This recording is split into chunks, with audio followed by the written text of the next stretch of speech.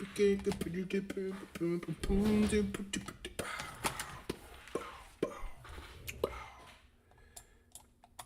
shit! Refresh, reset Zoom. Type shit. First viewer. What up, Ant? Yo. Tell yo, we in his bed. Man, I watch a couple videos, nigga. Can I hear? Desktop audio. $1,000 Yeah, on a fucking bag? Why? $30,000? If I had $1 billion, I'm not giving you $30,000 for a bag. Are you out of your fucking mind? Have you lost your cotton picking mind?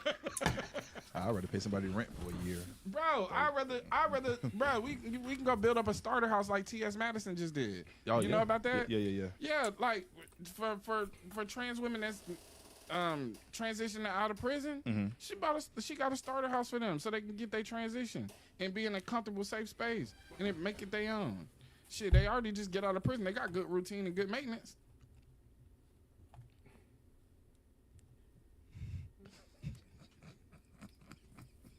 I'm just saying, son. Your uncle never came to the crib, like, fresh out, and the nigga up at 5 a.m. doing push-ups and cleaning up. Nah, I ain't gonna lie. When your uncle come home from the pen, that shit low-key be kind of fire because the nigga clean everything. Nigga up. Nigga up. Cleaning shit. cooking. Yeah. As soon as you here's some eggs, nigga. Yeah. Have some eggs, nigga. Have some eggs, some links. Walking to the bus stop. Mom Dukes ain't gotta do shit. He ain't gotta do nothing. He's just grateful to be there. Yeah. He's already on the road. Oh shit. Yeah, he's already. Oh shit. Oh my god, bro. I ain't even. Oh my god, nobody knows that I'm fucking streaming. Jesus Christ. Yeah. Yo. Pop in, motherfucker. I know y'all see me pop in, motherfucker. Pop in. Pop in.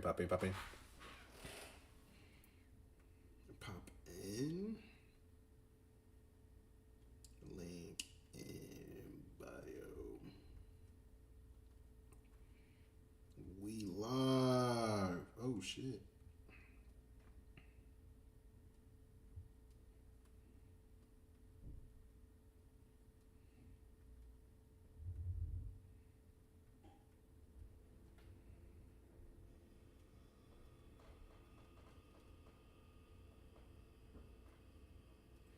Oh shit, okay.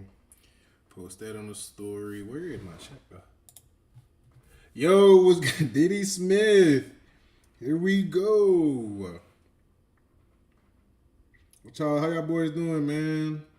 We ain't got motherfucking school. We ain't got wake.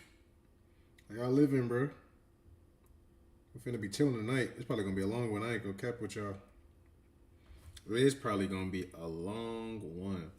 Yo, pop in. I know you see me pop in, bro. I know you see me. I know you do.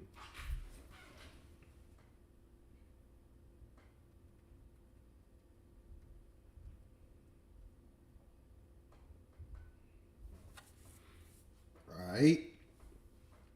Put it in the court.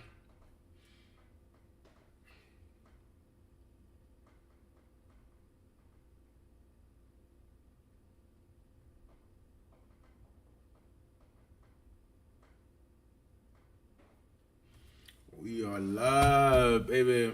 All right. Is there anything else that I have to do? Either way, let's click continue. He's up doing sit-ups and push-ups. Yeah, he's getting ready. My uncle was in the Wait, not this one. Not this one. Black Monday Perkins. It was a video that I saw, bro.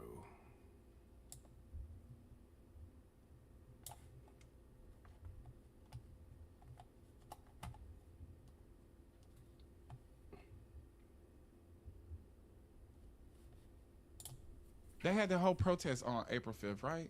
White people all over the country protesting. A mess. It's a parade. It's not a protest. Oh, let me tell you too. Why did you know that this country is not threatened by white people protesting? No police presence. None. No arrests, no detainments, no fights, no looting, no burning, no nothing. But let it have been us out there Police presence met with resistance. Agents. Nah, nigga don't want to hear all that right now. All right, let's do a complete curveball. This baby. What you don't want the baby for? I can't do this. I already got 2 kids. I can't. I barely even want those 2 kids. Yeah, but you told me to do it and I did it. You're talking out of the ordinary right now. I don't want these kids. I don't want none of these kids. Damn. Yes, you do. Stop eyeing up, bro. I don't want none of these kids. What you gonna do then? Cause we not getting up. We not doing our abortion thing, bro. That's not It's what not we even doing. about getting an abortion. It's about me not wanting to be a mom no more. I don't want to be a mom For at what? all. What made you not want to be a mom no more? Cause the baby's always crying. You gotta wake up. It's too much. It's too much for me. You sitting here.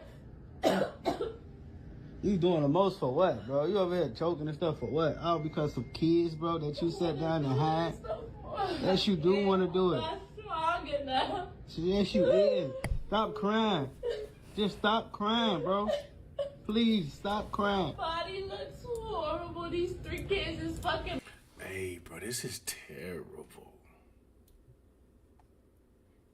This nigga, whoever recording this bit, bro, he a wild ass nigga, bro. This nigga is a grimy ass individual. He over here trolling a bit. And she over here fucking crying her fucking heart out. And this nigga is trolling. Holy shit.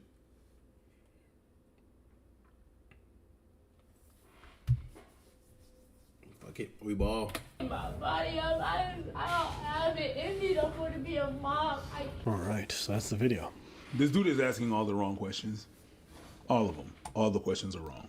See your wife in that state, you have to understand, and you have to ask yourself, why is she in that state? While she's saying it, it's too much for her. So is it because you're not stepping up? Is it because her mental health? I don't think her mental health is right. And I'm not even doing that to shade her or whatever, whatnot. The hormones can fuck you up in a very kind of way, in a bunch of different kinds of ways. And me seeing that, as a father, I don't feel comfortable with my kids being around my wife no more. If she doesn't want to be a mom no more, what's she gonna do with the kids when I'm gonna be out? Like, what does that mean? There's much more questions to ask about what her mental state is. Like, what does all that mean, and why is it? It's a conversation. The stop crying, that you're doing the most, none of that is gonna help. That's a mental health check right now. I would call some authorities for that. Well, I mean, Wait, they're the hold cops? on. They're in. No, not the cops. Not the cops. 'Cause Yeah, they're not the cops. so But just to what I be mean clear. by that, what I mean by that is that, well, they're in the States, so it is different. But here we have different people that can check her mentally and stuff like that. No, do not call the cops on someone that's doing a mental breakdown. Man, that's a death sentence. I don't have the tools to deal with that, so let me call someone that have all the wrong tools. No. I mean, if you don't want to be a mom no more, they got the tools. I mean, yeah, but I'm not trying to get to that.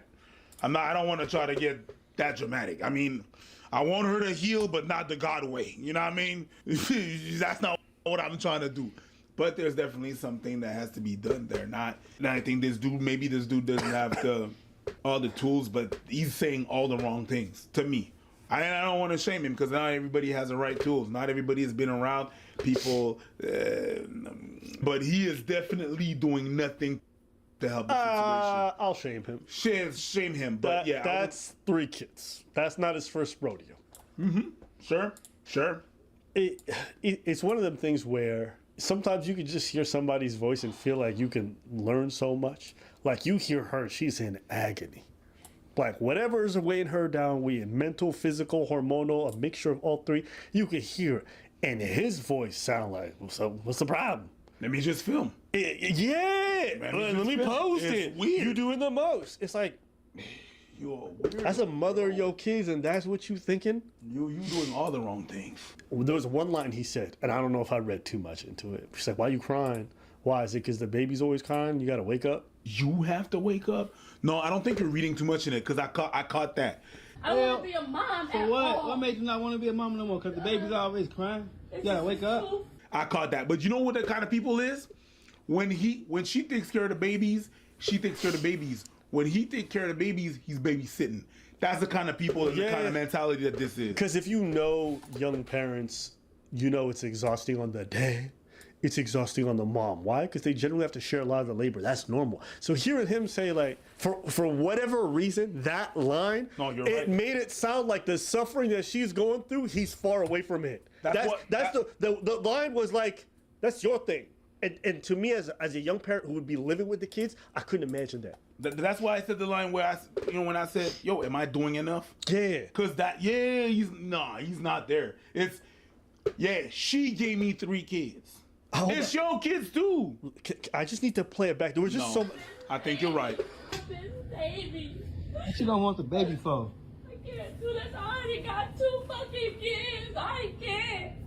I barely even want those 2 kids. Yeah, but you told me to do it and I did it. Wait. Okay, do you guys hear that? What do you want the kid? What do you not want the kid for? Don't you mean your kid? You told me to do it, so I did that. Yeah, like. Voyons le sale. Yeah. Voyons le sale. Et puis la kounya la ou même, ou fait ça au besoin fait. Personally, I just couldn't imagine talking about my seed that way. That's crazy. That's so nuts to me. I'd be thinking about, like, this is our child. Why don't you want our child? But he's talking. I don't know. For me, in my head, he's remote. Everything. He's remote. He's remote. Yeah. He's remote. He's over there. That nigga say he's remote. He's a remote dad, nigga. He's disturbing over here. He's on Zoom with the camera off. He's at work in his underwear. I even want those 2 kids. That's nasty. She don't even want her other 2 kids. Like, Ugly work. I did it. Like you see the way this guy just acts like he's a passenger. I want those fucking kids. What you gonna do then? Cause we not getting up. We not doing our abortion thing. What you gonna do? Like, I don't know. It's just a weird thing when you hear, like, if you're a team, the language is normally we. They're not. How can I? It's not like, well, imagine, okay, just take it to basketball. Let's just keep it so simple. Your teammate messes up, okay? And you guys are all having a team discussion. And you're like, all right, so what are you gonna do to fix that next time? In a team dynamic, you be looked at like a piece of shit for you be like, yo, you gonna fix your problems? It's not how you talk. Because generally when the team loses, there's a lot of people who need to be accountable. Yeah, but you did the fucking foul. Like, fix it. You did the foul. You did it. See? So if you can imagine in a sports team context, this kind of attitude is seen as fucking. Imagine in a relationship. Okay. But who did the foul? Who fouled? I'm gonna take my part. So what the fuck are you gonna do? Right? It's just the language, everything about it, and it's just so weak. I didn't go out there and did the foul. I was on the bench when you fouled him. Now I gotta fix your shit. Now, if this was a real NBA team, Stephen A. Smith would have 10 segments for the next 30 weeks. And somehow it would turn into LeBron James versus Michael Jordan. Michael Jordan was getting mugged. They ain't no LeBron. And they changed the rules. Jordan rules. Bro, I ain't gonna lie. This shit really didn't got me focused on. But I think, you know what? Let me. Oh shit. I'm gonna do real quick. Oh shit.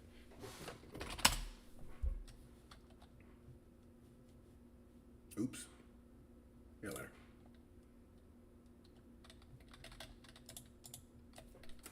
I'll show you how to whip up this delicious mac and cheese. Cool. The Jordan rules, Did they change the rules? Now, I don't watch other sports and fighting, but I know that much about Stephen A. hey man, I hate Stephen A. But anyways, moving past that. Yeah. So to me, just hearing him, I can already imagine that with 2 childs and a 3rd one on the way, and he sounds like he don't really do shit. I don't give a I shit. can imagine that she feels overwhelmed, and people are going to get mad at the mom. Oh, how dare she? I'll tell you this: if we want to have a real conversation about parenting, I know a lot of parents, young parents, who have some nasty thoughts about their children. Things that, if said out loud, they would get shunned in society. I think it's normal. But it's like, you know, I've heard parents say, "Look, I wish I never had that kid." I think it's normal. I think there's a normality there. There's something that, what I mean by normal is that there's more people than you think that have those thoughts. Yes, it's important because we see a child and we're like, how can anyone ever think that? But you have to understand when you're the caretaker right? The cuteness of the child from an extended period, it's not there all the time. And when you're under this stress, especially if the relationship dynamic between the parents is not the best or the child is incredible, like having those thoughts, it seeps in, you know, and it's human. I'm not here to critique anyone for that. I understand it. You know, how you rebound from that, that's what matters. Because plenty of parents have had those thoughts and go on to be fantastic parents who are there the whole period as they settle into their role and they get a groove. It's almost like when you jump into a new job that's in a high stress environment. Like when you're, let's say, just jumping into a lawyer. To me, it's just taking taking the responsibility out of the parent. In my personal opinion, I feel like you should never lay down unprotected. Maybe that's a fucking hot take, but I think you're just a fucking goofy. If you didn't want your kid, if you feel that way, I think you shouldn't be laying down unprotected, busting fucking, you know? I ain't trying to get too fucking flagrant, but shit. Nigga, that's your goofy ass fault. Fuck.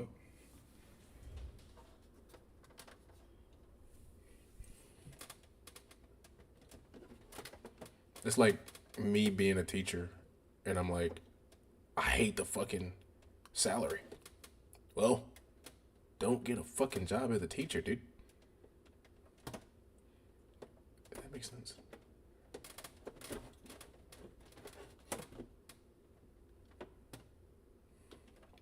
Salary reeks, dude. Hate it. Like, what type of shit? Bro, I am perfect.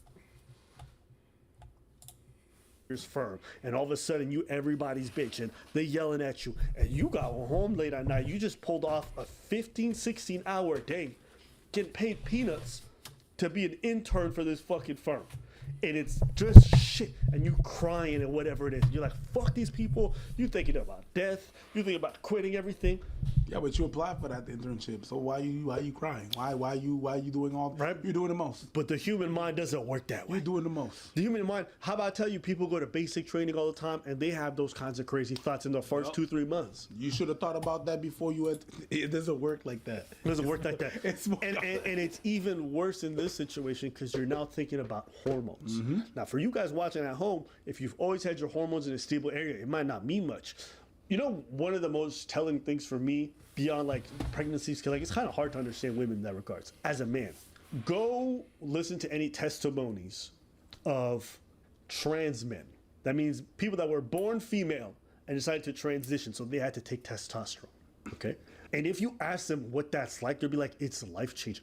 I didn't know you guys were like this horny all the time." And like they don't understand how it completely rewires our brain. As a man too, if you have a hormone imbalance, if your testosterone is incredibly low, depression sets in. It's impossible to get to your goals on time. You start having self-deletion. So when you're going through a pregnancy, it's that on 10. On 10. So for people watching, like, yo, why is she tripping? Pregnancies, again, they're not consistent. Not everyone's gonna have it, but that can alter your whole mind and your whole. Bro, like I still feel like this is taking a lot of the onus and a lot of the responsibility off of the fucking parent. That's just my personal opinion. Like, how the fuck you gonna lay down unprotected and bust and then be like, I don't want a kid? Nigga, you gotta know proactive fucking parenting, nigga. You gotta know Planned Parenthood, bro. You gotta know, like, what the fuck? And it's all this gaslighting, it's all this fucking non-truth telling that fucking new couples and couples do. Bro, just tell the fucking truth. I don't know. It's weird. Like, why are you sitting there talking about I don't want a child? What are you gonna do with it? As if it's not ours. So Abba did make a good point with that, but still, like, I don't know. Niggas aren't responsible. Perception of everything. And what Preach said about the dangers that you might pose to our kids, that's also real too, because plenty of women who have postpartum end up murking their kids and themselves. That's a common thing. And there's also a thing like with this dude right there, this dude not being conscious of what he's saying or what's going on. there's a possibility as well. I don't know how old these kids are, but if in the first kid she had postpartum and it would never heal, and then boom, jumped on the second kid, that never healed from the first one, boom, she got a postpartum. So she got back-to-back postpartum, that never healed, and then she's on the third one, that still didn't heal, and then you got this dude not doing anything. Well, you told me to fucking do it, so I did it. You just dripped in her, and that's it, and then you're like, none of my business no more. And we don't even know if there's a chemical imbalance in her brain. There's a lot of things that can happen, but from what I've seen, the little snippet that I'm seeing, dude is not engaged, so he's saying all the wrong things that he's not supposed to say. He ain't got the tools. He's not gonna be the one she's gonna rely on to do anything. So hopefully she got parents, friends that are more enlightened than dude over there. That's pretty. That's pretty weird. Even just thinking about this guy and his role in all this. Oh, that's what I was thinking. I wish when the topic of getting rid of the child or when the topic of terminating the pregnancy came up, it was like, we're not doing that. And I just wish that a lot of people who were pro-life were also pro-maintaining and sustaining that life. Like, for a lot of people, they think that as long as they don't just abort the thing or abort the fetus, that's it. Their job is done. But, like, if you had that same conviction about not terminating as you did about doing your labor every day, showing up for your partner, making sure that you're doing everything you can so she doesn't even have to consider that thought or that option, I would probably have more respect for that stance. Here she is, like, enduring all this stress, doesn't have somebody who's supportive, and their only real say is like, yo, tough it out, you're not getting rid. Like, again, I'm not saying you should stand on one out or the other, but if you're going to be about protecting life, that requires more than just not aborting it. There's a lot of steps that come after that. And for a lot of people, I don't know, sometimes I just hear them and the way they talk about young kids, fend for yourself, this and all that. It's like, where is the protection of life after it comes out of the womb? Or protection of the mother and her life as she's telling you she can't take it anymore, she doesn't want to go on. That life doesn't need protecting. It just feels incongruent in my head to take this compassionate stance about life and then not recognize that you're also disregarding a life right in front of you. I ain't no one's expert, but she looked like she was past 3 months, so I don't think that's even an option, so whatever. Yeah. Welcome back to my series where I read messages from regretful parents. I was always on the fence about whether or not I wanted children. I knew it was not something I needed in the way that some people do. But coming from a big family and marrying into another, it was something that was expected of me. I was always told that my indifference to children was simply because they weren't mine. And once I had my own kids, I'd see that any fears or hesitations I had were unfounded. About 2 years after we got married, my husband and I started trying to get pregnant. It didn't happen easily and wound up turning into years of fertility treatments and 2 miscarriages. I told my husband that if what we were trying didn't work, I was not willing to put myself through IVF. Question. I don't know much about IVF, so maybe you can inform me. What's the labor part of IVF? You have to, oh my God, you have to take hormones that are not fun to take. You got to take certain medication as well that are not fun to take. And then it doesn't mean that it's gonna work, right?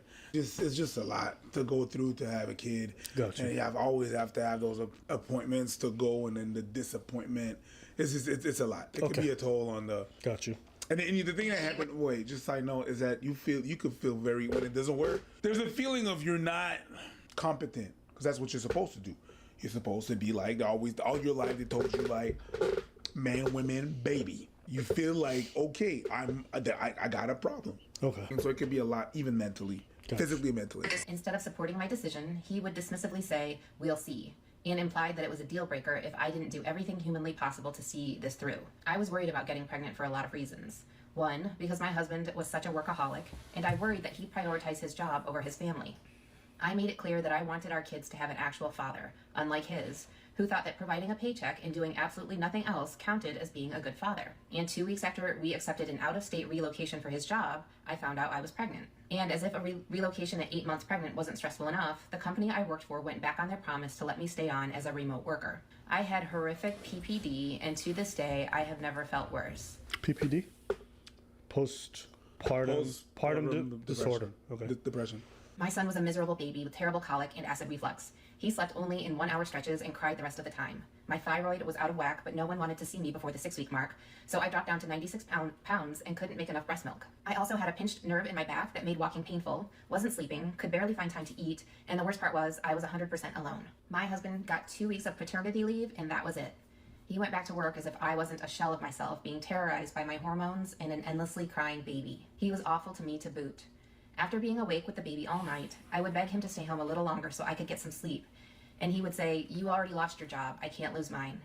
One day, upon coming home to find both me and the baby crying, no dinner on the table, and me still in my pajamas, he said, "I don't understand why everyone else can do this, but you can't." When I begged him to let me hire someone to help with the baby, he replied, "Why? So you can really do nothing all day?" I wished that he had been honest with me and with himself, that his need to be a father was more about his need to appear perfect than it ever was about a desire to be a parent. He didn't want to be a father. He wanted to be able to say he was a father. I honestly think we'd be divorced if he'd not had his own bout with depression a couple of years after mine. He realized how horribly he treated me and that I wasn't weak or exaggerating what I'd gone through. He's a much better partner now, but I can't say I don't still harbor resentment for having to shoulder the burden of parenting alone for so long. But by the time he proved that, Two things.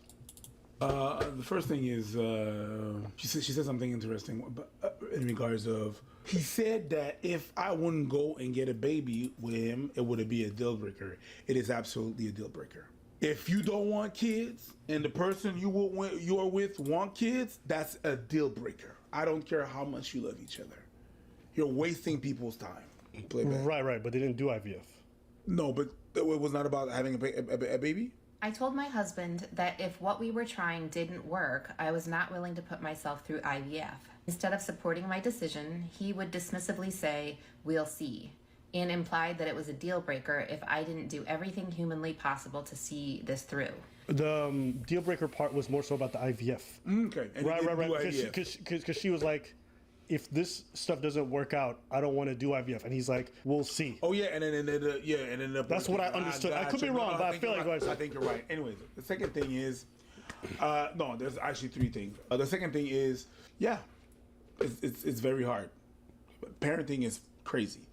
It's hard, and it really goes. I've been saying that shit for a long time. You know, some people want to have kids, they don't want to be parents. However, third point, in your case, you have more of a case of a jackass partner than kids being difficult. Yeah, kids are difficult. It's even difficult when both parents are there. But your partner really didn't want to have anything to do with the labors of a kid. That's the kind of person that when he takes care of the kid, he says, "I'm babysitting my kid." No, motherfucker. You taking care of your kids. They're your kids. It's more than just, "I regret having kids." It's, you regret having kids because your partner wasn't there and you was alone. You were basically alone. You said, "Hey, listen, I need you on this." And he said, "Man, I don't give a fuck." And he opted out. Yeah. You didn't have the proper partner. Even though, eventually he realized how bad he was and everything and stuff. What is done is done. And that's the reason why you feel the way you feel. Now you can either forgive him or... It sounds like she has worked through it and she appreciates the fact that now he understands her pain more now that he's gone through it. Yeah. But it makes sense for her to also resent him. 100%. That's what I'm saying. When I said like do this or that, it's not. I'm not saying that she doesn't have a reason. She has all the fucking reason to resent that dude.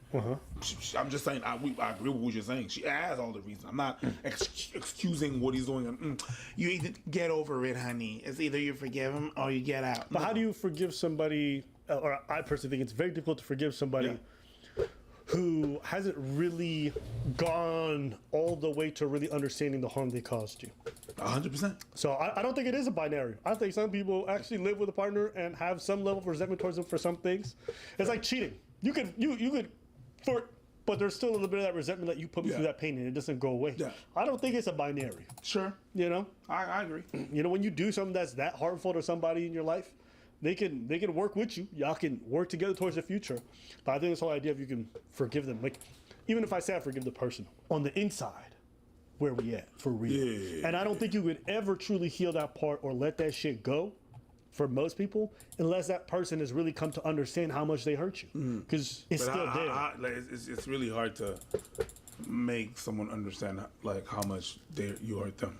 I don't even know if I agree with that. Like, if you care about somebody and you see them like truly hurt by something you said, I don't think it takes that much empathy to really see where they're coming from. If you're trying to see it from their perspective. I'm gonna say again what I said. So I think it's very hard to make someone feel the way you feel. They have to do the work. I'm not saying they gotta feel the way you feel. No, but understand how much to try to see it from your perspective. Yes, but you think that's hard? No, it's me. Let's say you did some shit and it hurt me. I cannot. It's very hard for me to make you see how only if you're willing. If you're not willing, there's nothing I could do. That's what I'm saying. But I'm saying I feel like you should have some basic level of empathy. I understand, but it's not a binary. Not everybody is either. Right. But I'm saying you're saying it's very hard. I don't think it's hard, but I do agree it may be not common. But I don't think it's hard. What I'm saying is this: you know, when people get together, it's like, oh yeah, I want to change him. You can't change him. You don't have the power to do that. I don't know, Al, but I don't know if probably never watched this shit, but I don't know if I agree with that fully, because though it is hard for you, doesn't mean that another individual would feel the same way, because you can't tell another person how to feel. You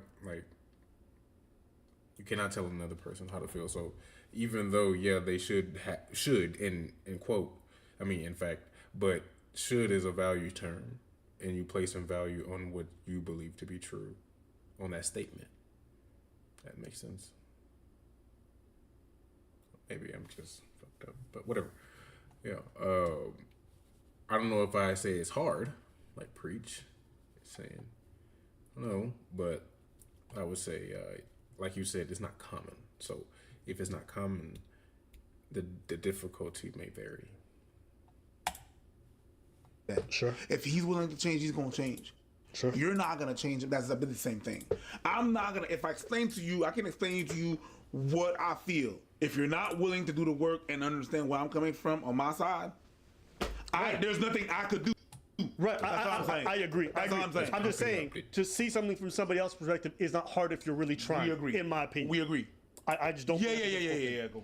You know, like I hear plenty of people who give me their perspectives on experiences I could never truly understand, but I try to see it from their perspective. I'm like, if I was going through a complete hormonal imbalance, feeling all alone, raising this child, sleep deprived, physically ailing, losing weight, losing my mind, and my partner came home and said some shit like, "You do nothing all day," and I'm already on the brink. I've never gone through it, but I could easily understand how hurtful that could be, because I know what it's like, maybe not in this context, to be disregarded when you give everything and the person not only doesn't acknowledge it but insults you for it. I understand. So to me, that's not a far bridge. I think you have to intentionally or have a wall up where you don't want to see that person's perspective. You have to. I think it's actually harder to try to not see their perspective than it is to try. Depends how the person is broken, but yeah, the potatoes. You feel me? Because the person can lay the bitch out, and you have to be like this, nigga. You know, you really have to close your eyes to not see it. I know a lot of the mauvaise foi. But I'm saying that takes more energy. Because I'll say this: when someone's explained to me how I hurt them or how I said something bad, it is actually so easy to then make things work afterwards. It is harder to argue with that person and do all that stuff and keep the energy. That's more energy. That's more complications. It would be for you, but I can tell you that much. For some people, that's how they are built, and the mauvaise foi is there because they can never. Yes. They can never fathom the fact that they will be wrong. We agree. I'm not saying I don't think we disagree. What I'm trying to say to you is, even though that's how they're built, they are built to make things more difficult for themselves. Because what do you hear? Every time two people air out their problems with each other, and they've laid everything out, and they've come to an understanding, what do they feel? Lighter? Sure. They feel like they've cleared the air, things are much easier. They're like, why did I wait so long to do this? They never say, what do they say? The hardest thing was even just getting here. But once I did it, it's actually not hard. Not even hard at all. People that are sane. Yeah. It's that same. Yeah. People that are sane. It's just a there's a lot more fuckers out there. Anyway, that to say, I think it's three It was the 3 points that I was saying. Yeah, you make good points. That's real though. It should be a deal breaker. It definitely should be a deal breaker. Y'all should not waste anybody's time. Yeah. Part ways. I know y'all love each other, but it's only gonna be doo doo as you move. Okay. Sorry to say, I don't want to put that shit on you, but you had a lot of red flags indicating you that the person disregarding what you were saying and everything. And also, there's a lot of pressure about on women. There's a lot of pressure on women because that's the thing that you're supposed to do. Yeah. Like kids, I've heard the thing that you said about, once it's your kids, it's going to change. I've heard that shit so many times. So it's not solely your fault. No, society definitely puts a lot of pressure on women. Help, sure, there's a biological push for it too, but there's also a lot of societal aspects pushing people who don't want kids to have kids. Yep, 100%. And I've definitely even seen that in my native country. Like, I know a lot of girls had kids because it's just like the thing to do. But you can see they don't like being parents. They were never cut out for that shit, and they are miserable parents. And you know what? That shit seeps into their child. When she speaks about that kid coming out with anxiety-ridden acid reflux, I have seen the difference when two parents who are healthy, who are ready, and who are good come to bring a child into this world when two parents are not. I've seen the difference in how the kid is literally like genetically built different. Like, I've seen how calm some kids can be, and I can see how not. And you know what? I know there's probably like scientific data to back this shit up, but whatever the parent is going through, that anxiety, that stress, those negative emotions, it seeps into the kid. It creates a hotbed for their anxiety. Yeah. So all understand the way you feel about it, the things you're going through, that thing being in your stomach for 9 months is not just absorbing nutrients. So it's not just absorbing your genes, it's absorbing even how you feel. The stress that you feel. So let's go back to it. You're saying that you had to switch job and then your job flip up on you, and then you didn't really know that you was getting pregnant, and then now you're pregnant, and then now you have to all that stress, and the baby come out, it has acid reflux and anxiety and can't sleep and it's always upset. Like, okay, I'm not saying there's a correlation, but maybe there's a correlation.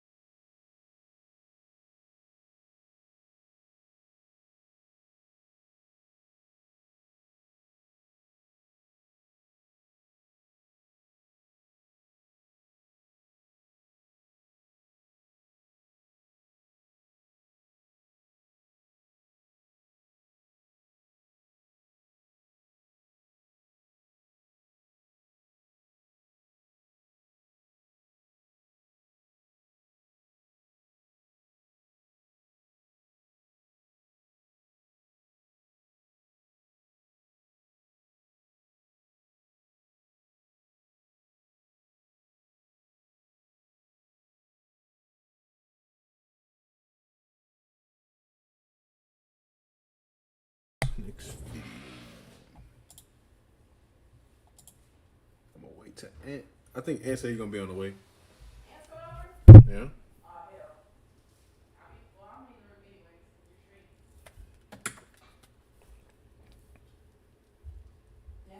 Hmm.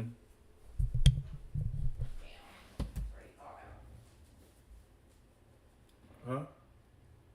Yeah, I thought it up.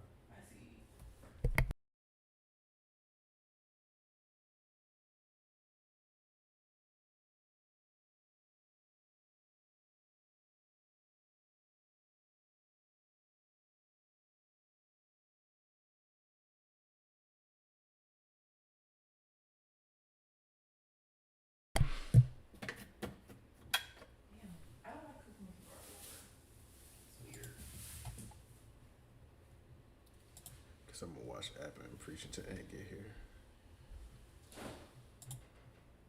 Okay, now previously we had a.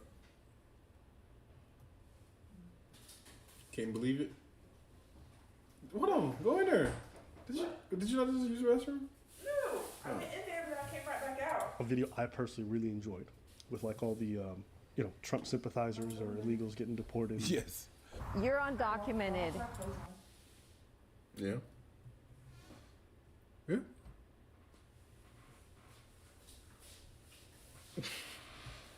Look. What? What do you mean, what? I can't see, like, it doesn't look like anything from standing from this.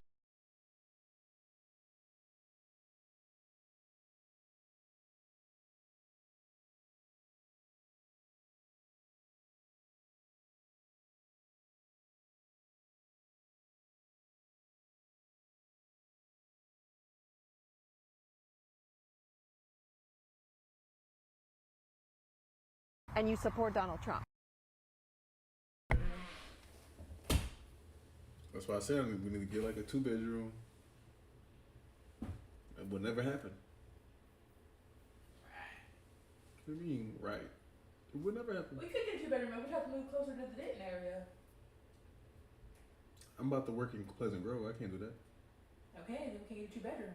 Why not? If we want to get a 2-bedroom with a good price range, we already know this. It's the Denton area. The Denton area, the apartments are cheaper. The 2 bedrooms when we were going to stay in Denton.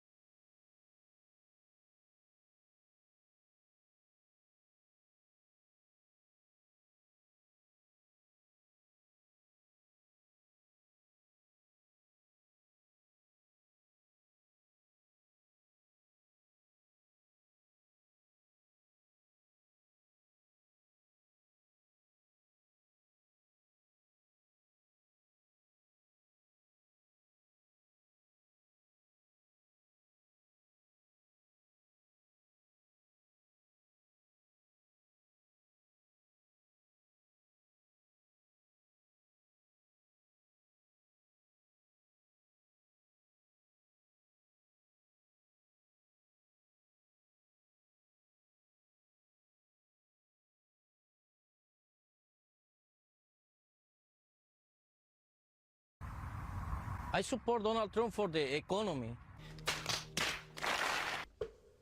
Nah, it's just funny, bro. You can't be mad at them. Or their families getting deported. You'll have a field day with that shit. So this was posted on our subreddit. So after the tariffs went in place, some people were very upset because it affected their bottom line, their business. And after a guy posted his struggles, somebody replied from Tanya Michelle. She said, "I love this for you." He saw this comment and it triggered him. Who? It triggered him, and I just wanted to kind of share it with you. I love this for you.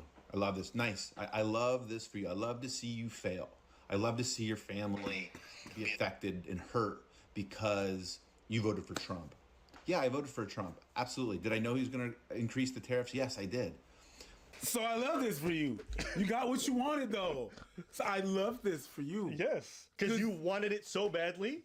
You got it, but you and I love this. And the weird thing is that you admit that you knew he was gonna do that because he said he was gonna do it. Said he was gonna do it right at the beginning. Yes, and then people told you what was gonna happen, and you said, "Nah, no, I want this." Yes, so I love it for you. I agree. Yes, don't you love it for him? I love it for you that you agree that. I love it for his family too. I love it for everybody, and I hope his family loves it for themselves now that they're suffering. But that's what he wanted. I love it when people get what they ask for. I mean, you ask for something. Oh yeah. Oh my God. Like I do that. I go to the drive-thru. I wish I got punched in the face. Yeah. I go to the drive-thru and I'm like, could I get a double cheeseburger, no cheese? And they're like, of course.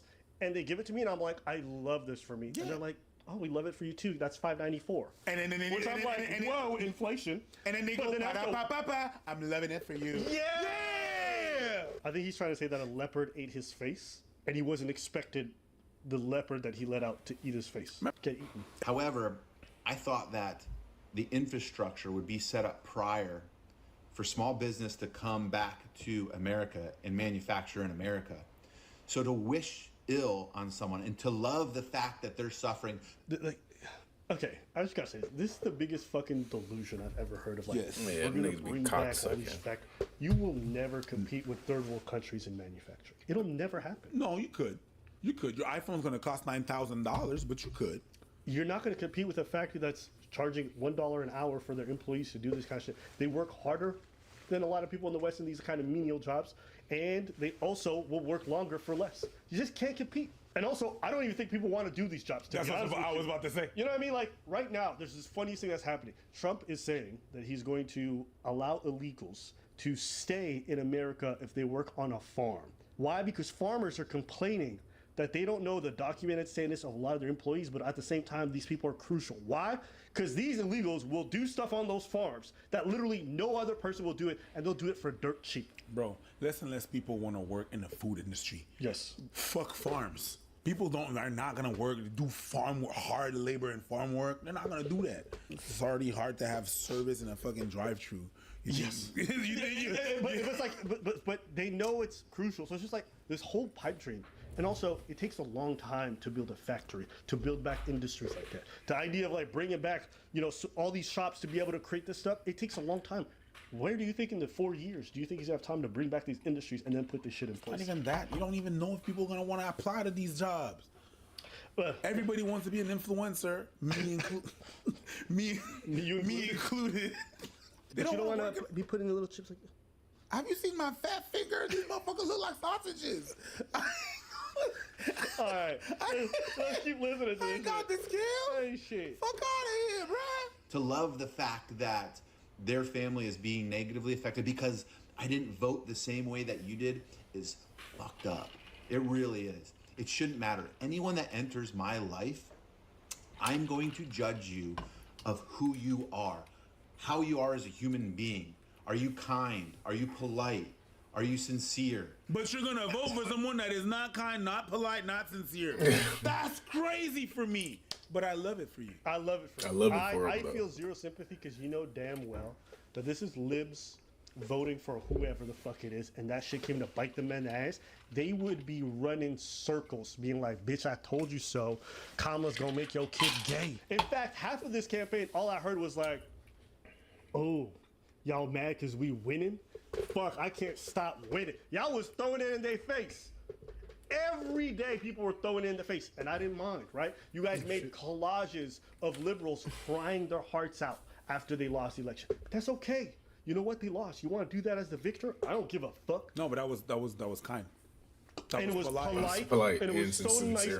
Like I said, it's okay. When your guy's up there and he's insulting everybody, calling them whatever nicknames, we laugh at it. It's okay. I'm going to laugh at you now. You voted for stupid, you got stupid results. None of this was unknown. Like, can we just, every economist was saying what? If you put these tariffs in place, you're going to fuck up the global economy and your own. It's going to rise prices on everything. Now what happened, everyone's like, oh my God, I think a leopard ate my face. And also, who you vote for matters. I'm sorry, I will judge people based off who they vote for. Especially if who they're, like, imagine people who are commenting online aren't affected. Even us, like, we don't have products that are sourced from China or sourced from a lot of other places, so we're not feeling it. But there's some tragic stories of people who had functional businesses, and because of all this tariff and all this confusion, they literally don't know how they're going to make it the next 2 months because they can't get any of their supply. We might laugh about this, we might joke about this, or whatever it might be, but at the end of the day, a lot of real people are going to be suffering from this. And unfortunately, a lot of people voted for this, even though they were warned what was going to happen. Look at this. And what we're hearing from the administration is a celebration of the president's moves here. First the tariffs, and now describing the pause as a stroke of kind of strategic economic genius. We've seen investors seem to be breathing a sigh of relief. Are you breathing a sigh of relief? No, not at all. The news yesterday almost feels like the nail in the coffin for us. Tell me why. I have products in China right now produced, ready to ship. They were supposed to get on a boat yesterday and come to America. And I can't ship them because what would have cost me maybe $30,000 with a reasonable tariff now is going to cost me almost $200,000, and I have to have. That's game ending. Oh, why she can't get it? Because we don't make the stuff in America, and he didn't set up anything in place to make the kind of stuff in America. Even if you did, it would take years for that to happen. So it's just like it's so irresponsible. And while everyone's like, "Oh my God, this is winning," you're just destroying a bunch of people's lives, your neighbors, your people. So if that's what you voted for, and that's what you're okay with, then that's fine. But me seeing this kind of stuff and seeing a bunch of stories like this, and even hearing from friends of mine who work in different American departments or work for the government, and seeing how this is all unfolding for them, they're all coming to the realization of how bad this is really getting. It's like you said. Yeah, nigga. Bro. And then just being born in this generation, it just even further exacerbates the problem. Said something about all the experts were saying because my generation been fucked. Jesus Christ. From the get-go. Jeez. This is what's gonna happen. That's not what I heard from the experts. What I heard the most from the experts was, this is not how tariffs works. You think that it's China that's gonna pay? It's you guys. It's always the customer that's gonna pay. That's what I heard. And yet, they still up for it. And I have to have that money when the products get to customs, and I don't have that. Nothing close to that.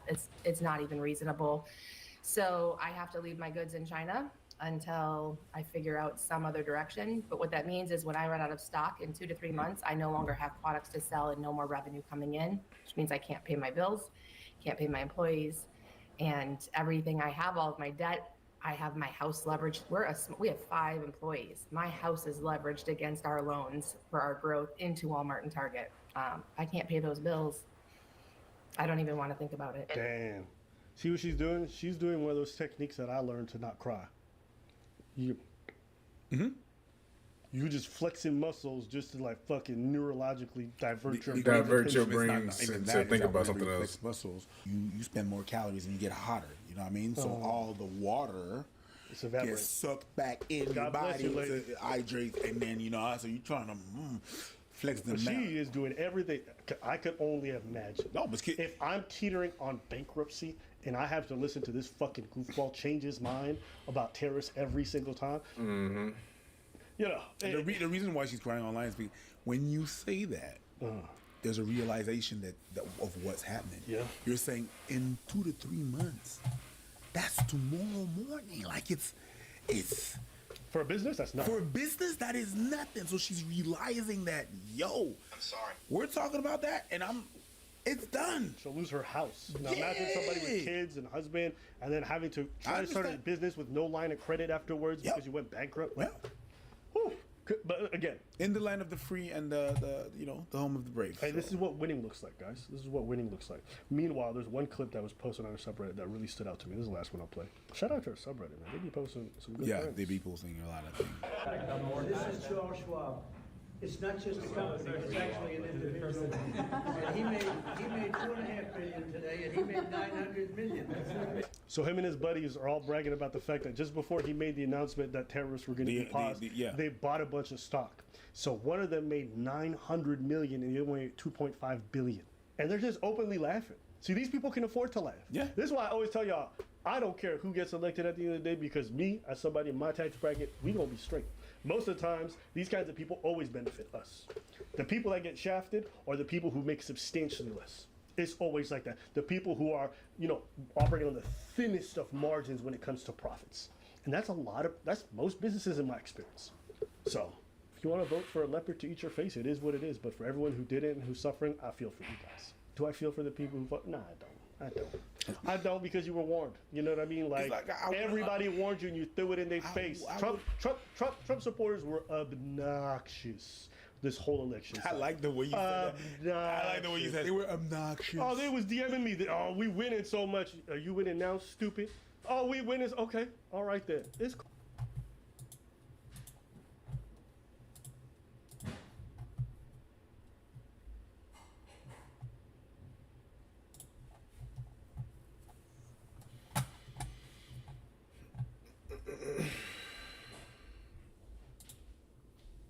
So the Wall Street Journal did a big article about Elon Musk. And to sum it up, they basically said, homie is in a weirdo fascist breeding cult. He's in like some Nazi eugenics breeding cult. So as you all know, he's got like a gazillion kids. And he's got a gazillion kids because he's got this weird life philosophy about how the world is being underpopulated and we need high IQ people to have as many kids as possible and make sure the low IQ people don't have any. Does this sound familiar? Does that sound familiar, that ideology? It should, because it is. It's nothing new, nothing special. But he actually believes that. And so he had at least 14 kids. But this article in the Wall Street Journal really breaks it down into detail. And we learn about some new victims, baby mama victims of Elon Musk. So let me walk you through it. This is the Independent. Inside Musk's plans to make a legion of babies and get to Mars to save civilization while paying moms to keep quiet. An explosive report about the world's richest man details how Ashley St. Clair found herself caught up in his harem drama. Can we also just point out, like, the whole Mars thing, apparently it actually motivates him. He thinks he's the savior of humanity, and he wants to use all of our resources to get us to Mars. Now, when I say us, I don't mean you and me. I mean, he would have himself and all of his wealthy robber baron asshole buddies go to Mars, right, and his kids. So I'm telling you, it's this weird cult mindset. And his dad comes from this school of thought called technocracy in the 1930s. His family members dabbled in this stuff, where they want to create what's called the technate of America. Technocracy is an anti-democracy movement. It was an anti-FDR and New Deal movement, where they think technocrats, the captains of industry, the corporate leaders, they should be the ones running the world. And it includes, tell me if this sounds familiar, having Greenland be... Who's that?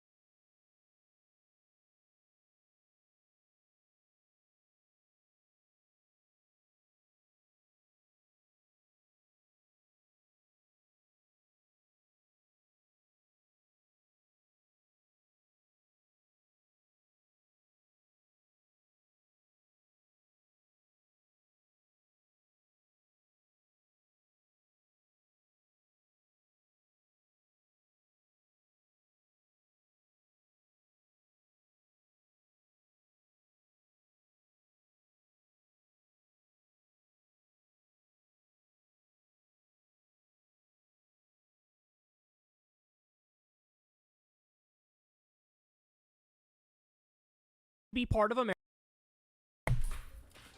My bad. Somebody is watching, so my bad. Whoever's watching, my bad. America. Having Panama be part of America. Mexico too, same thing. So it's a basically like a North American super state, and they believe in techno-futurism, right? This idea of like, oh, the tech CEOs are the most brilliant people, and they're the ones who are going to save humanity. He actually believes this stuff, and he's living it out, acting it out.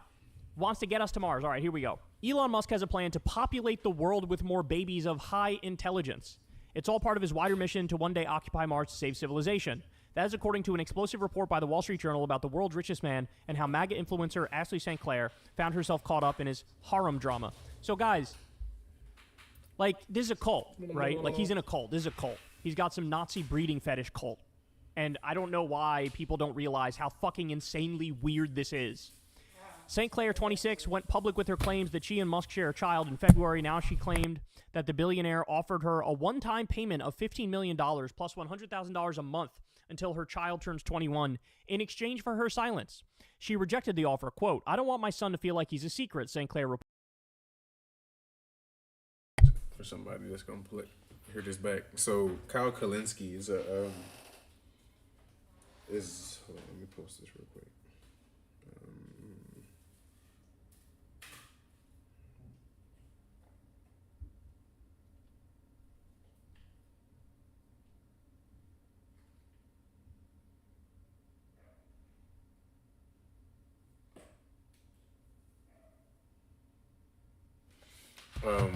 What was I gonna say? So Kyle Kalinske is like one of those political pundit dudes. Like, he just knows politics like the back of his hand. Like, he keeps up with the common trends and all that stuff. He is on the left, 100% on the left. What's the left? Liberals, Democrats, but it's a different type of Democrat than what the right poses it to be. And it's just like, it's a lot of anyway. But so Kyle Kalinske, he doesn't so most, if you look at a lot of political people on YouTube, they don't curse because they have sponsors that they adhere to. Kyle Kalinske is grassroots funded. You know what that means? He funds his own stuff? No. Grassroots meaning like from the grass, from the mud. People fund him. YouTube, like, you know what I'm saying? So he don't take any sponsorships. It's just the people that pay, that want to watch. He get a check from YouTube, and I'm pretty sure, he's probably gets, I don't know. He living good, I know, but still. And that's kind of what I want to do. You just got to just stay consistent and just keep doing it, you know? Yeah. I don't want to take no sponsors either. Like, I don't want to do no gambling, because I don't do gambling, you know? Yeah. So, type shit. Reportedly told Musk's fixer, Jared Burchell, who runs Musk's family office. St. Clair claimed that Musk has used his wealth to silence some other women who have had his children, according to the report. Musk, who has at least 14 kids with 4 women, previously maintained that he does not know for sure whether St. Clair's child is his, but the probability of paternity was 99.99999%. Oh, please. So it's yours. According to test results that came back last Friday, the Journal reports. Oh, is that the first time they released this?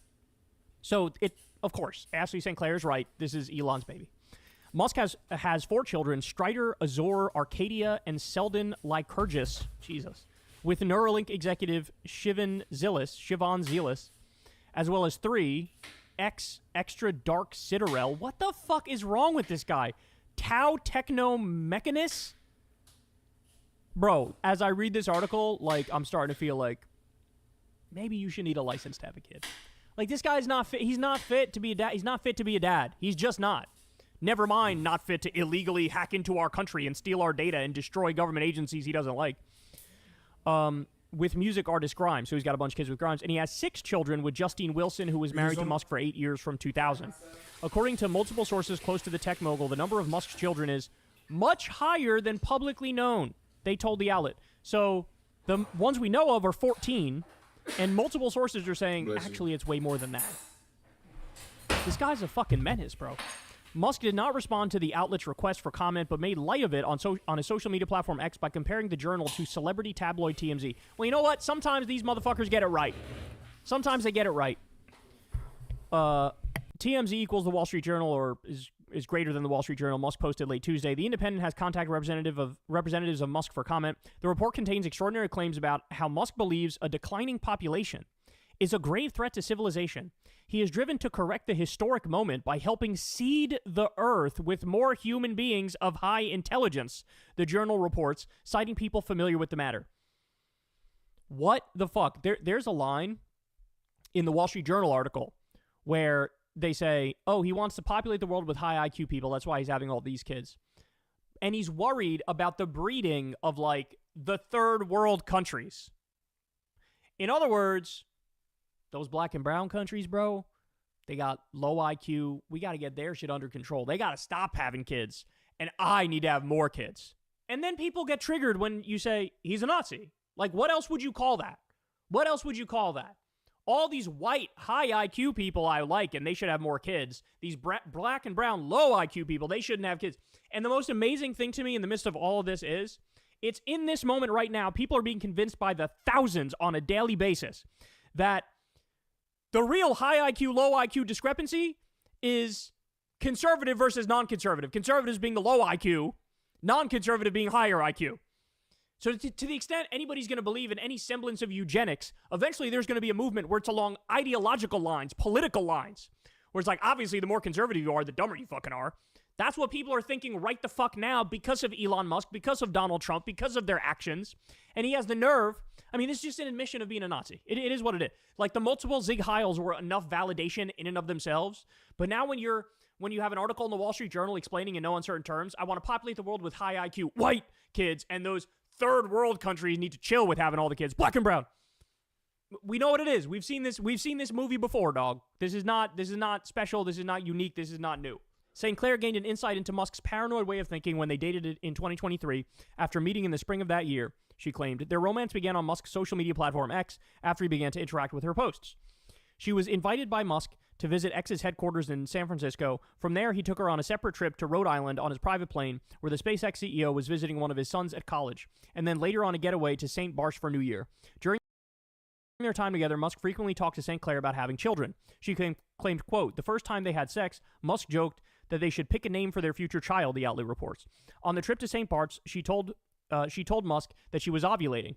What are we waiting for? He reportedly replied, and their son was conceived, according to St. Clair. During St. Clair's pregnancy, she claimed Musk suggested they bring in other women to have even more of their children faster in his mission to save civilization. You know, we covered this before, but there are multiple clinical psychologists who have talked about this, and they are convinced not only is this guy a massive ketamine addict, but he's also hypomanic. So he effectively might be bipolar 1, where he goes through phases of mania and then depression, and mania and then depression. And certainly now he's in a manic phase. And that's why he was talking about, I'm not sleeping as I'm dismantling the federal government and I'm hacking into the treasury and looting it. All that was going on. He wasn't sleeping. He was totally unhinged on Twitter. And that's what's called a hypomanic phase. And then you hear something like this and you're like, oh my God, that's exactly what this is. He's saying things like, we need to bring in other women to have even more of their children faster in his mission to save civilization. Quote, this is what he said. To reach Legion level before the apocalypse, Musk told St. Clair in a text message seen by the Journal, we will need to use surrogates. To reach Legion level before so my kids are Legion. I got to have so many kids that I have my own fucking little army before the apocalypse. Isn't it nice to know that one of the people who's the most powerful man in the most powerful country on Earth is talking about, well, obviously the apocalypse is coming and I'm trying to save mine. I honestly don't see how people can fucking get behind this whole Trump shit now. Because these niggas has really showed they fucking ass. Fuck. I remember my goofy ass was fucking like at least like on board with some of the shit back in like 2016. 2017. 2018. I thought it was gonna be on some like America First shit, but that shit ain't on some America First shit, nigga. Them niggas for they fucking selves, nigga, for some fucking billionaire oligarchs, nigga. Ass. Well, maybe if you fear the apocalypse, maybe as a leader in this country, unfortunately, because you shouldn't be, maybe you should be, I don't know, trying to prevent that. No, it's inevitable. But we're going to get out here to Mars, but it's okay, I had 85 kids, and I'm going to make an army out of my kids. Like, what the fuck are we talking about here? He's in a Nazi cult. This is a Nazi breeding fetish cult. Once visibly pregnant, St. Clair stayed inside her apartment in New York City to avoid speculation. Burchell was instructed by Musk to send her $2 million for expenses, the Journal reports, which he used in part to pay for security. Burchell also reportedly warned St. Clair that Musk expected privacy and confidentiality about the child. After the birth, St. Clair was pushed again to sign the $15 million agreement in exchange for her discretion, according to the outlet. Musk then reportedly weighed in and told St. Clair that it was dangerous to reveal his relationship to the baby. What? He described himself as the number 2 after Trump for assassination. In text messages seen by the Journal, only the paranoid survive, he added. So again, by the way, evidence of a manic state, paranoia. Here you have it. St. Clair didn't sign the agreement.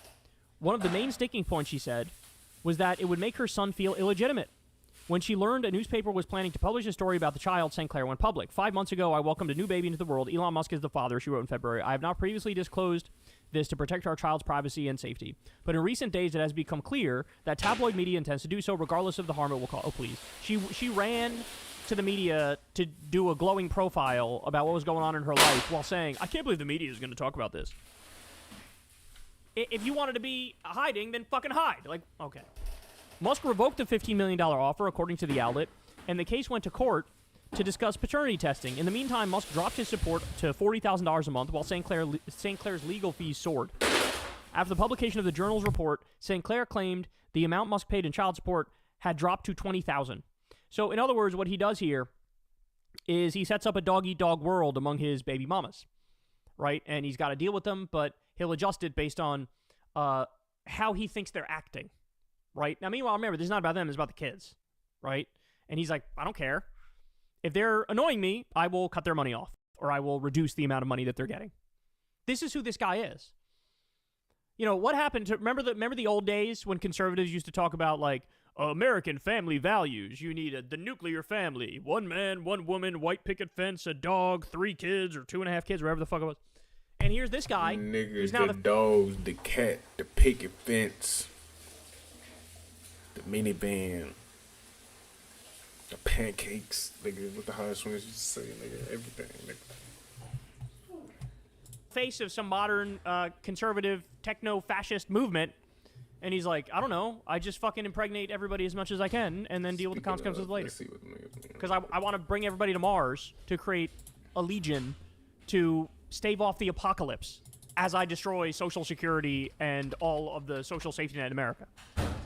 Musk's ambition to get humans to Mars is driven by his fears of a declining population. He believes people close to him told the outlet that a solution is for educated people to have more kids. Quote, I think for most countries, they should view the birth rate as the single biggest problem they need to solve. If you don't make new humans, there's no humanity, and all the policies in the world don't matter, Musk said at a conference last year in Saudi Arabia. Musk's baby-making project is relevant to his ambitions for NASA, which he wants to move faster to go to Mars. The Journal reports Musk sees it as his responsibility to help seed the Earth with more human beings of high intelligence. What is important is that we establish a self-sustaining city on Mars. Musk said previously, this is important for the long-term future of humanity or consciousness as we know it. Now understand something? These are delusions of grandeur, too. Because we are nowhere near being able to set up a thriving city on Mars. First of all, you need to... Bro, this is crazy, bro. I can't believe these dudes be race baiting.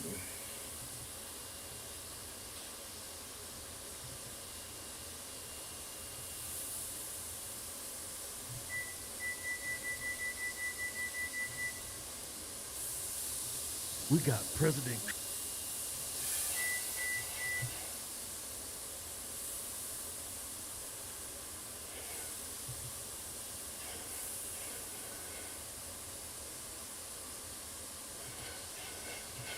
Yeah, twins, boy. Why did you post that video about Gaza? You gonna turn it to an oasis? Oh, Gaza, yeah, it's gonna be total theme park. We're gonna have Six Flags, Disney, yeah. This shit is terrible, bro. I cannot believe the high swings are stoop this low.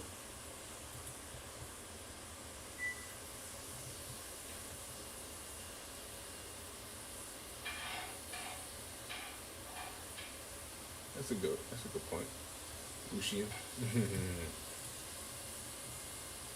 see you face to face and thinking about the days we used to do.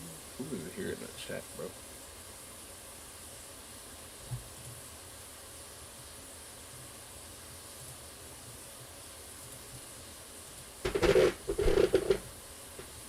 This is a side that we're supposed to be on, no?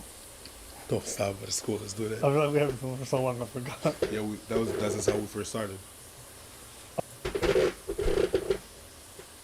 This is a side that we're supposed to be on, no?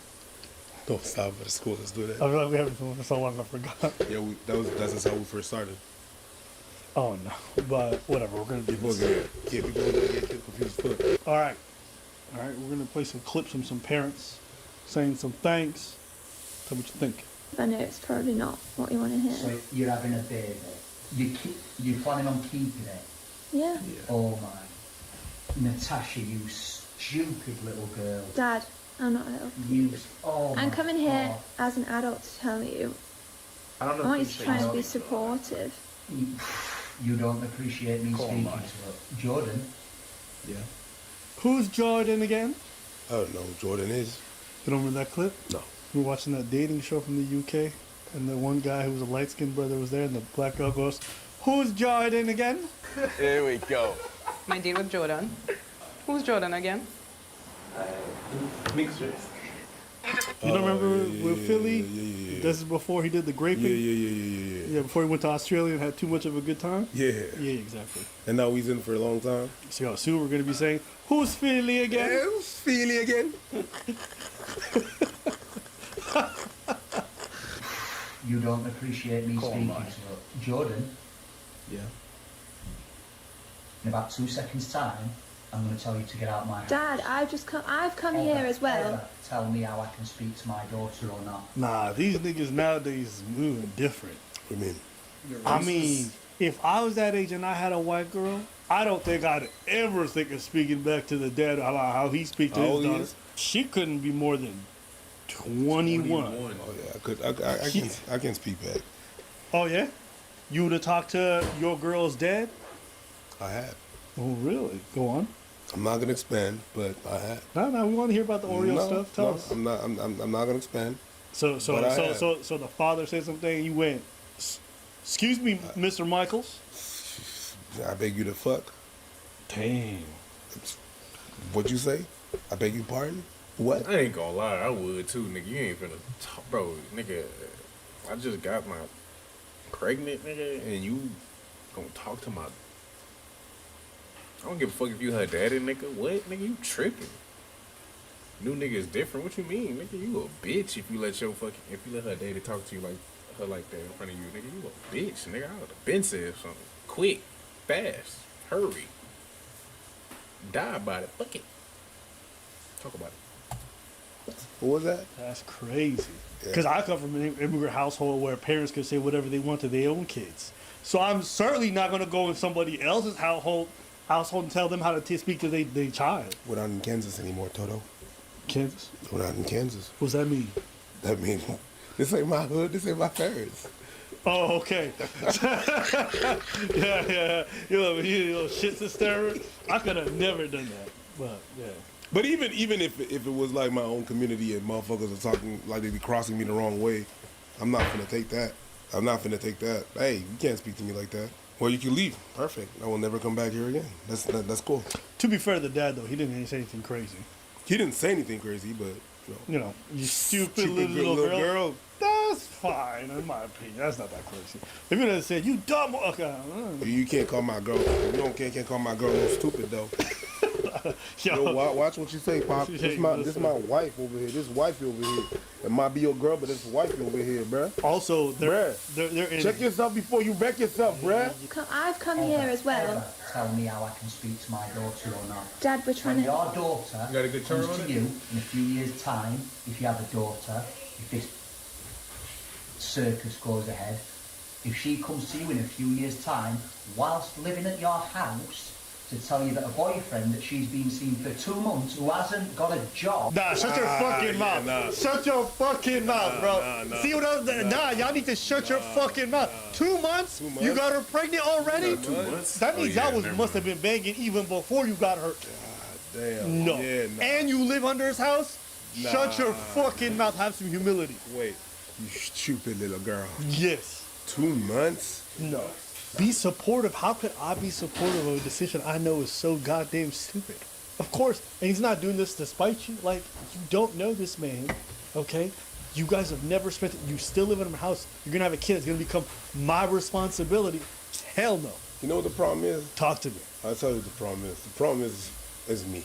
Yes. The problem is me because when I was 21, I've been with my girl for 5 years already. So I was like, yo, why you tripping?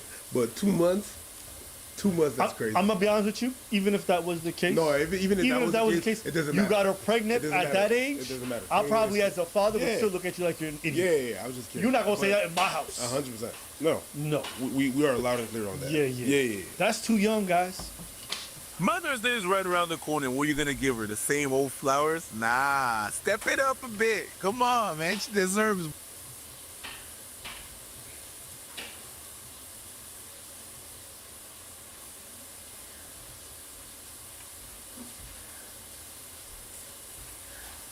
You're welcome, Mom.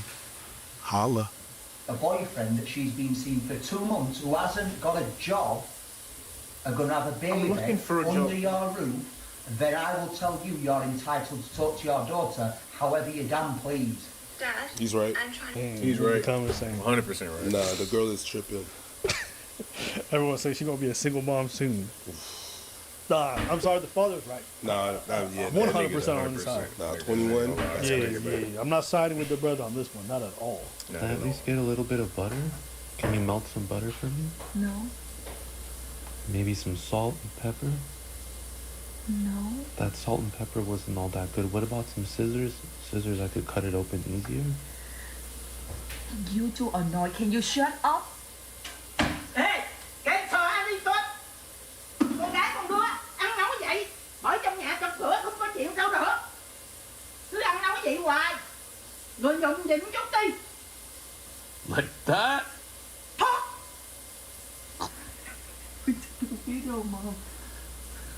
Cancel talk. Nah, mom's a G. Nigga, she ain't give a fuck by none of that, nigga. G, there's always a fucking problem in that house because you don't do nothing. You do nothing. Look, yeah, mom's a G. God Oh, damn, what'd she say? she didn't give a fuck. Cancel.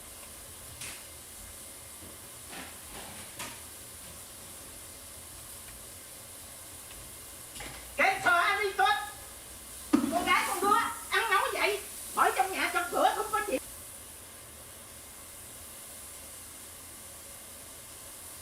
Đâu được. Cứ ăn nấu vậy hoài. Người nhụng nhịn chút đi. Like that?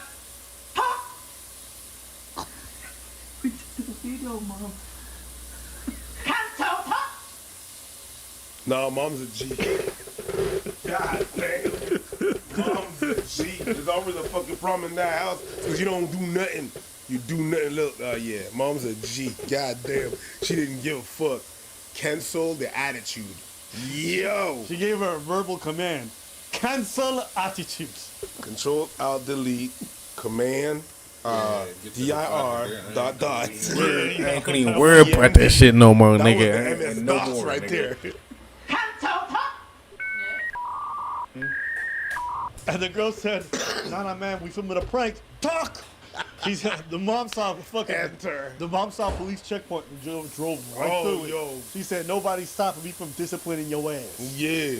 I've seen quite a few people do this prank where I guess they tell people to shut up in front of the parents. Like I seen one where the child will tell the mom to shut up in front of the dad, and you see the dad's face just be like they can't believe what the fuck they just heard. That's one of these moments. You say shut up to my girl? You hitting me in my car. Ain't no way. Ain't no way. What? I am. Who the fuck you think you is? Tell it. Nah, B. The point here is, you are so intoxicated. I am not great, but my house is messy, but... Let me say hi to your followers real quick. Go ahead. There's the Jägermeister. Maybe we should dump that fuck No. out, don't we think? Hey, y'all. Police are back.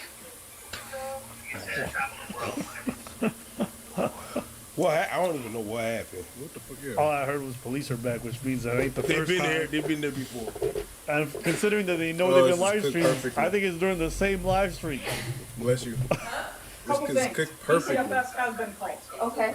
Your Yes, house, come that's look at this. disgusting. Okay. Your children cannot live like that.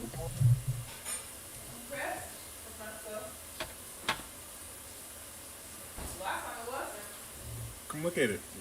You can stand over my shoulder because I'm close to the camera, so you ain't gonna be able to see yourself.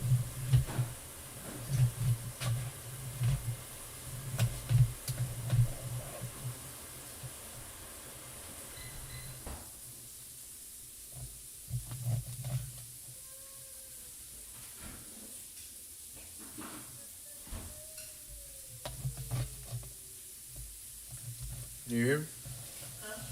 You don't want to come? See? Say, come see. Look at that. How does it taste?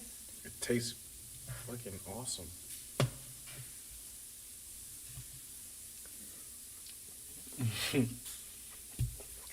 That shit delicious. Good. It's the time of night I gotta keep this damn light on. I'm in the process of actually finding out of my life situation. I understand. You already had an open case with DCFS. You now have another. You want to bring your iPad? Yes, I do. So that your followers are included since this is so important? Yes. Let's do it. Can we all go? Yeah, I'm waiting for you. Oh, this is not good. She said DHFS, which sounds like some kind of child protective. Child protection. Something. Oh, no. DCFS has been contacted because your house is disgusting. And I'm actually working on making it better. You might want to wise up and do it quick because I'll be here pretty quick. Okay. Secondly, He said the chat, if anybody's in the chat, I'm gonna be back. But he said the same shirt because I guess he registered too many times.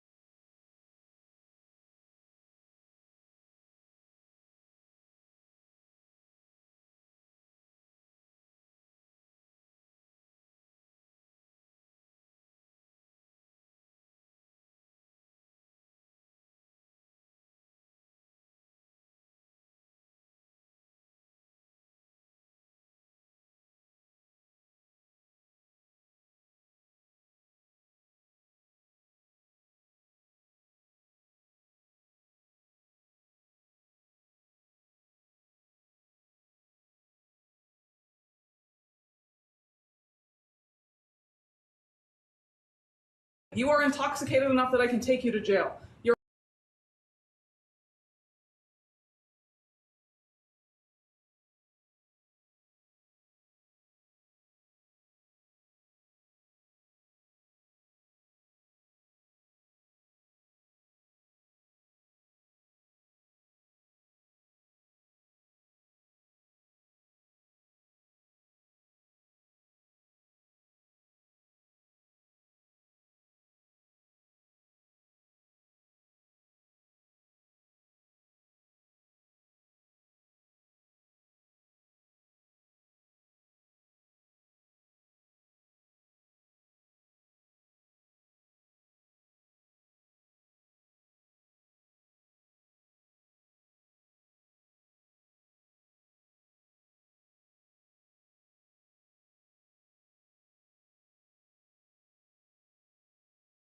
Your husband is also intoxicated. He's not intoxicated. You already good. told me he was so drunk that he couldn't come to the door earlier. So don't.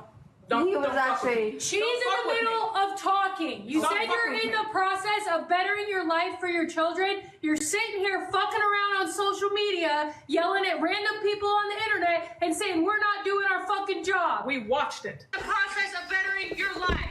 Oh, shit. She said we watched it. Oh, my God. So you was talking shit about them cops, talking about they not doing their job. Apparently you not doing your fucking job because your place is so disgusting. Child protective custody is thinking about taking your kids away. And I know you're not doing your job because you got time to be fucking TikTok living. That's crazy, right? Imagine someone saying, yo, I'm gonna take your kids away, clean up. And you're like, for sure, for sure. They ain't doing their job. I ain't doing shit. Do you understand? This isn't fucking helping you. Yes. These people are not gonna help you better your life. That Jägermeister that's on the table needs to go, sweetheart. Okay. Y'all don't need it. If I come back here tonight, you're going to jail on intoxication. Okay. Is that crystal fucking clear? Yes, ma'am. Do you think I'm not doing my job now? I know you're. Do you think that I'm not willing to take you to jail? She said, oh, you was talking shit? Yeah, she took that shit personally. You see, the thing is, some of you guys are given some grace. And instead of just being grateful, soon as the person leaves, you talk shit about the person that just showed you some grace. Hey, fuck around and find out. One of the greatest philosophers said it best. I believe his name is Cat Williams. You shouldn't have been talking shit. He said that very clearly, and that's true, ma'am. That is you. Not really fond of the police forces, but this is them doing the jobs. And you taunted them. Oh, now they're going to apply it full force. They gave you grace. They could have applied it. You taunt them. Ooh!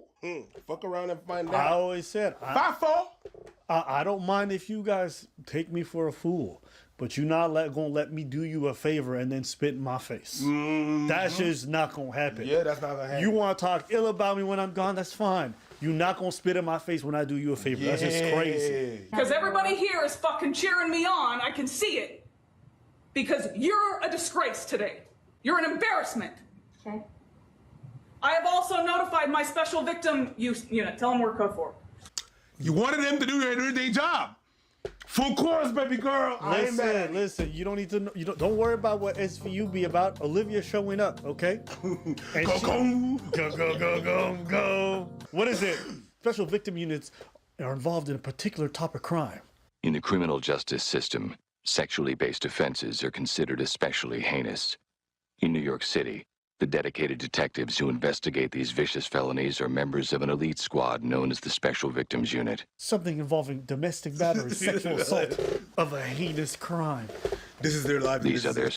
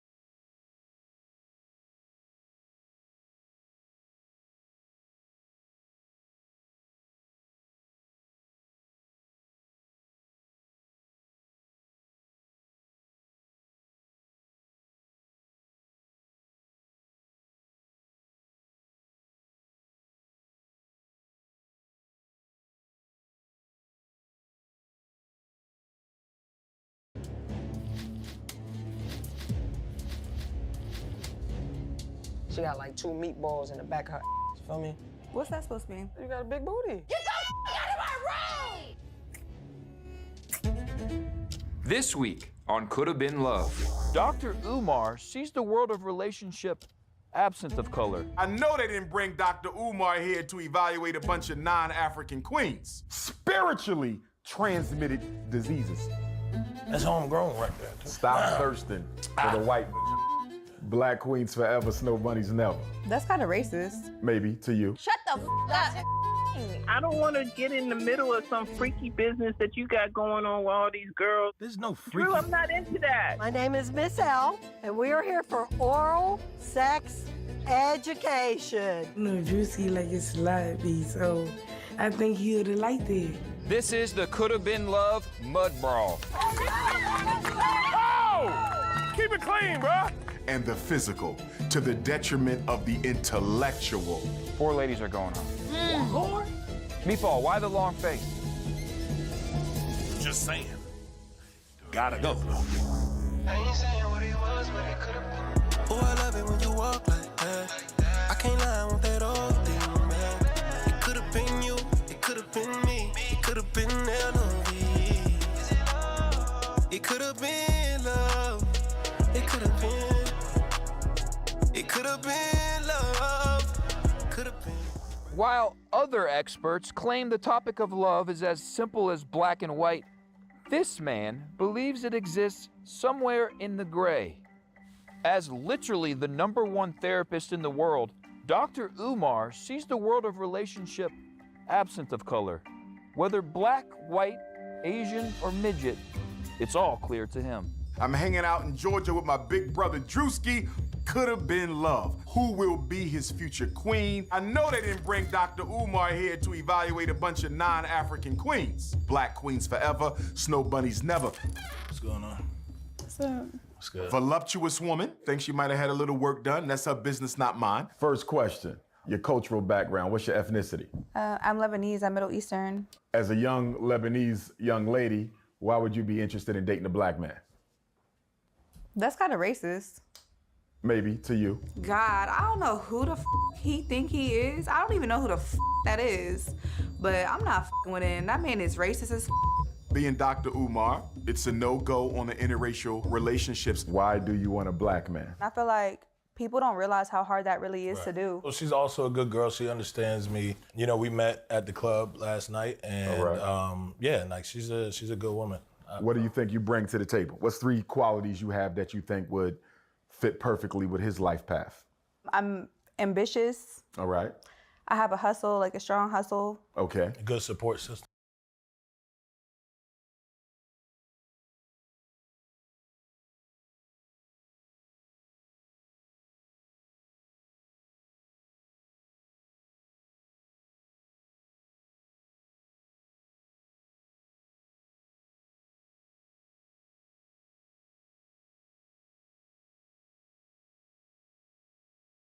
Yeah. As well, yeah, she's A good- Okay. Yeah, and I'm loyal. Like I'm very, very, very loyal.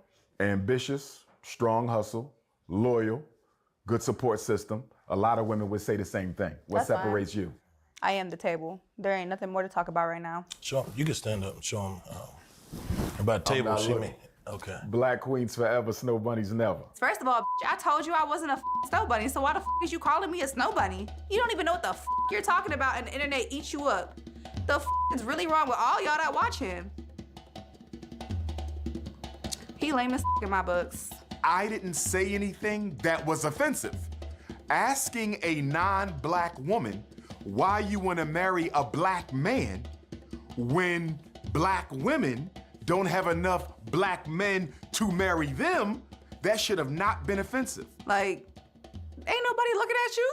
You see, that's racist. You're racist. I don't care to even talk to you no more. I'm so sorry. I can't talk to him. When I told her to step up, she said she'd bring the table, so I got you. Yeah, I got you. You've seen it I sit on got that you. shelf. I got you. It sit up on that I shelf. got It ain't black, but it looked like She should have answered that question and not run from it. You feel me? Nah, you right. You You gotta right. answer You that. right. Answer You right. that. Yeah, you right. Because you're in America. You know what I mean? Answer that. He said black queens over snow bunnies. I'm not a snow bunny, and even if I was, why is you saying that? His first question to me was racist as His last conversation was racist as like, shut the up, nigga. And I know they didn't bring Dr. Umar here to evaluate a bunch of non-African queens. I gotta find a way to get these tickets, man. Hey, me!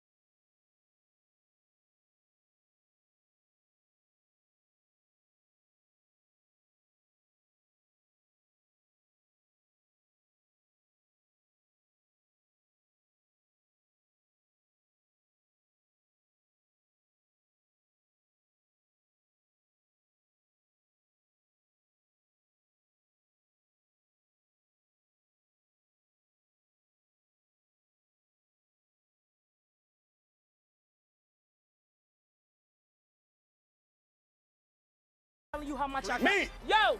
What are you doing, man? I'm trying to buy some tickets. You don't need to buy tickets. I'm gonna show you the app. Persuasion, how you doing there? This is Good Dr. to see Umar. you. Dr. All right, Umar. all right. Dr. Umar. Dr. Umar. Yes, indeed. Yes, indeed. What's your ethnicity, young lady? I'm Chinese. Why are you interested in my brother Drewski? He a funny ass dude. Okay. See some of his videos? Okay. Funny. I think he's genuine. I think Okay. he's straight up. That's real. But you want to be more than a fan. You want to be his queen. What are you bringing to the table that can What am I support bringing his to the team? table? I was making fried rice for the whole goddamn team. All right. What else can you So- do? You got the food. What else?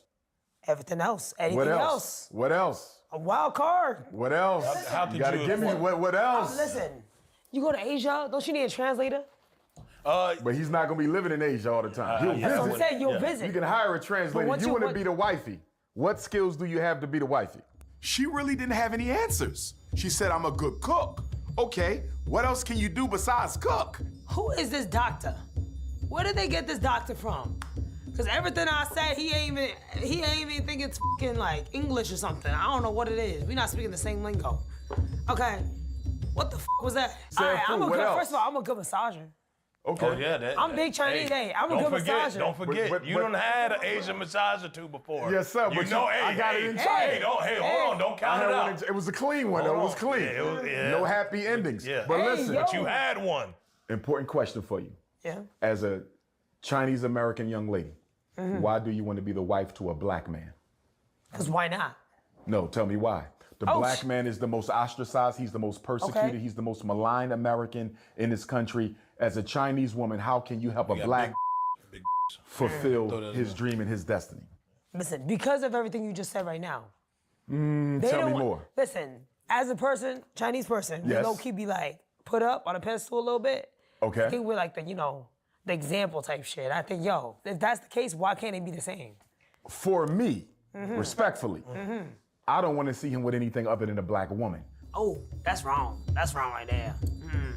I think you mix it up to get best of both worlds. I'm saying that Chinese and black, that's the best. Black and Chinese, come on. Black and yellow, you ever heard the song? Black and yellow, black and yellow, black. Come on. I ain't crazy. Please. What is he on? I would never co-sign a black man being with anything other than a black woman. Well, first of all, I think both sides very similar situations. Okay. You may think it's very different, but it's very similar. You think it's similar? I think it's similar. So you think the Chinese American man has a similar struggle to the black American man?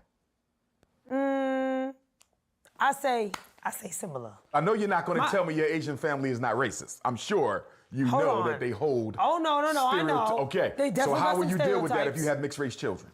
But I won't say though, my parents, they trained. Because all my best friends, Answer my question. How will you deal with the racism from your Asian family towards your Blasian children? well, I'm about to drop them. Thank you for coming in. But everything I say, it just seems like going one ear out the other. He don't give a f. I was like, okay, like shit. I mean, what you want me to do? Become Jesus or something? Yo, what the f? I got set up.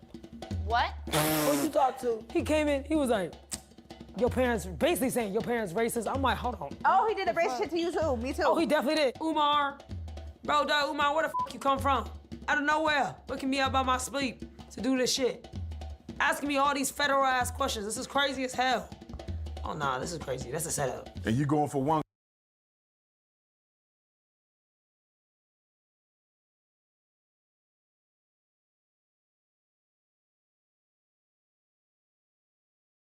queen, not two. I'm going for one. Monogamy. No, All I'm right, not doing all right. monogamous. No polygyny. No. All right, I know you lying, Not but it's all multiple. good. No. I really won't. I won't. When I find that one, I'm settling down, man. I'm done. I'm done. I can respect that. I think he's trying to f Juicy. Yo, maybe. I think you trying to f Juicy. She ain't saying nothing else about nothing else other than Chinese stuff. That's it. I think you want to date him. I don't know, man. Might be gay. Black Queen. Good evening, Empress. How are you? What's that name, young lady? Nugget. Good. What can you bring to his table as his queen? What skills, talents, attributes, interests? Show him what you be doing. Yeah. Show him what you do. Okay. That's what I said. Okay. You in the gymnastics? All Yeah, right. that's it. All right. Flexible. All right, Yeah. Sister Nugget. Away from the physical, what can you do to help him build his empire? You sit right? back down. I got you. You got a black man building an empire. How can you support that as his wife? Talk to me about what you bring into the table. You know, I can listen to his ideas, you know, see what, you know. Okay. I felt that she overly relied on the sensual and the physical to the detriment of the intellectual. What's your background? What's your professional background? To the detriment, felt that she overly listen to his ideas, you know, see what, you know. Okay. I felt that she overly relied on the sensual and the physical to the detriment of the intellectual. What's your background? What's your professional background? What have you done? Give me your work resume, college resume. Talk to me, career resume. I don't know what was going on. He was just asking me a lot of questions. I don't know. He took me fast. I'm a massage. You're a massage therapist. Tell him about the strip. Okay, what else? So you just do the freak off stuff. That's what you're telling me? No, she don't do no freak off. Okay, we don't do the freak. Okay. No. It's more than sensual. Yeah, more than. Okay, I got you. Talk to me about the non-sensual assets you bring to the relationship. I dance. I'm an entertainer. Like, okay, you still dealing in the sensual though. Give me the non-sensual. No, she entertains. She entertains. Okay. I twerk. He'll be pleased physically. I got you. Yeah. But a relationship is only 25% physical intimacy. What about the other 75%? What kind of mother will you be? I'm a good mother. Okay. Do you want more children? You got kids already? Do you have children already? How many? 3. How many baby dads? 2. Have you ever been married? She had 3 kids. No. Okay. Do you want more children? You got 3 kids. So you got 3. How many more you want? Nugget. How many more babies? Huh? How many more babies you want? If Drewski want kids. If Drewski, I do didn't you know want you some had children? 3. Yeah. What kind of business you going to bring to the table? How do you want him to expand? I do teeth whitening. Oh yeah, my little baby, she a dentist. Thanks for coming in, Mama. Great job. Yeah. Thank All you. right, Nugget. Work on that, not just the Nugget, sensual, all right? We're gonna work on more. All right, Nugget. I didn't know you had 3 kids. What? We didn't really have our own one-on-one time to talk and get Don't to start know. massaging But he me did now. say he don't mind being a Don't start massaging me stepdad. now. That's You a didn't good tell thing. me you had 3 kids. What's wrong? Is that a problem? Nothing wrong with 3 children. It ain't no problem. Yeah, Nothing wrong with 3 children. Yeah. You was using the condoms. No, that's not my con.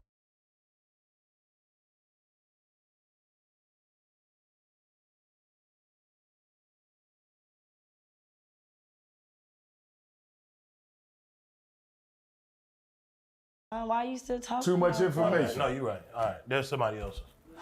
I'll take care of the 3 kids. I'll take care of them. That's what men do. All right, yeah.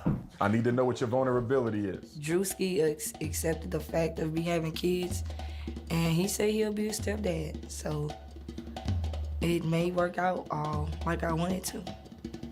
But a lot of her assets were limited to the bedroom. And a woman who's only bringing the physical to a relationship is never going to be a good match. So she struck out. I want to suck me too. I want to me too. Oh shit, Jesus Christ. Oh, that shit really Hey. I dance, I give eye contact. Yeah. All right, Black Queens forever, Black Snow Bunnies Queen. never. How you Yeah. doing, beautiful Caramel? Good. What's your name, good sister? Deja. He got a wife! He got a Yeah. wife! That Now, right. I my knew first you were question. like one. What can you bring to the table? He should marry you. Why? He should put you on the throne. Why? Cause I'm that bitch. I mean, we Lord give have me. You're that queen. Yeah, You're a we give queen, off the mama. same Queen, not energy. You a bitches. queen. We both Queens. I mean, Stop cursing, Philly. oh my fault. I'm sorry. That's Queen the status. background, that's the Queen background. status. What you bringing to the table? Talent, skills, gifts, interests. Food. You can cook. Yes. Everybody who done sat here can cook. Give me something other than food. We she had can do it. Lebanese food, Lebanese She food. talented, man. We had I'm small telling you. woman food. Now we got Philly food. What can we do besides food? I don't know. I'm a rider. But he's a businessman. He ain't a corner boy now. Now, if he was a corner boy, you could be a ride or die chick. Yeah. He's a businessman. How can you add to the empire? Come on, Philly. Come on, Philly. Good, he good. Come on, he Philly. good. What separates you apart? Well, she's smart. I do always tell you that. Do you have any children? I do tell you Any that. children? I do tell you that. Any children? I tell you that. Yeah. How many? Do you have children? Not at all. Do you want children? Yeah. Okay. What type of mother do you think you'll be to your children? You posted that She posted what? never mind. She Yeah, had, he's so cute. I love yeah, my kids. bad. Really. No, what was that?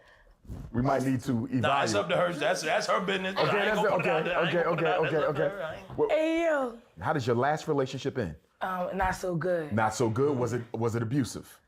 Not at all. It wasn't abusive. No. What was the main issue as to why it failed? I feel like Was it money? Was it infidelity? Was it lack of communication? Was it poor sex? What was it? Jealousy. It was a using situation. He was controlling? Yeah. And he very. was using. He But was see, with us, a manipulator. I feel like we both He bring was a something to the manipulator. table. Yeah. Do you think you're going to carry some of those fears into a relationship with Drewski? Not at all. If Not you're at all? manipulating ass motherfucker, No, I then ain't. Okay. And at the same time, you're I don't not. with narcissists either. Okay, you don't like narcissists. Are you a narcissist? Because most successful black men are. Drewski, are you a narcissist? Are you a narc or a narcissist? She said the wrong one, man. No. Are you a Negro? Are you a narcissist? I'm neither. You neither? Neither. Okay, I ain't no that's narc good. or no narcissist. How do we know you won't step outside the relationship given his busy schedule? Do you have some infidelity tendencies? I ain't even gonna lie. I'm really a faithful type of person. Okay, so But you do ride you and get die. horny? Okay. The question is, do you get horny? The Well, that's question what ain't. you- so you have you ever Yeah, cheated? You could be loyal all you Have want, you but ever do you cheated get in a horny relationship? when I'm out the house? Yeah. Because she was honest and offered her answer in front of Drewski and myself, in front of two black men in a room full of white video men, I was very impressed by her honesty. Oh, do you fart?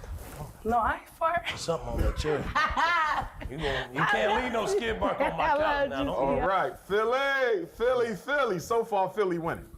She good, man. Now I told you. I said we got some most real- women ain't going to be that Most honest. women ain't gonna You be that understand? honest. Have you ever slept with a woman outside of the Of the black race. Never. Never. You can Never. say that with a straight face. In the presence of my ancestors, never. Now, let me clarify. It's not because I'm against the Arab or the Jew or the Anglo-Saxon or the Latino or the East Indian or the Chinese or the Mexican. It's not about hate. It's about loyalty to the black woman. I don't believe you've never stuck your in some white pink. The Most High Almighty Hey, God. there's some good white pink out here, man. I'm trying to convince Listen, you on it. But you ain't had but it you yet. dealing But with listen, the carnal. you You might. dealing with You the may. carnal. I need you to deal with the consciousness, Drewski. Stay with me, because every time you lay with a woman, you exchange spiritual energy, not just physical fluids. So brother. you don't use condom.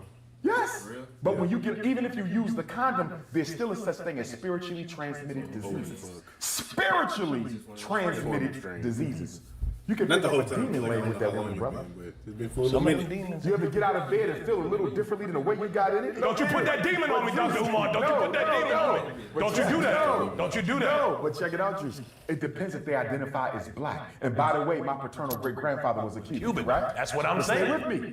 But they gotta identify with the race. In other words, you can have So you two. the Cuban. This nigga's watching this. No, I've never dated a Latino. A Puerto Rican? Wait, yes, I've dated a Puerto I Rican. told you. I said it. No, that's You not. outside the race. Niggas That's ain't not talking. African American, man. Drewski. That's Latino. They speak Yo. another language, brother. Language don't matter. Race is not a language and race is not a culture. Stay with me. So you can be Puerto Rican. That's your nationality. You can speak Spanish. That's your language. You have white Latinos. You have black Latinos. You have white Puerto Ricans. You have black Puerto Ricans. You have indigenous Puerto Ricans. You have white Cubans. You have black Cubans. You have indigenous Cubans. You have white Dominicans, black Dominicans, indigenous Dominicans. Drewski, you can walk in here right now and say you feel you identify as a Well, I white. sometimes be telling them I'm Puerto Rican. Look, Supreme By the Court. hairline right here, you see that? You got a little Latino. Do you have Latino blood? No, I got German in me a little bit. I actually got That's a the little slave bit. master. Yeah. Oh yeah. That's We not counting him. Yeah, we ain't gonna count that. How we doing there, my beautiful African queen? Hey, what's up? What's the name? Bambi the motherfucker goat. Baby the goat. Bambi. Bambi the goat. What are you the goat of, Bambi? Me, I'm a Capricorn, so yeah. So, I'll be honest with you, I didn't know who the that was. You just got What are you the goat of? I just got two. Nah, I just got it done again, sleep. You need to get in the tub. I've been telling you. Nah, I had to. You ain't told me. I told you to get in the ain't tub told me 2 to get days no- ago. Drewski, You been shoulda got in the You ain't tub. told me to get no motherfucking We're not gonna do tub. that. We're not gonna do this in front of Dr. Umar. Baby the goat. This a doctor. This a I'll doctor. put that on your face and let you smell it, man. Drewski, you wild in that ass. Okay, what's your background? My brother's queen. Tell me what you bring to the table. Shit, Assets, gifts, talents, interests, experience. I cook, clean, serve, shut the fuck up. You clean and you know how to shut up. Them looking so sloppy. Ew. Bro, the way she sound, like not the raspiness, But like her attitude, bro, she reminded me of one of my students, bro. She was talking about BB, I need a blunt. What the fuck? Talking about this nigga be smoking. She be like, me and my dad smoke every night. I be like, what the fuck? Nigga, what the? Shut up. So you would be more of a servant wife. You're just gonna do what you told. More like submissive, yo. I don't have a problem with submissiveness. But normally, some men, when they're empire building, he's empire building, I'm empire building, we tend to want a woman who can be submissive, but who also has... And who will shut the fuck up. True, but who also has some assertiveness. Right. Oh, Lord, stop it. That's why I said, you get you a little mess going before you get up out of here. I got you. Stay focused, baby. Consciousness over the cookies, Drewski. Okay. Politics over the punani. Right. Revolution over the romance. Institutions over intimacy. We must build before we have love. Otherwise, what we have when we making love for, we Ain't nothing wrong with a little bit of head.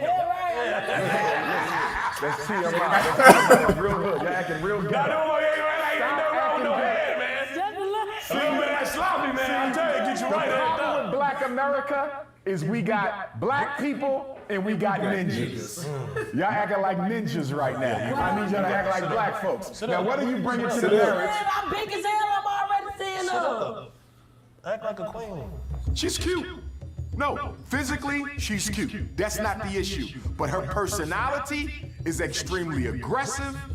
There is no filter. She goes from 0 to 100. A man building an empire cannot do it with a hood rat. Do you have a tendency to snap off in public around people? Are you emotionally secure? Or are you a loose cannon? Because I'm getting loose cannon energy. Shit, sometimes shit I can pop up. If you catch him flirting with other queens, what will you do? Keep flying forward. No, you spit when you said pop off. Okay, you spit on I him. caught something. It came out of your tongue ring, your lip ring. You said pop off. Pop up. Look, don't be flirting. Hey, first I was If you catch him flirting, what would you do? What the fuck you mean? What he need to flirt with somebody else for when he got me? I'm already big as three. I'm 3 other women. Baby, if he want another bitch, I'll switch my wig. I could be Janet Jackson or Kelly Rowland. Which one you want? Oh, he already was flying with somebody. And why the f you bring somebody to the house without our permission? I don't know about this one, Drewski. This a ride or die. Maybe chief of security. Let me talk. Chief of security. Chief of security. I don't know about queen status. Listen, when you date a No, this man... ain't security. Okay, you sure? Hear him out, though. Hear him out. Okay, what'd that say? What'd that say? Just say my name. You already got his name in. Yeah, that's my Let me man. tell you the first definition of crazy woman. Me? To get a man name tattooed on your body before he's yours. He is mine. No, he's not. Yes, he is. Loose cannon. This guy I'm going to fucking give you a weird. diagnosis right now. Thirsty disorder with crazy tendencies. Bitch, well, give me some water. You just talking about? I don't know if you're emotionally controlled enough to be the wife, because the wife has to see something she don't like and still conduct herself like a queen. I think you will go into ghetto mode. I think you will go into ghetto mode when you're not supposed to. You got to be classy at all times when you're going to be the wife of an empire builder. I don't think you're there yet. Are you there yet? Very much there. Are you sure? You said if you caught her with another queen. You know what the you did last night? You talking about... What I do? It wasn't nothing classy about shit you did last What night. I do? Girl, you got on the counter, you left a little bit of sludge on the bar. What's sludge? What's sludge? What's sludge? That nigga was wasting. Stop lying, nigga. Every day I take a motherfucking shot. I told you want me to put this on your nose. She's not going to be the wife. I am gonna be the one. We're done. I know I'm getting off. I'm gonna stand on business about my man. I'm going to refer you to the security team. You will be an excellent security guard at the front gate. We thank you, my queen. Black queen. You tell her what she got up? Peep the game. Peep how she got up, fool. Like, watch the weight. Be an excellent security guard at the front gate. Look, you got the hand on that back.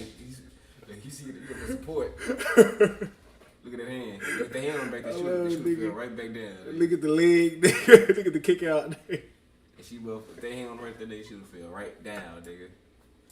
We thank you, my queen. Black queens forever, snow bunnies never. Black queens forever, snow bunnies never. You're a black queen. I have to make sure I heard what you said. What you thought I said? I thought you said something about he need a snow bunny or something. No, we don't bunny hop. No bunny hopping. Drewski, stop playing with me. African queens only. But I want you to get rid of that pink hair. I want your natural hair. Go I natural. ripped this wig off so quick, you better not play with it. Don't Take it off. with With the natural hair. Take it off. Get rid of them damn weaves. Bring that nappy hair back. If I can't grab it, I can't have it. He talk too motherfucking much. She was ratchet. She was the fellatio queen. What's up? This white chocolate. Good afternoon, white chocolate. You saw The him? name. Are you a mixed race sister? He said white chocolate. Or are you Caucasian? I'm Caucasian. And what is your Caucasian ethnicity? What do you mean? Are you Swedish, Nordic? Are you I'm British? I have Puerto Rican in me. Okay, so you got some Puerto Rican. Which parent is Puerto Rican? My dad's side. And your mama's side is? White. And it's just white. So Anglo-Saxon and white Puerto Rican. And her family members are. Like mainly black. I got a black family. My stepdad. Okay, but you identify as Caucasian, correct? Okay, so we definitely Snow Bunny. I was not aware of Drewski's type, but if I had to... Bro, but that's an interesting mix, though. Her mama had her with a white man. Peep the game. Then her mama say, oh, scoop! Went to niggas. Married a nigga. I thought she said her daddy was going from Anglo-Saxon. Ain't that? No, her mama Anglo-Saxon. Her So mama daddy white. So her Her Where daddy. daddy She said her daddy got some Hispanic and some Puerto Rican in him. And then mama white. Her mama white, but she got rid of the white boy. Connor gone. Nigga, fuck Connor. Nigga, she wanted to go get boys, and that's why she like that. And she said her whole family is black. So her mama really took the white baby and say, I'm with the niggas. That's ill. And then that's how you get D's. Or the other side of it. Talk to me. You get told because they fuck niggas. Whole family white. Talk to me. She said the stepdaddy black. She said stepdaddy black. She probably the stepdaddy probably been around for a couple years. You don't know that. You don't know that part. But it seemed like it's been in her though. She got like the 'Cause she whole. got- That's black. That's a 10. Nigga, that ain't a black. That's a 10. No. I understand. I'm talking about like, 10. but like you see the way she still talk like a white woman. Please, let me see. I ain't Like- paying attention to her voice like that. Okay, so you got some Puerto Rican. Which parent is Puerto Rican? My dad's side. And your mama's side is? White. And it's just white. So family. Anglo-Saxon and white Puerto Rican. And her family members are. Short answer. Like mainly black. I got a black family. My stepdad. Okay, but you identify as Caucasian, correct? Okay, so we definitely Snow Bunny. I was not aware of Drewski's type, but if I had to guesstimate what his type is, I would unfortunately have to say I think Brother Drewski prefers a non-African woman. She is not a melanated queen. My first question, as a white woman, as a Caucasian young lady, why do you want to marry a black Say what I woman? make up too. She's actually never dated a white dude at all, ever. Okay. She dated all. So she loves chocolate, nothing but chocolate milk. That's why we call her white chocolate. Why? She loves chocolate. I'm just not attracted. In her, That's her true hair color up there. Look at the bottom. Her roots and shit. That's it's all dyed. Her roots is this right here. You said this is her root color? at the top. No, the top. This is her. This is her real shit. Yeah, at the bottom you see she got this shit highlighted and shit. Yeah. That's too much. And she got lip fill at the top of her lip. Yep. You can tell because they be having That little right here, right here. That little indentation right there. You can tell that's where they put that motherfucking needle at. You see, yep. This hoe still down here. That hoe still healing up a little bit. Eyebrows, nigga. That's you saw when her lip was like that. Hoe kind of like leaning out to the side, like She like them. them. Like a motherfucker. Like if you just stare at her face, it's different complexions. Her name Bailey. I bet. I ain't even see her name. So the Bailey Lil Bailey. Lil Bailey. For shit show. Barbara. Bailey. If it was a D, that's definitely a Deborah. Hold on. Did they get a name? They get the names, right? She was ratchet. She was the fellatio queen. This white chocolate. Good afternoon, white chocolate. The name. Mainly black. I got a black family. Snow Bunny. Guesstimate what his type is. A non-African, as a white woman, as a Caucasian young lady. That's what I'm talking about right there. That face. Without makeup, that is a face, bro. That's like. And then you gotta think about it too. I beg your pardon. Yeah, look at her face. Look at it. So she got the shit on her face like the damn showing cheeks. Is gonna bring in her face probably like wrinkled under the break. I don't know. She probably like she probably like a little older. She probably like 36. Maybe 38. Her face kind of still too. Yeah. Until she got her shit. Detox. Yep. All that shit picked up. She probably like 40. Let me see. Do it again. Let me see if I hit her forehead move when she talk. Why do you want to marry a black man? She's actually never dated a white dude at all, ever. Okay. That whole eyebrows not going up. So she loves chocolate, nothing but chocolate milk. That's why we call her white chocolate. Why? I'm just not attracted. I look, I'm just not. It just don't do it for me. The white guy. Boy, her eyebrows is not moving whatsoever, bro. It's surgery, that's why. That's don't do it for you. Bro, look. Oh my God, they zoomed in on her shit. What are you attracted to in the black man? I like all the ranges of skin tones. Like I can relate to them more. So I feel like with me always being around. Bro, this bitch up here ain't moved a lick. God damn.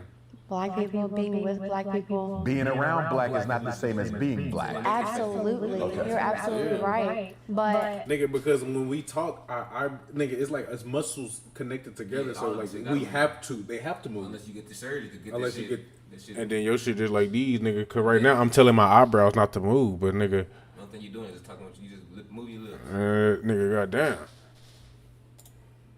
I feel like I just relate to them. Like I can listen to what they have to say. I do listen. I'm here to listen. Other than dating black men, have you ever actually tried to help the black struggle as opposed to help yourself to black men? Right. I've been at 3 protests that. Melanie, for real. What are you talking about? We, Yo, who is Stay? And who is fucking digging on Melanie like that, bro? That's nasty. I'm finna take it. Hey, bro, you trying to go ahead? I don't even know how many people watching. How many people?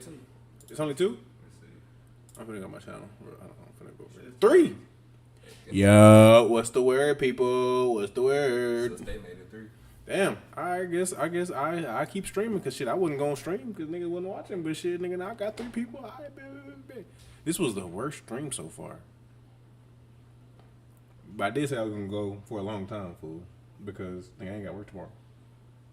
Nigga, for the next 4 days, don't have work. I took off Monday. Oh, nigga, so I'm here. She likes them dark chocolates.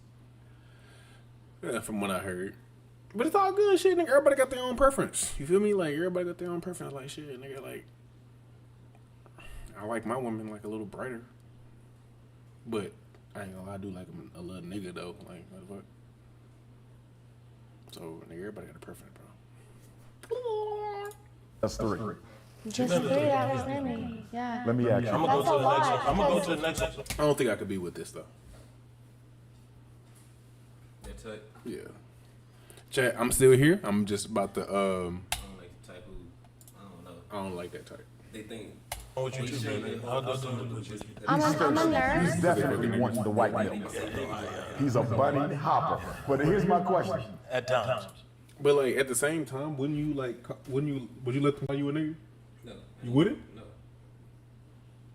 I slap on her crazy, call me nigga. Definitely she a boy. Sonny said nigga. She ain't said to me. Well, he or she. Remember Sonny? My ex-girl? The Mexican and white girl. She was white and Mexican. Mexican. That's Mexican. Sonny Marie Torres. That's Sonny. That's a Mexican essay name. She doesn't. You can Mexicans. They can say that shit because they damn near went through the same shit as us. They Mexicans grew up in the same hoods as us, the same projects as us. That's what I say. I believe that. They put us in the same. He put us in the same scenarios in this country. Nigga, we get pulled up, nigga. We get the same sentence, nigga. We get the same shit. We the minority, goddamn. Well, especially out here in Dallas. Well, shit. Well, Dallas out here, we minority, but shit, we make up. We the majority out here though. We make up a lot of the damn DFW. But what I'm saying is like we the same. They gonna like a lot law gonna treat us the same, niggas and Mexicans. Yeah, judicial shit, all that shit going. The criminal system, you getting treated the same. Yeah. But up north, Mexicans get treated different though. But like in different parts of America, like you know, like in Cali, I think them niggas they get treated different out there. I heard it's some parts. Minnesota, like it's up north. It's barely Mexicans up there. I remember I had back in the day, probably like middle school. Yeah. Somebody said they first Mexican when they moved to Texas. That shit's crazy. I was like, bro, you ain't never seen it. Bro, I heard niggas like, so you know where they go differently. Like, in the United States, nigga, they be like acting white. So like, you know what I'm saying? They be white, so they be treated differently as niggas. Like I heard Mexicans basically is niggas and Mexicans basically. Nigga, in the eyes of the goddamns.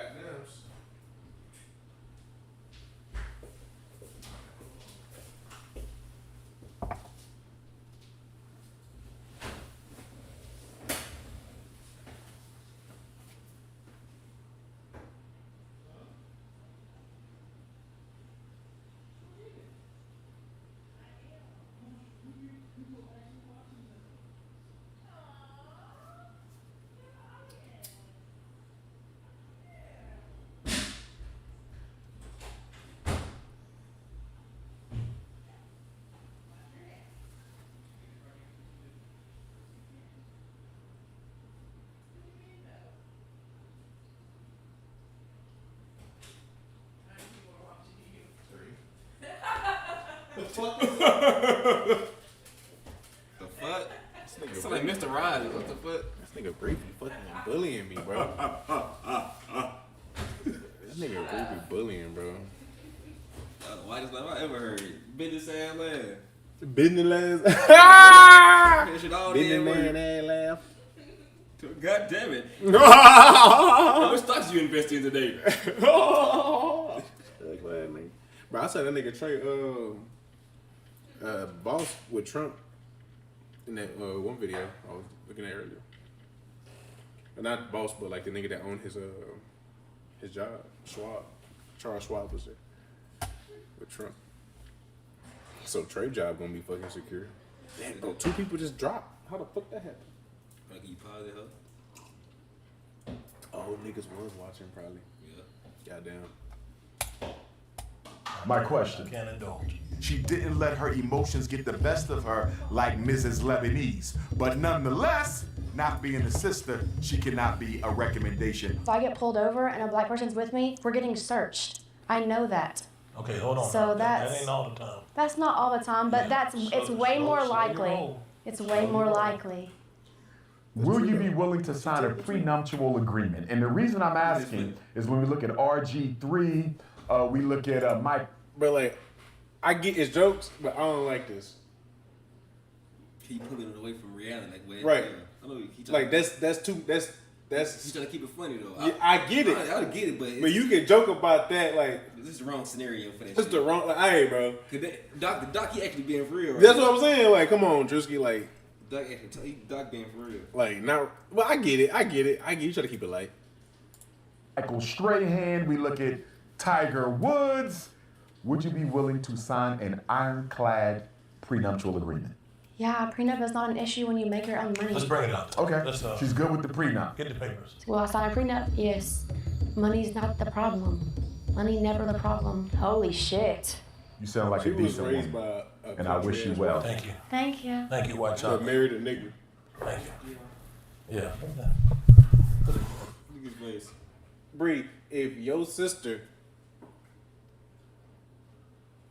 had a kid before they married niggas, I feel like they'd turn out, and they married a nigga after that, I feel like your nieces would turn out like them.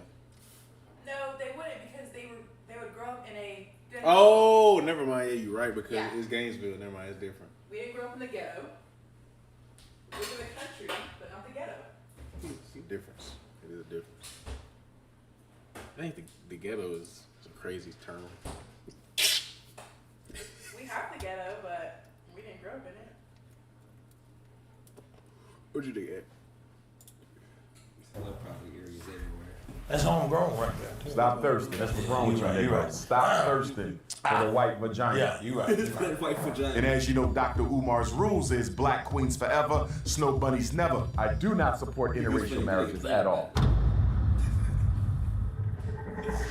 Prize Picks is the most fun I've had, winning up to 25 times my money. How much selection of it with just a few taps. I do it all the time, it's easy. I can make picks with my eyes closed, I win every time. I pride myself on athletic ability. I do it on the court, off the court, on the field, off the field. Bro, breathe. Yeah, man, that fresh air reach to the top with the showing got down. Showing the fresh air parts of the top. That whole clean a bit. Just heard it coming over that hoe. If you hear long enough, come right over that bit. From right there, hit the eye. Different on the side, I'm gonna hang down. That's smooth. Look on the phone with them bitches. Look at that suede. Read the thing not on. Come look at this. What? The camera's not on? Okay. Okay. Look at his headband.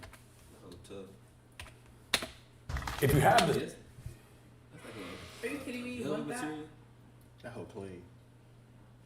Okay. In the winter? It's alright. I want one. Of course you do. Pink. Well, unfortunately, they only come in black and gray. I'll take a black one. Try to be like me. The skills, you can turn $1,000 into $25,000 with just a few taps.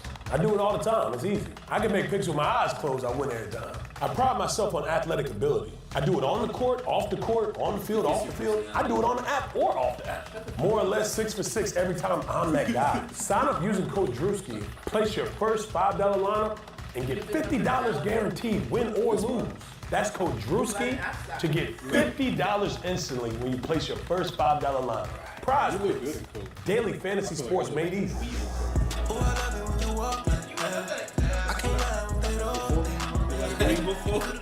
Ladies, tonight we're going back to school. We're doing it with the best teacher in the world. She is a perfect example of what happens when you persevere, put your mind to something, and put in the 10,000 hours of work it takes to become a true pro. She is literally #1 in the world at what she does. And what she does is sloppy top. I like corn on the cob, huh? She is a fellatio expert, and she has given millions of fellatios. Millions? Mm-hmm. Millions. Millions? That's a lot. Without further ado, I would like to introduce you to Professor Linda Kuhn. Hi, I'm Miss L, and I am certified in oral sex education. Huh? Hi, girls.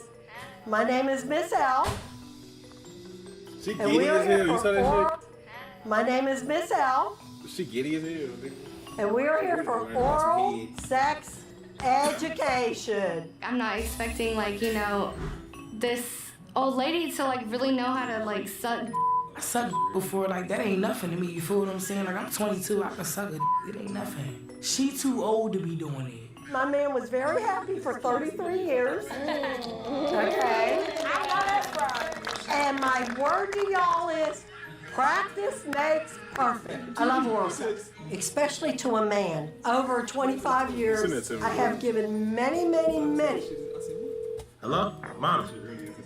Hey, yes. What's going I'm on? here. Yeah.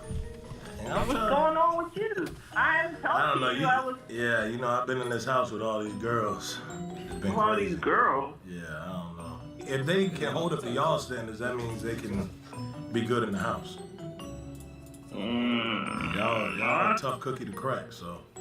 Well, I don't want to get in the middle of some freaky business that you got going on with all these girls. There's no freaky. Drew, I'm not into that. Number 1 rule is no teeth on the What are we doing with penis. these bananas now? You're gonna go ahead and with your mouth, you're gonna make a circle. First I was confused and I was like, let me take notes, because Juice is gonna need this.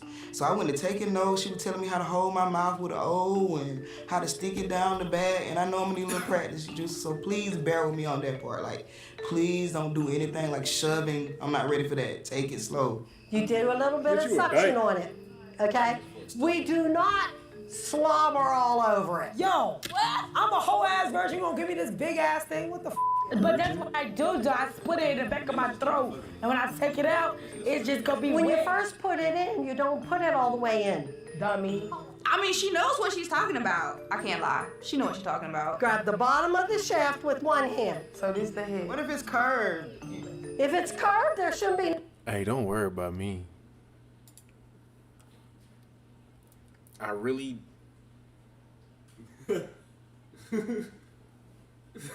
I don't be watching this, but It's for y'all, damn it. I ain't gonna lie, they got my attention. Why did you have? Hey, yo, you know what's funny?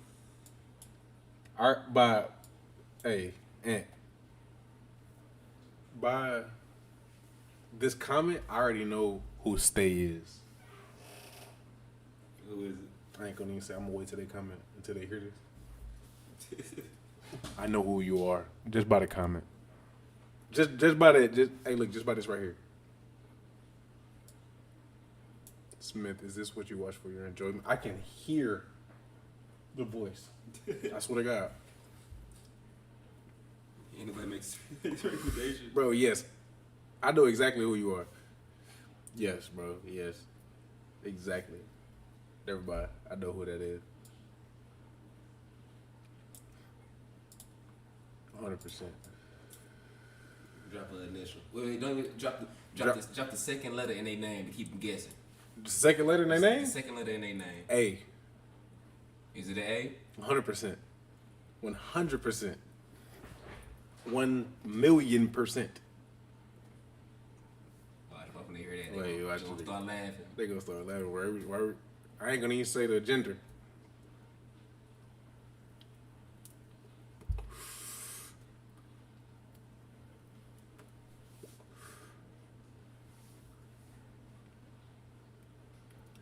Three, two, one. So the second letter of your name is an A. Shiver me timbers. There it is. Timbers have been shivered. Yeah, nigga, I already know. I know exactly who it is.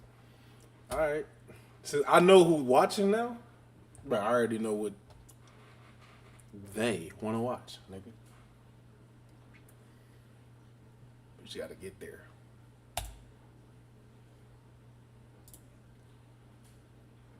Do I want to have him preach? Hold on. I gotta show. Hold on. I gotta show this shit. Me and my brother Shador was over here talking about Hey, by the way, this is bro is talking to his dad. A method we were, debating about, but you said you don't jack off, or you never. TV, by the way. Oh my God! I didn't know this was that Oh, they got all of them up there. All three of them. That's all three of them up there. I seen this show on TikTok. So I didn't know that was okay. So we saw it went viral, and we was like, never mind. Hey, dog, that's kind of crazy. That's kind of crazy. Hey, Pop. That nigga said, that nigga did us with this shit like probably a month ago. He said he put on God and everything. Yeah. Never day in his life he beat his meat. Never. He always said that nigga said he had females to do it for him. He said it. He said he had females to do it for him. I'm like, but never though. Never though. Even as a young nigga. As a youngin, bro. He said he would take care of what little bro. The nigga said he would worry about different shit. He said he was trying to take care of his mama. That's for sure. So I get that aspect, but still, summertime. Even then, but nah, nigga, he grew up in a different time. Out there in Florida, yeah. Yeah, he grew up in a different time. That's true, yeah.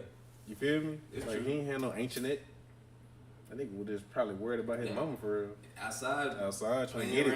Oh my God, nigga trying to get it. Damn. But still, though. So these niggas got privileged to be bored and to like wander. Nah, for real though. You know That nigga had to go. He had to go get it. He had to go make a way. These niggas, boy, they grew up. What, nigga? Them niggas was on the internet probably when they was fucking 5. Nigga, them niggas was probably talking fluently at 3. But they had the whole damn show. You feel what I'm saying? They had the damn Deion Sanders show. You feel me? I used to watch this shit. Come on, man. Bro, them niggas was. When you grew up, bro, when you got bread, bro, when you be able to have kids and everybody's relaxing, your wife is relaxed, nigga, and her body's relaxing and this shit, nigga. Yo, you relax. Say you relax, nigga. No bullshit. Nigga, that shit gonna get to that kid, nigga, to that baby. Nigga, then boom, nigga, like, you gonna have 3 of them. 3 of them. He got with three sons, 3 sons, 2 girls. I'm talking about athletes. All of them. All of them. That's how you know you centered. He played ball.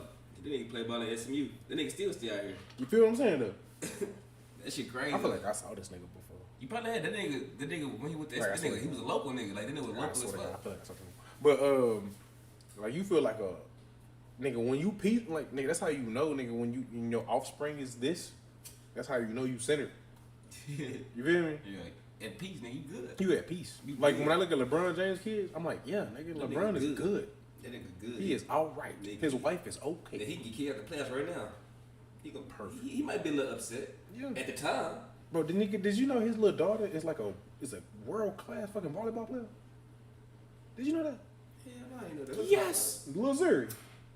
I remember. And you know Bryce a baller, 6'7". That nigga, he gonna be way better than fucking Bryce. But anyway, you feel me? Like, I think that's what Brian went for. Brian can't wait for Bryce. Shit, that's what 5 years. Cause that's the killer. Like Bryce, have you seen the nigga who? Yeah. That nigga got the killer. Yeah. He got that. Like he got the dog. That nigga got a shot. Bryce that has. Bryce ain't got that dog. I mean, Bronny ain't got that dog. Bryce got it. No, Bronny ain't got that dog. Bryce got that. Cause Bronny's the one that came up right. Bronny the one that came up under him. You know, the young one. The young one's got. The young one, that's the one who gonna peep everything. On God and go get to it. He gonna see how Bronny act around like to the shit. Like, nah, I'm acting different to that. Like, I'm over here with it. Yeah, I'm muscled up on it. Yeah, I'm finna be the dog. And he caught that nigga. I'm talking about in height. That nigga 6'7". Nigga caught him quick too. Quick. Caught him in 2.5 years. Nigga seen 6'7", nigga, and got a dog in him. Nigga be hoping. Nigga, you know why I see the dog again? Who? I see that whole barking, bro. I see that whole trying to rip out that nigga, bro. I swear to God, I see that shit. I can't wait for this nigga to just turn. Just finally, I can just see it, bro. Where you say he going? I don't know. Oh, he had I don't know. I know he be talking about goddamn the boot going out there. Let me see what doing. He posting that, and they be talking about T-State. That nigga probably was with a female right now. My bad, Stream. Fuck it, we chilling, nigga. That nigga probably fuck around be at a damn game or something at school. Fuck around be at a baseball game. You know how that nigga be good there. Yeah. That nigga active in the damn school sports. This nigga stay calling me shit. Playing phone tag and shit. Bro, me and William now be playing phone tag. I ain't talked to this nigga in like 2 weeks. Damn. But we called each other like back and forth. Like, that nigga, I call him Monday, he'll call me back Wednesday. I miss it. He'll call me again. I miss it. I call him back. I'll double him up on the Saturday. I double him up. Miss it. He'll double me up on a fucking Tuesday. Like, fuck. Shit, some schedule when you a parent, Yeah. It's just, and I'm a teacher too. So like, nigga, I be as nigga. Sometimes this nigga hit me right after work. Oh, can't do it. I got a whole student in front of me, dog. My bad.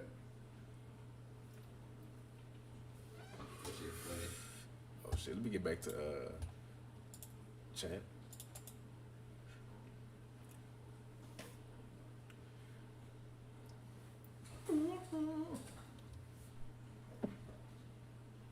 Did it?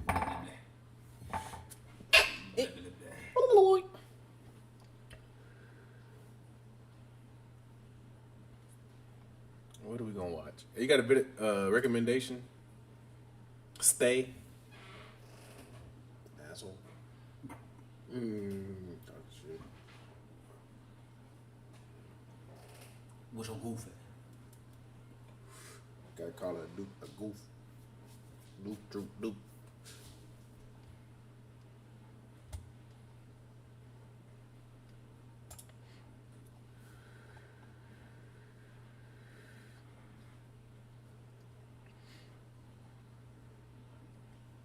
I ain't gonna lie, bro. You don't even feel like WrestleMania weekend.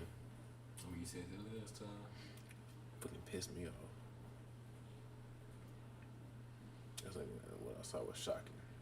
Oh, this is my shit. Tell you, bro. You know, I was remember we were talking about a few months ago Talking about the like ancient civilizations and shit like that. Remember we were watching them fucking videos and shit? I think I do. It was over here. Nah, it was over there at your crib. Nigga, we were watching like about the dinosaurs shit. Graham Hancock. Yeah, I do remember that. So, that was a month ago. I said months ago. Oh, okay. I think it said a month ago. Oh, no, months ago. So, Göbekli Tepe is like hundreds of thousands of years old before Christ. Right? This is the people we're talking about? Yeah.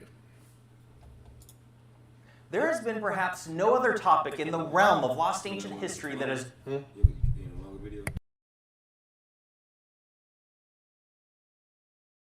You trying to get longer? Nigga, we off the bar. What the fuck you talking about? Alright. Bro, you trying to get... This whole steel, this is down there. A full wood steel, nigga. What the fuck? Bro. I be diving in them hoes. Bro, if you want me to go ahead and take you up in there, I'm gonna take you up in there. Pause. Pause. Goddamn. Pause. Mute. It looks AI generated. Stream malfunction. Let's see. I watched that one. Which one? The Rogan. And I watched the. You watched the whole thing about it? Or you talking about just that video? I watched that whole video. In my I was sitting in the living room while working, watching that whole. It was another one. Go back up. It was. Did that white dude have glasses in that first video? Go up.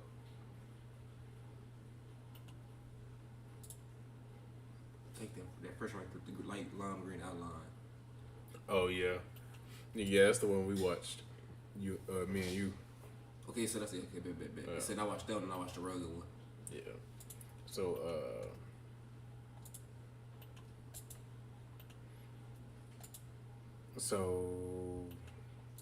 let's say, what is the best? I talked to ChatGPT about this shit before. I'm trying to see what's the best information. I'm trying to see what this nigga talk about. But if you trying to say you trying to get there, I don't know what this is.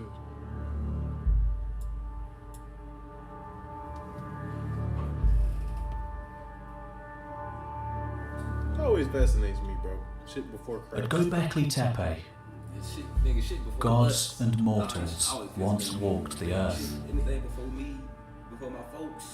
So the old stories must surely once have told. I be driving in the car like, damn. Looking at like this shit completely different way back in the day. Of the rituals, festivals, and sacrifices of those ancient days. Holy fuck. I can't do that. The ancient days. Got them Discovery Channel shit. Got a nigga talking. Bro, you dragged, bro. I just need to get straight to the action, my nigga. There has been perhaps no other topic in the realm of lost ancient history that has garnered more controversy over the last year than Göbekli Tepe. And as many of you may recall, I made a series of videos addressing an assortment of highly controversial issues pertaining to the world's oldest and what is arguably the most mysterious ancient site on Earth, including the inexplicable lack of excavations and that only 5 to 10% of this site has been excavated over the... Hey, bet after, you know what? Bro. You into true crime? Nah, I'm talking about like real. The topic, true crime? I'm talking about true crime. You know, it's an actual show named True Crime. No. I'm talking about like the topic true crime. Yeah, the topic, yeah, that's yeah, you into it? Yeah. You into it? Yeah. I'm talking about like true crime. As far as like crime. What do you mean crime? No, like I'm talking about crime. Nigga, think about the crimiest crime could get. I'm thinking about crime. Like, so you other two. Okay, I fuck with true crime, yeah. I bet. That's all I watch, nigga. You see, nigga. Nigga, And I'm talking about crime though. I'm telling you that, just crime. And crime. The worst crime. Nigga. When I say crime, I mean crime, nigga. The worst type of crime. Nigga. Jesus Christ, crime. Nigga, I'm scared to play this on. Nigga, well, she got it on YouTube. Nigga, I can go ahead and do it on the tube, nigga. But, nigga, that shit crazy. Holy fuck. Nigga, y'all can think this shit. I usually have my phone over there plugged up just like that, nigga. Up. Shit gonna die. Which video?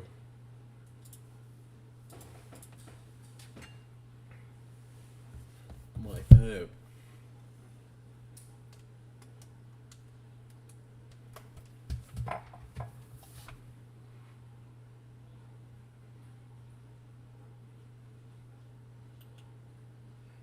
That's a lot of SA, bro.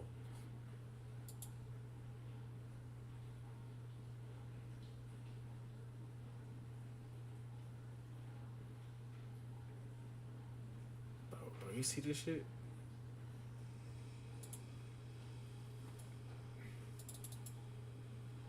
Dude, this shit is wicked, bro.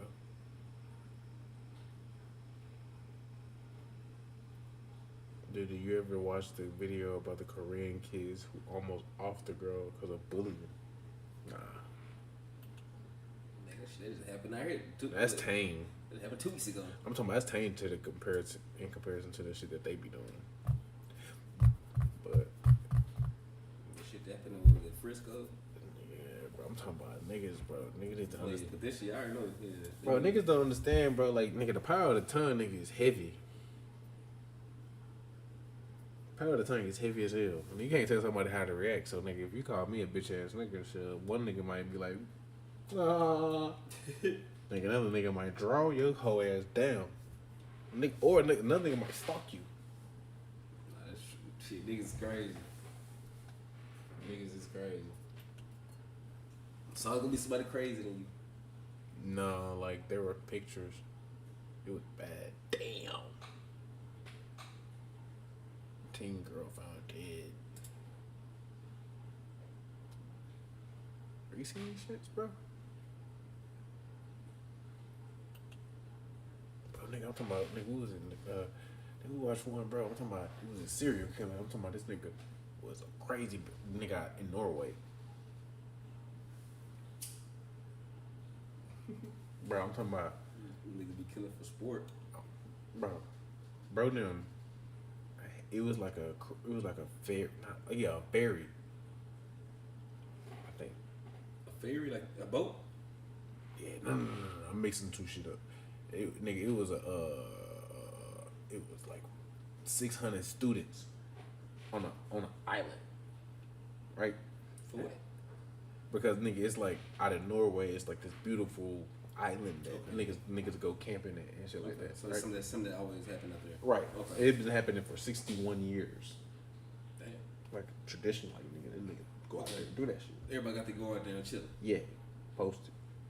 This nigga, I'm talking about, it's a random dude. I forgot bro name. You know what? Fuck it. Andres, I think, some shit like that.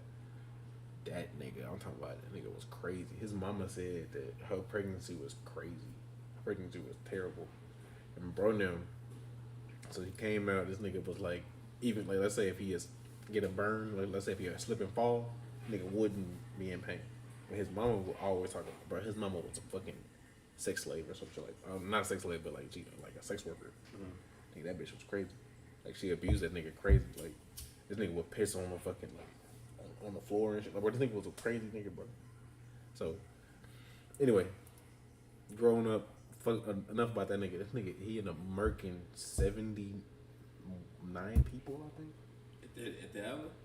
Yes, bro. All in one day? One day. Fuck. I'm talking about like standing over people. And nigga wrote that whole like, this nigga bro. He had a gun? Yes. Multiple, like a lot of ammo. This nigga like keep playing for this shit. That's premeditated shit. Damn. It was 100% pure. A nigga wrote a fucking 1,500 word. I think it was or longer, 1,700 or some shit like that. Word manifesto. and send it out to like 101 people or something like that. A whole bunch of people.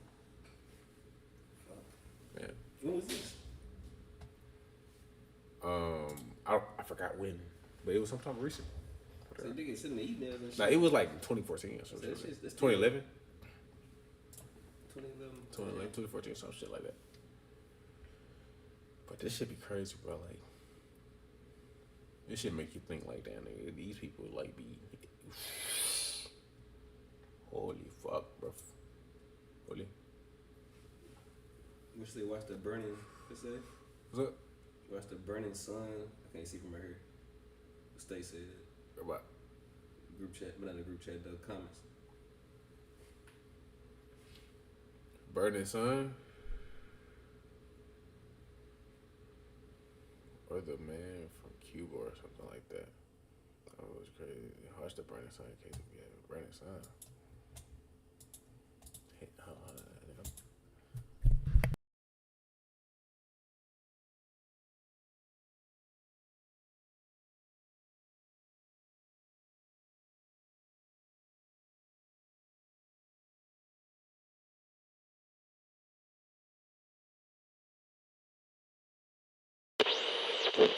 Bada bing.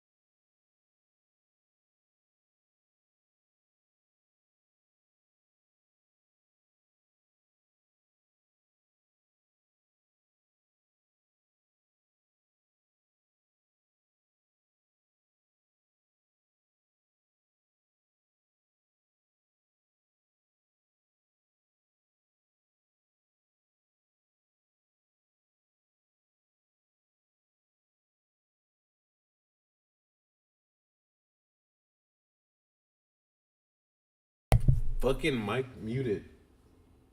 Wow. Fucking mic muted. Wow. What a day. What a fucking day. One of them streams. Wow. I ain't gonna lie. I was asking which one was it? Whole time. I was talking to them. Wow. Watch the motherfucker reply back quick. Quick. No, idiot. Stupid. Retard. You could have been watching the video. We could have been watching. Smith, you're fucking an idiot. Nigga, fuck you.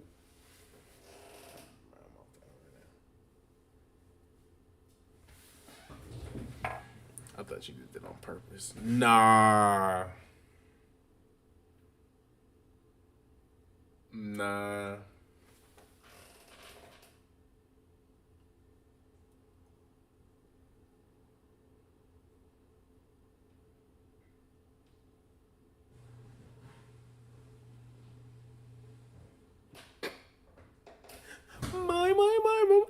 Shit crazy. I knew it. Bro, it's like, bro, you know what I need to do? I need to make my audio chat bigger. Yeah, I need to elongate that bitch so I can see it. Cause if I see that shit,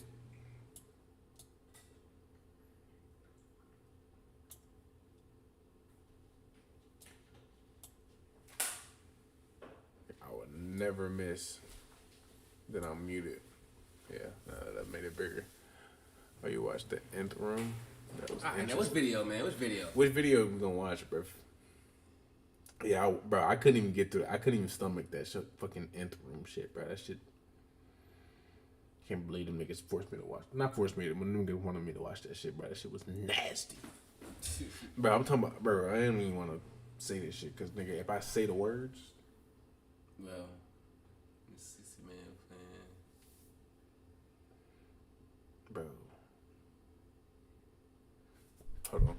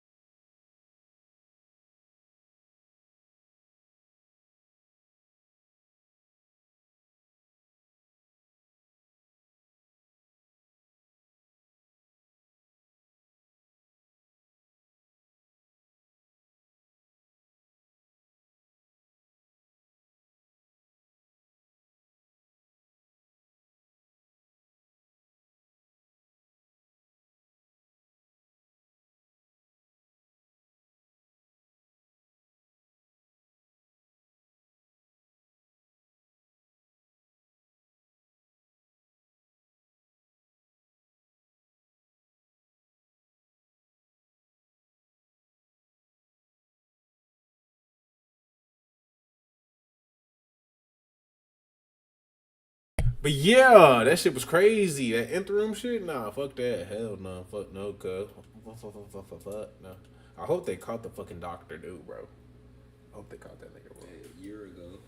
When all this should take place? Fuck, I don't even. Man, play one of these videos. Stay taking too damn long. Stay is taking too fucking long. The response, dude. No, I'm talking shit. I'm bullying. TikTok employee helps sadistic nanny gives it.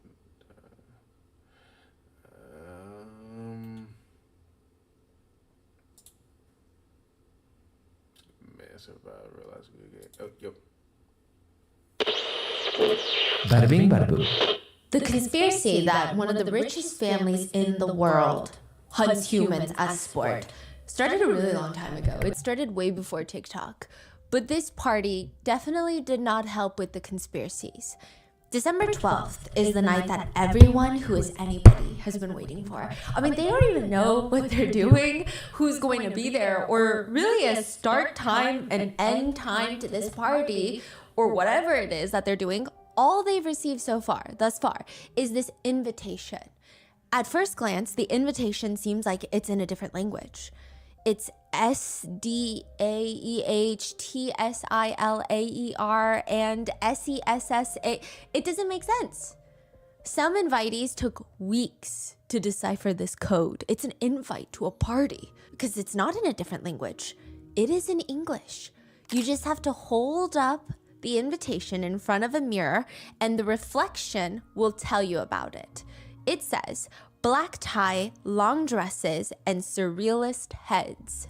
People spend weeks having the top designers handcraft surrealist heads and masks for this gathering because it's a party. Damo, we are watching Rotten Mango. We are watching, we are watching Rotten Mango. True crime.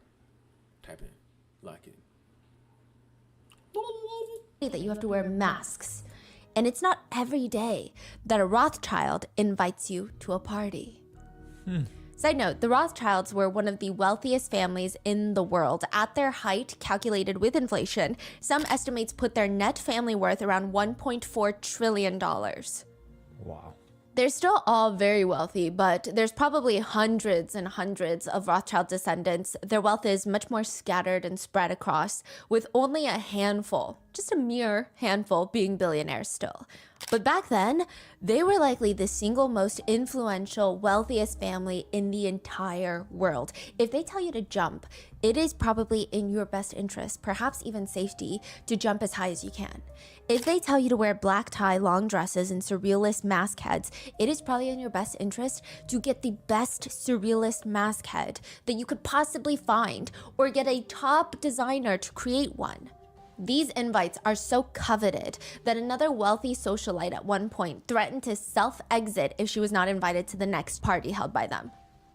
I don't know what the guests were expecting, but when they get to the chateau in France, I mean, it's hard to miss the house, by the way. 80 guest bedrooms, a library with over 80,000 books, with about 30 square kilometers of dense forest land surrounding this chateau, which that amount of land is about the size of a small city or a quarter of Manhattan, or maybe if you combine all 4 Disney theme parks, Magic Kingdom, Epcot, Hollywood Studios, Animal Kingdom, into one, that's how much forest they have.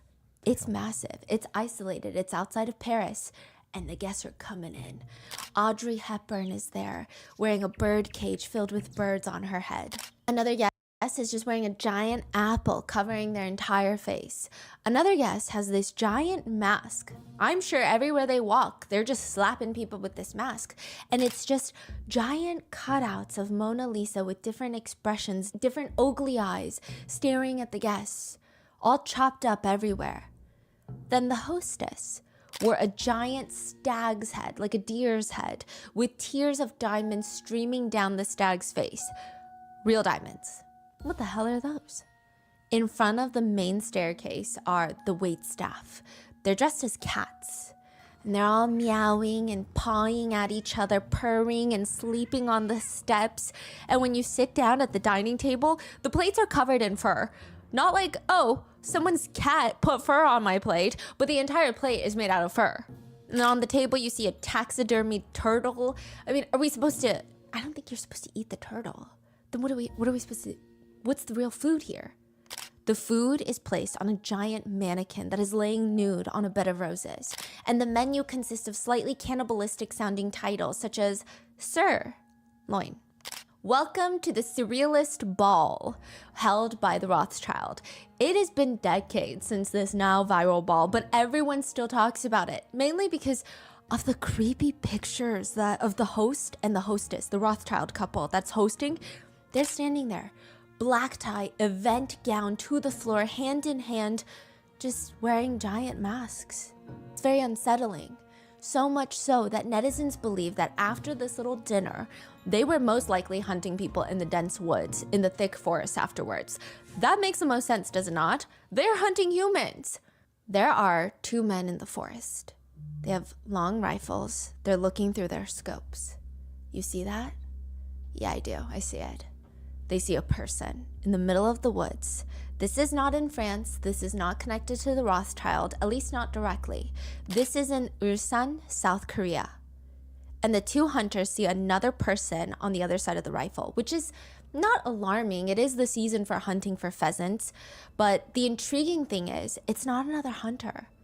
Wait, look, there's more. There's more people. There's a lot of people. And then there's another one and another one. Seeing a few people in the middle of the woods at this time should not be the most alarming. But when you see nearly 100 people in the middle of the woods gathered, it's weird, it's intriguing. The hunters get closer. It looks like some sort of construction site. Maybe they're building out here. I mean, again, it's not too strange. This is a developing area. They're about to walk back when one of them stops. No, something's weird about this place. The next day, that man alone, one of the 2 hunters, comes back. This time, instead of a rifle, he starts bringing a telephoto lens and he's shooting pictures. If you look from afar, this feels like a regular construction site. It's very typical, but once you get closer, there's a dog. 13 dogs, German shepherds. They're not watching the woods though. So imagine a construction site and you see 13 dogs. Would they not be watching the woods for anyone coming, I don't know, to loot, to take stuff, to stop them from developing? I don't know, right? You would expect that they're watching outside, but they're watching the construction workers.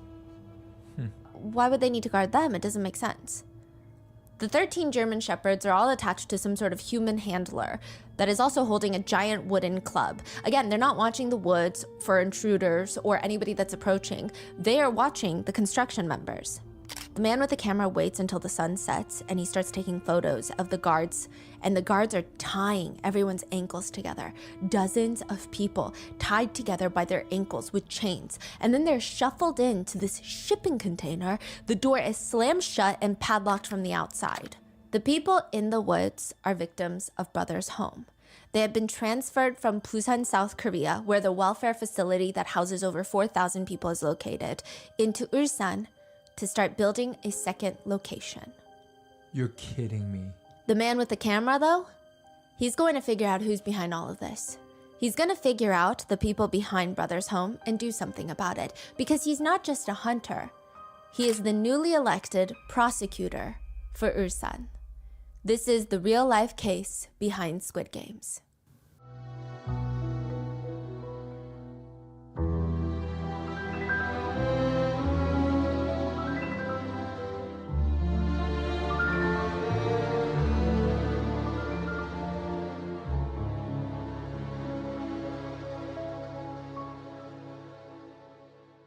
We would like to thank today's sponsors who have made it possible for Rotten Mango to directly support a survivor of today's episode. This episode's partnerships have also made it possible to support Rotten Mango's growing team, and we'd also like to thank you guys for your continued support as we work on our mission to be worthy advocates. We did a deep dive in today's episode. They conducted interviews. They translated the survivor's book, The Surviving Child, written by Han Jung-sun. He's a huge part of the case. We will refer to him as Han, which he explains why he even wrote this book in the first place. He says, no media outlets try to directly talk to the welfare center victims. No one has listened to the victims' stories about what actually happened there. It seems like they didn't even want to try listening. So in the end, many citizens have no idea about the reality of what's happened. One last note, this is part 3 of the case. This is the final part. In part 1, we went through the torture games of the Brothers Welfare Center, which are very similar to Squid Game. In part 2, we did a deep dive on what they do with the 551 plus dead bodies that were at the facility, as well as some of the torture methods and what happens when you escape. And in this episode, we're going to go in depth on the wealthy benefactors of these games, the facility, if you will. So with that being said, let's get started. There's been a lot of recent conspiracy theories surrounding Squid Games, like how BTS's V is going to be in season 3 of Squid Games. That's a huge conspiracy. I guess theory, not a conspiracy. Or like how everyone is related, that the old man player 001 from season 1, the old man, could be the father of our main character, Ki-hoon, or as well as the father of the front man, the one that facilitates the games in the all-black guard suit. So there's so many conspiracies of what if they're all connected. There's also the conspiracy that the front man, he's infiltrated the games to just presumably teach the main character a lesson. That at the end of the day, all humans are the same. That if given the chance to do what the front man does, or the chance to be a VIP, they will choose to do that. Or a really crazy theory that there's this old lady in the 2nd season. She joined the games because she needs to make money so that she can pay off her son's gambling debt. And her son is also in the games, right? That she might be the wife of the old man that started the games. There's so many conspiracies. There's a character in the game that happens to be heavily pregnant. Naturally, there's theories about her and her unborn baby.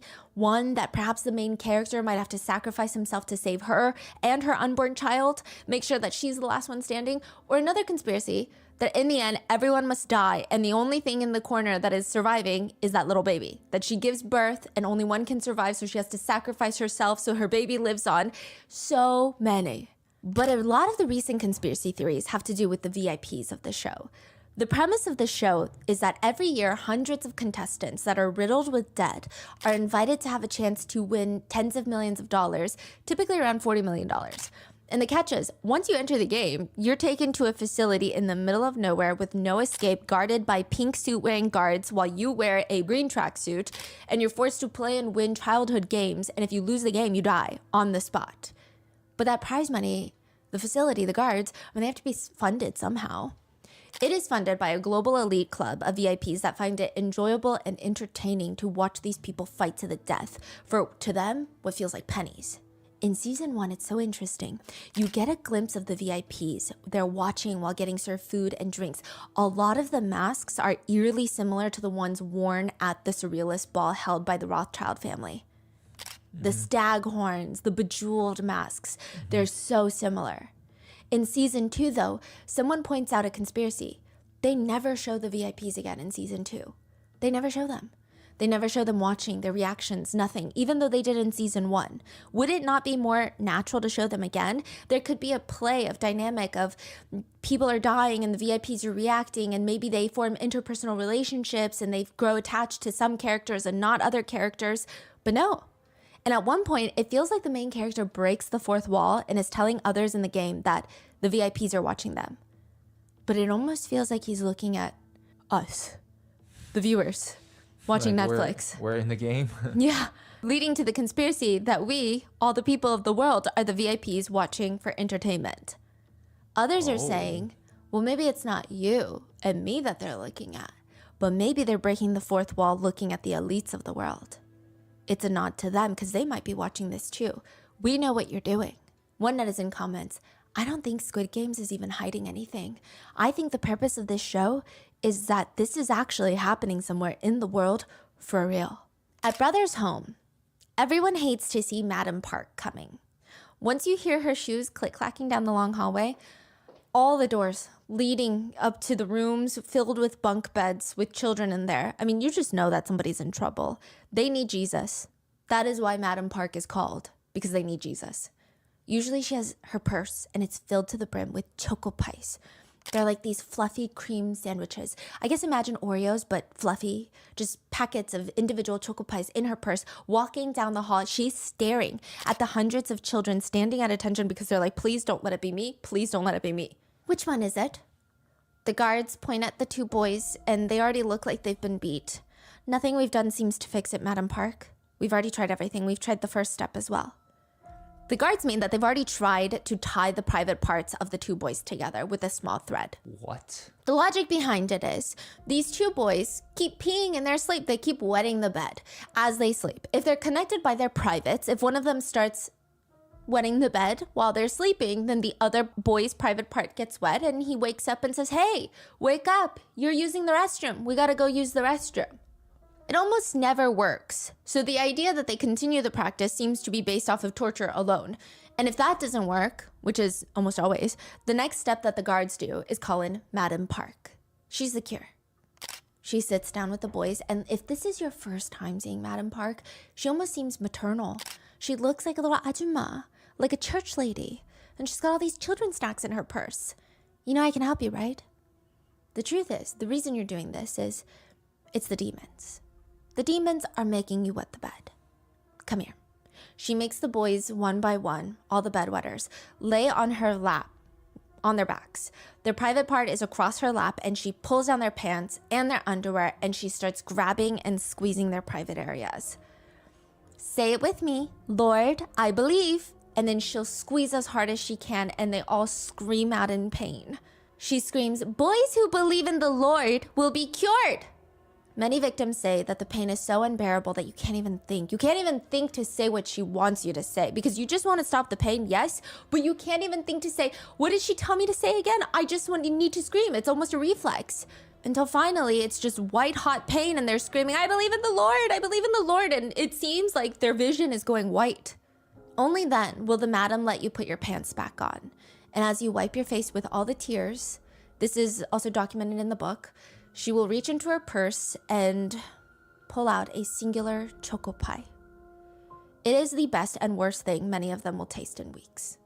Han, the author of the book, if you watch the first 2 episodes, he's the survivor that authored the book that was used for source material, but also he's the one that was trapped with his sister. He and his sister were taken to the brothers' home by police officers after their father dropped them off one drunk evening. He just didn't know how to take care of the kids anymore. Han, like many of the other survivors, he has these nightmares. But this one feels different. Like you're being watched. I mean, it's crazy how humans can feel the feeling of being stared at. Han opens his eyes, and right in front of his face are 2 floating eyeballs just glowing in the dark, unblinking.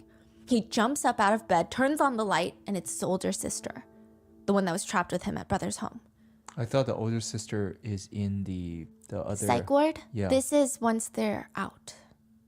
They're trying to live together once they escape. We're gonna go into detail on how they all escape. And he turns on the light. Shine, what are you doing? I told you we're supposed to sleep now. Yeah, I'll go to sleep. But when Han looks up again, she's not asleep. His older sister is just sitting there staring at the wall. Some nights she laughs at the wall. Other nights she cries at the wall. Whenever Han would ask her, Shine, why are you laughing? Why are you crying? She'll turn around and tell him stories about their lives before brother's home. She never talks about what happened at brother's home, at least not in these moments. Han says, there was a time I thought about just killing everyone. For me, I had nothing to lose. It was entirely possible to do it. I could have become a psychopath that society could learn to fear. I could have. Instead, he thought, well, why don't I just start small? I'll just kill one person first. I'll kill my dad. Because he thought, he's the reason that we're in brother's home. My older sister, who was so smart, so very kind, ended up in brother's home, put on psych ward meds. I mean, she lost her mind in there. She was beat every single day. She was tortured in ways that, Han was tortured the same way. They were both essayed. It was a lot. The whole thing became more complicated when Han finds out that his dad was also trapped in brother's home later, but that doesn't make things better. So over a decade after they're released, Han decides, I can't do this anymore. For the past decade after brother's home, I've just been floating around. My sister is still not my sister, like the sister I remember. I gotta do something. So he goes to see his dad with a knife. He says, I visited my father. He didn't realize I was his son. He didn't recognize me, but I recognized him. And at the time I was carrying my knife. My intention was to kill my father. I asked him, do you remember sending your children to Brothers Welfare Center? He responded, I remember. I had no choice at the time. It was difficult. Again, his father does not recognize him. He asks, sir, what do you think Brothers Home was like for your children? Do you think it was a nice place for your kids? Han said if his dad said anything along the lines of, I think it was okay. I think it wasn't the best, but it's okay. He would have killed them right then and there. He would have, no second thoughts about it. His father opens his mouth, looks up at Han. That place was not a place for humans. They broke my ribs in there. I was beaten badly. I feel, and Han could see the guilt in his dad's face, and for a second, Han is holding the knife in his pocket, but he thinks, what if I were my dad? Would I have done the same thing? What if I had no money? The government said, the Olympics are coming. We want to help clean up the streets. We'll take care of your kid. We'll feed your kid. We'll educate your kid for you. Your kid will be better off. Would I send my kid there? Maybe, because it's the government. And they both stare at each other, and before Han asks, who do you think I am standing in front of you? I don't know, some government official? Are you here to monitor me or something? I'm your son. Han writes, my father's eyes suddenly lit up. He looked up at me for a moment and then suddenly lowered his eyes. After that, he didn't say another word for 3 years. I think he was tormented by guilt. Han tells his dad that he'll be back to see him. And since then, Han has visited his dad every single month in the psych ward. After being released, Han's dad has been left in the psych ward. And on Han's way out, he throws out his knife. After escaping Brother's home, the biggest memory Han has was being in Brother's home, and the words were just ringing in his head. He didn't even know what he was thinking about. It just kept saying, with a knife. He would wake up, and in his mind, it would just say, with a knife, with a knife, with a knife, with a knife. And he initially thought, once he gets out, okay, I'm going to kill everyone with a knife. Like, I've lost my mind in there. I'm going to turn into a psychopath so that people will listen to me, and I'm going to stab everybody with a knife. And then he thinks, no, I'm just going to kill my dad with a knife. That's what my brain was telling me to do. But now he realizes, with a knife, that feeling, I just want to carve out my painful memories with a knife in my head. He wishes he could just cleanly cut those memories from Brother's home and throw them away. And for 25 years, nothing happens until 2012. A man named Vincent steps into a taxi, a cab in Los Angeles. He offers the cab driver a very interesting proposal.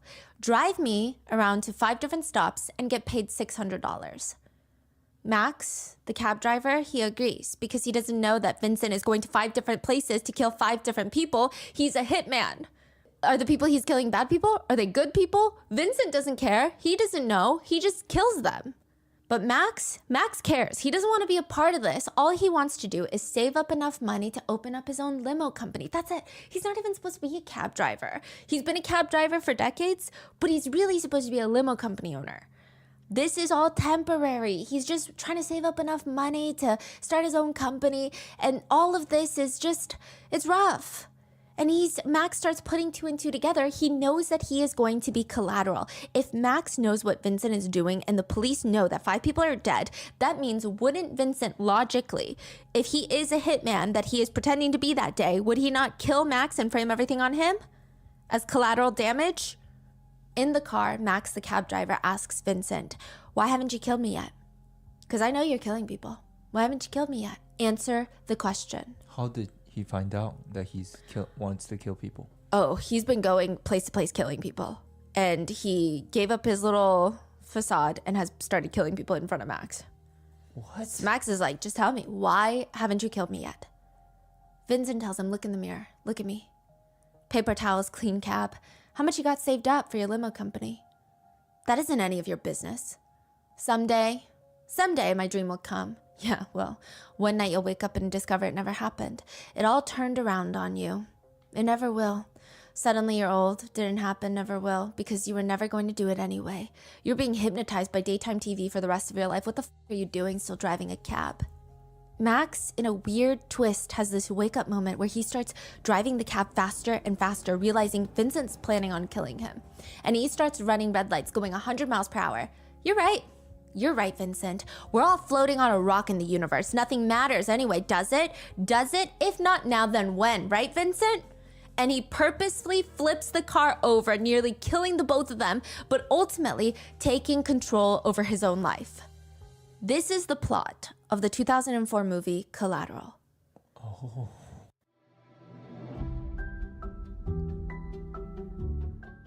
Sometimes New Year's resolutions feel unattainable, unrealistic.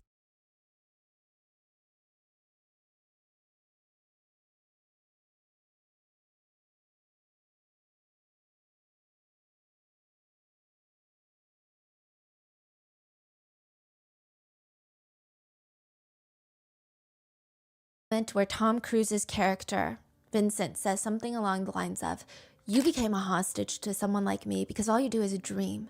To achieve your dream, you should have done everything, but you didn't.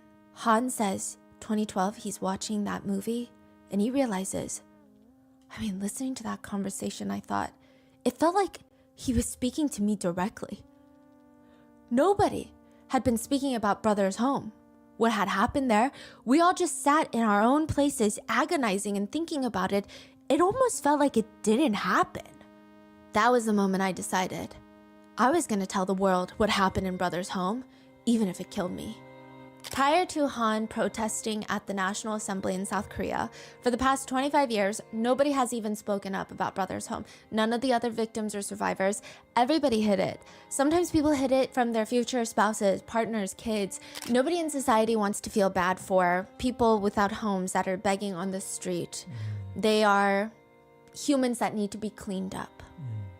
The stigma was so strong that the victims, once they escaped Brothers Home, being tortured for years, forced to play these weird torture games, some were left permanently paralyzed. Some had each of their teeth plucked out one by one for fun. They have no teeth. Most of them were essayed by guards every night for years. They're forced to do manual labor, and yet they can't tell anyone about it because they're going to be judged.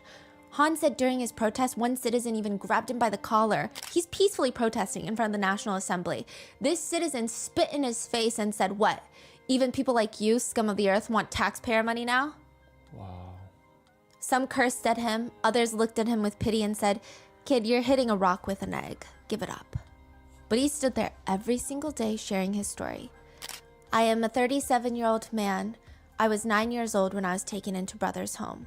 This is the 9-year-old me speaking. Please listen. I have no idea where my life went wrong or why I have to live like this. Being born as one in billions, I wonder if I might have been sent on some kind of mission. But looking at myself now, it seems like I have no mission at all. I'm just pathetically aging. Han explains that his dad and sister are now confined to a mental hospital, even after being out of brother's home. They cannot adjust back to society, and there's nothing that he can do to help them. All he can do is visit them, using what little money he has left to buy snacks. And he splits them exactly in half. If he accidentally purchases 3 of the same snack, because sometimes the supermarket does buy 2 get 1 free specials, he has to either eat the 3rd one or keep it for the next time he visits. When our researchers went to interview Han and his sister, they told the researchers that they have a really hard time sharing food. They all do, most of the victims from brother's home. In Korea, when you go out to eat, you often order family style, meaning you order like a bunch of big plates, fish, beef dishes, veggie dishes, and then a big thing of rice comes out and you all put onto your little plate and you eat kind of like a Thanksgiving meal, but that's typical for a lot of restaurants. Han and his sister don't really feel comfortable, and they preface this because they don't want to make our researchers feel awkward. They say it's, after years of fighting for our food and eating from a single dish, sharing can be very stressful. Wow. Like subconsciously, we feel that when others serve themselves, of course we want them to eat, but we feel like our own portions shrink, even though we know logically now we can just order more food, but it's really hard. Han will have to monitor his sister's water intake throughout dinner. She almost has an addiction to liquids, mainly water. Back at brother's home, the water that they had to drink was extremely unclean. There were little squiggly things that were alive, moving around inside, swimming. Flies would get in the water and drown, and that's the only water that they received. So whenever Han's sister gets water to drink, she drinks it excessively to the point where it hurts her stomach. Our researcher noted that Han's sister has a very young charm about her. She behaves more similarly to a younger girl, even though she's in her 40s now. She has very high emotional intelligence, and she's very attentive to others around her, asking how she should properly address them. One thing they noticed is that she has these really long, graceful fingers. When she picks things up and puts them down, it's like someone who's done ballet for years. It's very elegant. But then at one point in the dinner, she looks at her nail and then just breaks it off. Just like that. Unprompted. It seems perhaps to be a stress response. Just like other interviews with other victims that we found online, Han's sister will stop talking about her experience at brother's home to medicate. She has at least 8 pills that she takes 3 times a day. Some are antidepressants, anxiety meds, other psychiatric meds, and Han interestingly takes none. He tells our researchers that the doctors are actually more concerned for him because his sister is medicated so they can try to stabilize her condition, whereas for him, he can't be medicated because he's trying to take care of his sister. But because he has all of this trauma and no way of really helping, not that medication is the only solution, but it just puts him at a higher risk. But Han will do anything for his sister. He says when he first got her out of the mental institution, this is after brother's home, she was sent to another mental facility. He fought to get her out, and she wanted to go back. He realized, they're at the hospital. You can't eat when you want. You can't skip meals. You don't make choices. So the real world, all the freedom to make choices was overwhelming her. He said it reminded him of, those beautiful birds that have their feathers plucked out to prevent them from flying. And over time, even if no one pulls out their feathers, they pluck them out themselves. It's like a bird locking themselves back in the cage because it feels safer. But now she's learning to love her freedom. And Han asks her researchers, what kind of colors do you think people like us like? People like me who have gone through all of this. Think about it. A lot of people will say we like dark and gloomy colors. But most of us, the victims and survivors of brother's home, we all like really bright colors. When thinking about how he even survived brother's home, he says, I think it's from my sister. I think it's because in this world, only my sister loves me without discrimination. But still, how did they get out of brother's home? The prosecutor in the woods has pictures of what brother's home is doing to their victims. In fact, he has multiple pictures. The ones that he took when he stumbled upon the construction site in the middle of the woods. I mean, this is a slam dunk case. Are you kidding? Chaining people by the ankles, throwing them into a warehouse, locking them up, padlocking it from the outside. The prosecutor thought, my thoughts on this were quite simple. This is a very serious crime. Even confining and forcing one person to do labor is a very serious crime. Confining and forcing hundreds into labor, there's no room for excuses. We have to launch an investigation. He gets a search warrant for brother's home. He says the first thing he noticed when he walked into that massive compound, 60 plus buildings in the middle of the woods in Busan, the smell. It's like human grease. Like you don't wash your hair for a few days and it starts to smell like scalp, but so much worse. Every building is darkly lit. He says, the team that I went in, the prosecutors, we couldn't believe that a place like this exists in Korea, even though we were standing there, seeing it with our own eyes. During the search warrant, they find the massive safe in the back, the size of a bank vault, where they found $8 million with a ton of foreign currency in there. And the prosecutor is looking around like, bring me whoever is in charge of this place now. The prosecutor himself can tell what kind of power he has because everybody around him starts hurrying.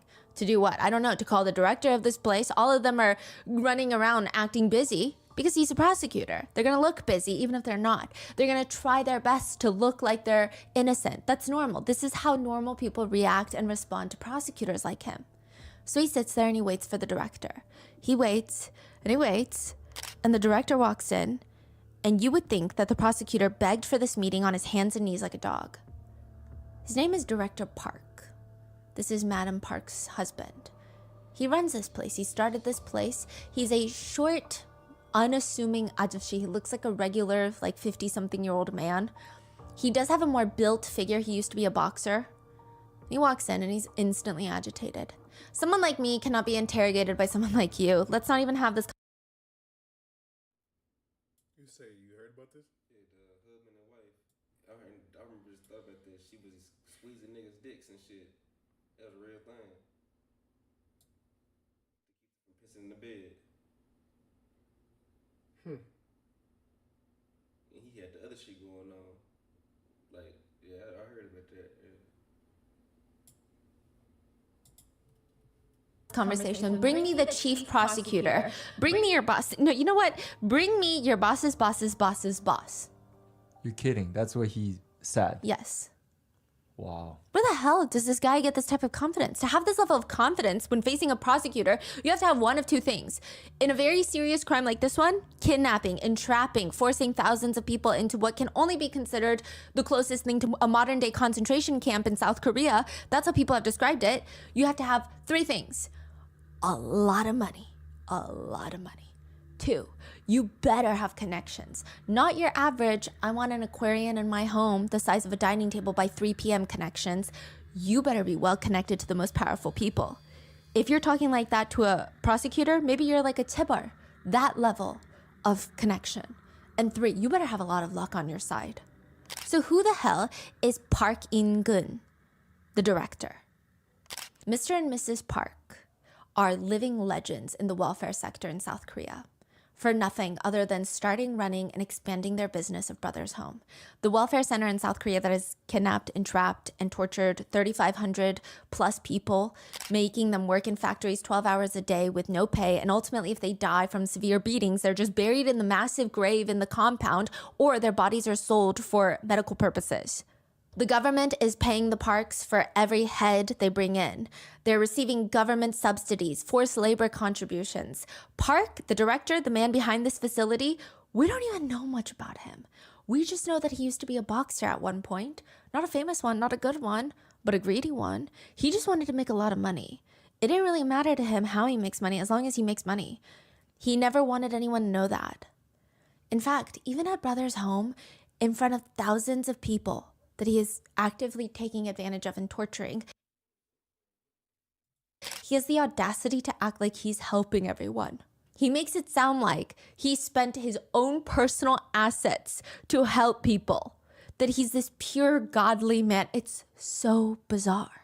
And nobody could complain because they knew that Director Park was very close friends with the then dictator Chun Doo-han, the dictator of South Korea.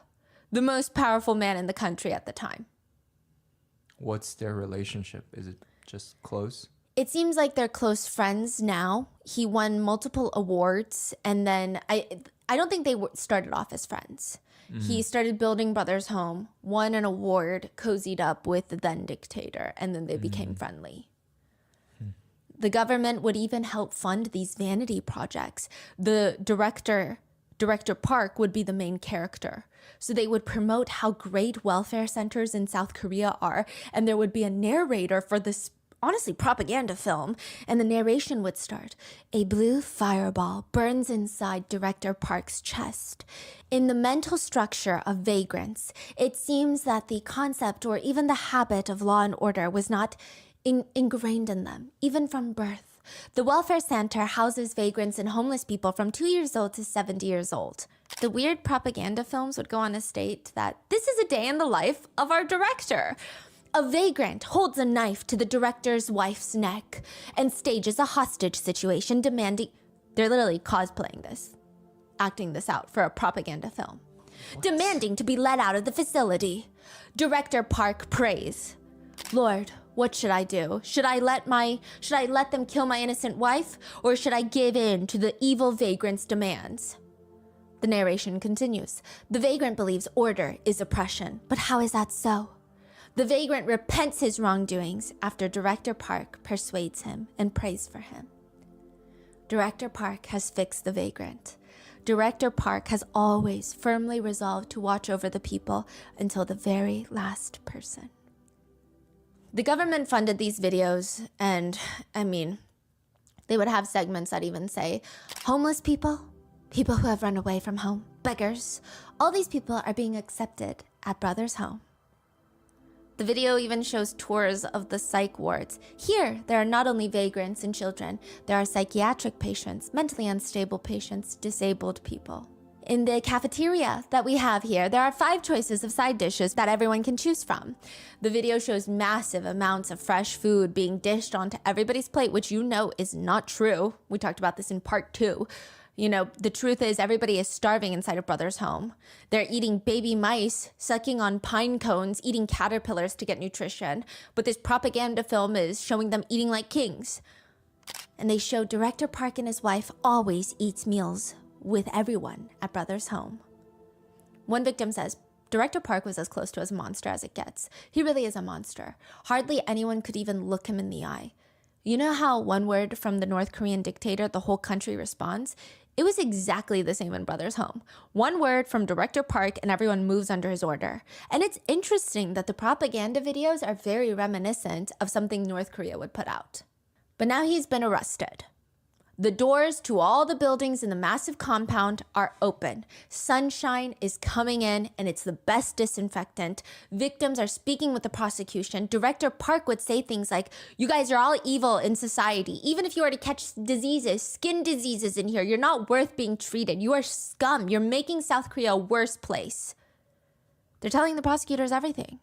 If someone tried to escape, Director Park would tell them, you are a social evil. And then they would be beaten in front of every single person at the mandatory church segments every single Sunday.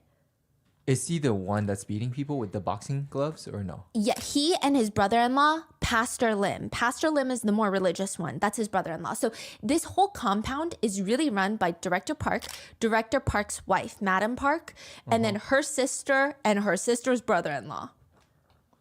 Her sister's brother-in-law. Yeah, it's like a whole family business. And they're just beating people with a boxing glove while running this religious church camp. And Pastor Lim was, okay, I don't even want to call him Pastor Lim. Lim, he was technically the pastor at the church, and he did this, a lot of victims believe he did this because they say when you're a welfare center in South Korea at the time, no one internationally wants to donate. But if you say, hey, we're a Christian welfare center in South Korea, a lot of Christian churches in America and overseas would donate. And they would just steal the donations. Yeah. They would even run these big campaigns of, these were kids without homes. And we took them in, and now we want to reunite them with their families. But we need money to do that. We need manpower. So a lot of people overseas was donating to the church. And there was a victim who came forward and said, I was a child with a home, parents and siblings. I just couldn't understand why I was there, why I was being trapped in this place and being robbed of a proper education. I clearly gave Pastor Lim my home address and phone number. I even told him, my parents run a Chinese restaurant. Here is where you need to go and look. They took me to a different neighborhood, found a random Chinese restaurant, threw me in there and said, hey, owner, is this your kid? The owners shook their head because obviously these are not my parents. But they took that as proof that I was not wanted by my family, so I needed to stay in Brothers Home. They documented this for people that were donating. As for embezzling, it's pretty clear that that is what they're doing. Another advocate says the brothers' home embezzled money by finding loopholes in the government subsidy payments. So when it came to food purchases, for example, they would receive enough money to feed 3,000 people. They would only purchase food to feed less than half of that. They got to pocket the rest of the money that's supposed to be spent. The first trial found Director Park guilty in unlawful confinement and embezzlement charges. Oh, they're actually taking in all of them. Mainly just Director Park. Okay. He was ultimately imprisoned for 10 years, in prison with a $500,000 fine, which is far too lenient. But the problem is, Director Park appeals that decision and it goes into a second trial. The second trial results in, instead of 10 years in prison, 4 years in prison. And the new fine is $0. The sentence is then reduced by more than half and the fine vanishes. And just like that, 600 people died in Brother's home in 4 years. That's all he's getting. Yeah. But this too gets appealed. And finally, his ultimate final sentence gets boiled down, reduced to 2.5 years in prison and $0. The main reason for the reduction being they argued that the unlawful confinement charge, there's no proof. They're saying there's not enough proof that he was holding people against their will, which is about as unhinged as if I were to see a kangaroo building a 3-story house in the middle of Central Park. It's just absurd. The logic behind it is not making sense. One victim says, I was a living victim and witness to all the terrifying and horrendous abuses that were happening in there. And that wasn't enough? What power do we have? The prosecutor was being bullied by the mayor of Busan as well as the dictator at the time to drop all the charges. So it seems like there was a lot of just corruption to let him out. Mm-hmm. In 2.5 years, he is released and they continue to open up more welfare centers. What? And get government subsidies. In Squid Game Season 2, the main character tells the game makers, you take advantage of desperate people with nowhere else to turn, and you watch as they die one by one to entertain your clients. You say it's their decision to participate like you're trying to sugarcoat it. You act like you're running some charity event. The front man responds, anyone who died was simply a player who lost the game. Trash eliminated from the competition. And as we speak, the world is filling with more and more trash. You still don't see it. Excellent point. Koreans' unjust society is just crazy. And I ain't gonna lie, people do be fucking like dick sucking Korean culture all the time. Especially over here in the US. Niggas be cock sucking that shit. But then if you look at like behind the scenes of them fucking Korean groups, that shit is terrible. Terrible sandwich, by the way, man. Terrible sandwich, by the way. Terrible sandwich. Yeah, bro, this is the real games. Bro, she ain't even got into the fucking games yet, though. You know what I mean? She talking about bro them. Oh, but this is only part 1. Ooh. This is only part 1. Nigga, it's a 3-part series. Holy fuck. Nigga, this is just the beginning. Oh, nope. The beginning, nigga. Not the beginning, nigga. The beginning, nigga. Squid Games, nigga. There are so many cases where victims are overlooked because of social media status. What do you mean by that?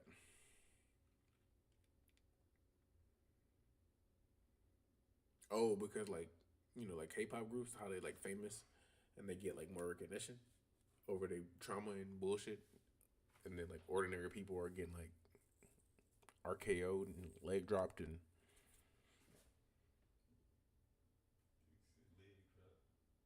motherfucking me last righted, chokeslam, Mickey, Batiste the bomb, nigga, pedigree, nigga.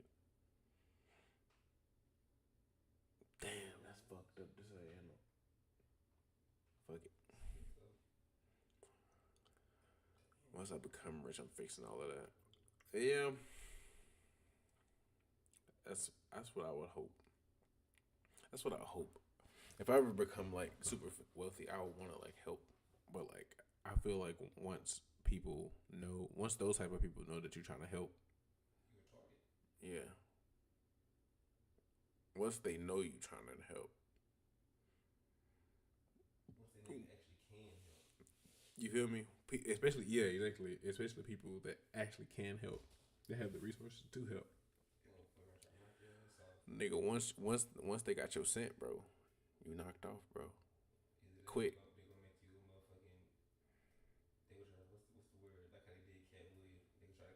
Yeah, they gonna try. Yeah, and then one, exactly.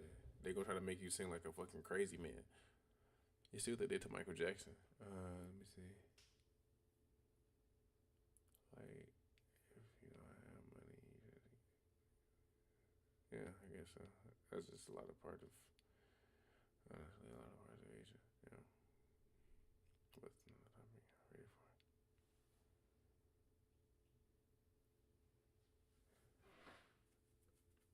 Yeah, bro. I don't even think it's just Asia or just a continent.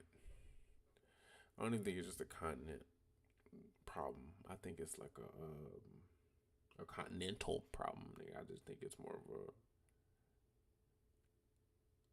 human problem. Nigga, we got problems everywhere. And tell me if my fucking if I'm too close to my mic. But for real, I don't even think it's a continental problem. I think it's more of a us problem, bro. Like, niggas, we don't be having good parents and shit. And then some of us do. And then they just like, what's that nigga name? The nigga that was raping men and killing them. Bundy? Bundy, right? Ted Bundy, different nigga. That's motherfucking Jeffrey Dahmer. Dahmer, yeah, Dahmer. Bundy, nigga, that nigga Ted, that nigga was killing it. Killing women. Yeah. He had a thing for the same exact woman too. Yeah.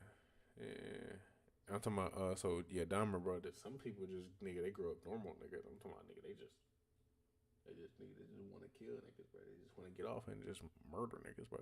So it'd be like little shit like that, bro. So, bro, some of us is just born on that other side of the bell curve, bro.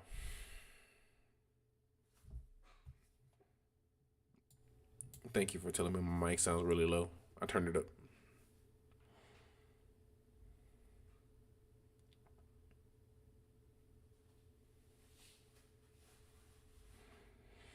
I mean, bro, you got to think about how, like, this the capital from that you get from painting that picture of Korea like that. Lady. China, Japan, because look at their skin tone. If I'm not trying to be like, bro, you feel me? I guess I gotta say it, but like, this is just my personal opinion. I feel like when they are like of lighter skin complexion, of course they're gonna try to like make it seem like that they're more Hello Kitty. You know what I'm saying? Like, marketable towards the average person, because that's what the West tries to sell, and that's what they try to sell. It's a different type of, I'm not trying to get too conspiratorial out here, but it's kind of real. It's not even conspiratorial, that shit just real. Right?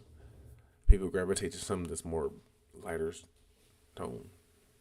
Biologically, that's just human. And so that's what it is. Is like, you're not gonna push a bunch of dark people. And I'm not trying to say that like I wouldn't, but like in a fair world, yeah, nigga, you would. But they try to make this world as if like it's, oh, these people are so good. These people are just fucking adorable. Nigga, they make good pop music and nigga, they over there fucking body slamming humans, bro, for entertainment. In real life. Slave niggas, bro. It's crazy. Bro, that shit, Smith, this isn't school grounds. Share your thoughts. Hey, I ain't gonna lie to you. I could just let off. You fucking right. I could just let off. Stereos that missing. Yeah, bro, but like stereotypes are a real thing. That's the problem, bro. See, this is, bro. The problem is, nigga, stereotypes is real.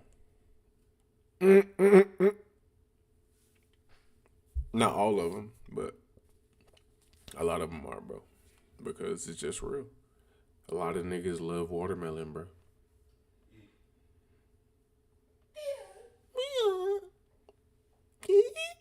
It's just the facts, bro. A lot of niggas like lighter skinned women, bro. Sorry. It's fact. Nigga, in fucking Nigeria, skin bleaching, skin lightening is common culture, bro. Fuck is you talking about, bro? You feel what I'm saying? That's a fact. You feel what I'm saying? Like, I work with multiple from Nigeria. bro, this is.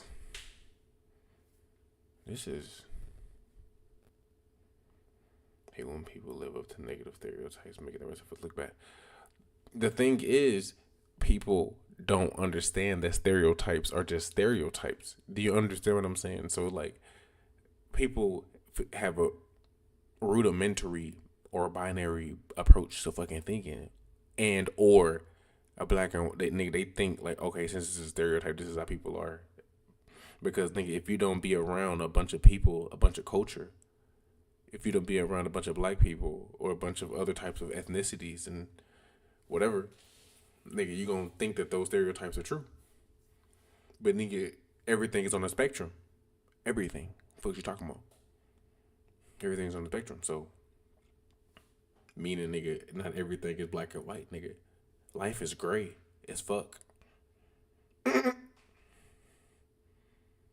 Especially like niggas and Mexicans and white people. Fuck.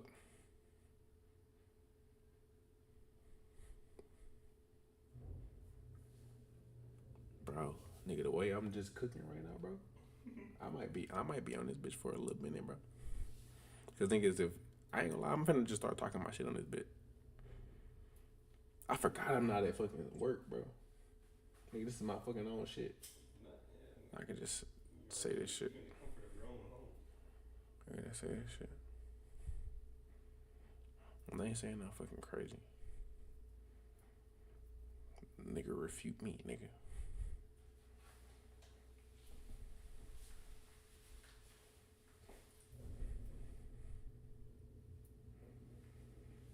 I'm trying to tell you, I think they don't. I think on weekdays they start towing like late at night. They told us, and I forgot the rules, but like, and I think on Friday nights they don't even tow. Yeah, I think, but they start towing like late. Niggas 10:41. Them niggas probably not gonna hit this bitch till like 2. I heard some big. I thought someone driving. Whatever noise was. Different group.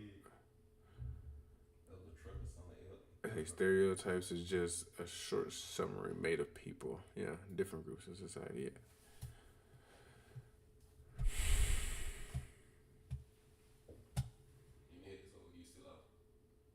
I'm finna tap that up. I'm really finna pull up another drink. That's what that was? Yeah. Jesus. Hell no, bro. You still streaming on Monday night? Yeah. So, should I get off stream, chat?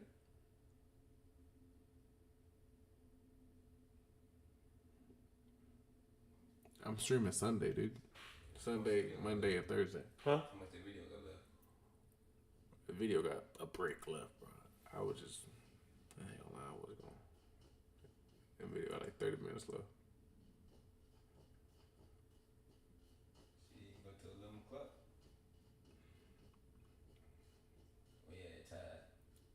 I'm not really tired, bro. I'm just really like it's whatever like they on, bro. Like I stay up if not chill. If they chilling, but if they not chilling, then I'm. I just got here, but I don't mind. We got one. It's only 2 people. Damien, we got one.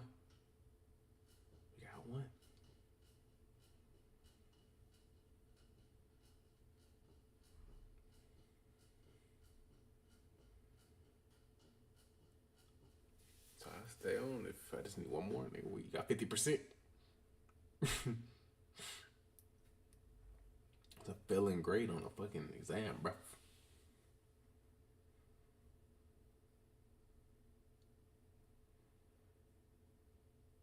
Free Will Smith. Oh my God. All right, bro. Well, here we go.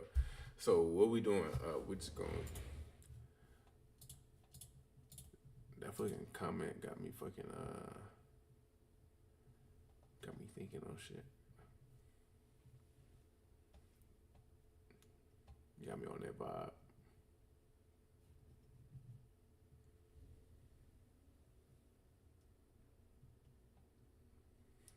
I ain't gonna lie, chat. I like this dude right here. I like the way that nigga be he on shit. Pause. So let's see what he talking about. But now we have a whole new generation of men that are finna enter into the academic spaces, right? And so then what's the next thing? We got that hustle culture shit. Now we seen this pop off around 2016, to be honest. This is the rise of people like Gary Vee, Grant Cardone, Earn Your Leisure, all these different people that, and one of the things that they would often say is like, fuck college. Like, you don't need college. Tony Robbins, fuck college. You gotta chase your dream. You gotta chase your passion. Now what that does is equate education with a waste of time, but incentivizes labor and instant gratification. Yeah. Delayed gratification of getting a 4-year degree. But the accomplishment and the journey, no, that's not what they say. They want you to get out there, hustle right now, apply yourself. I went from niggas that say goofy shit. I went from $10 to $10 million in 10 months. Bullshit. How? What's your connect? Selling drugs? Yeah, who's your connect? Because it ain't God. Yeah. I ain't never seen nigga go from 10 to 10 million in 10 months, but they do shit like that because it's alliteration. It sound good. Yeah. This is my 10x theory. This is how it went from $10 to 10 million in 10 months.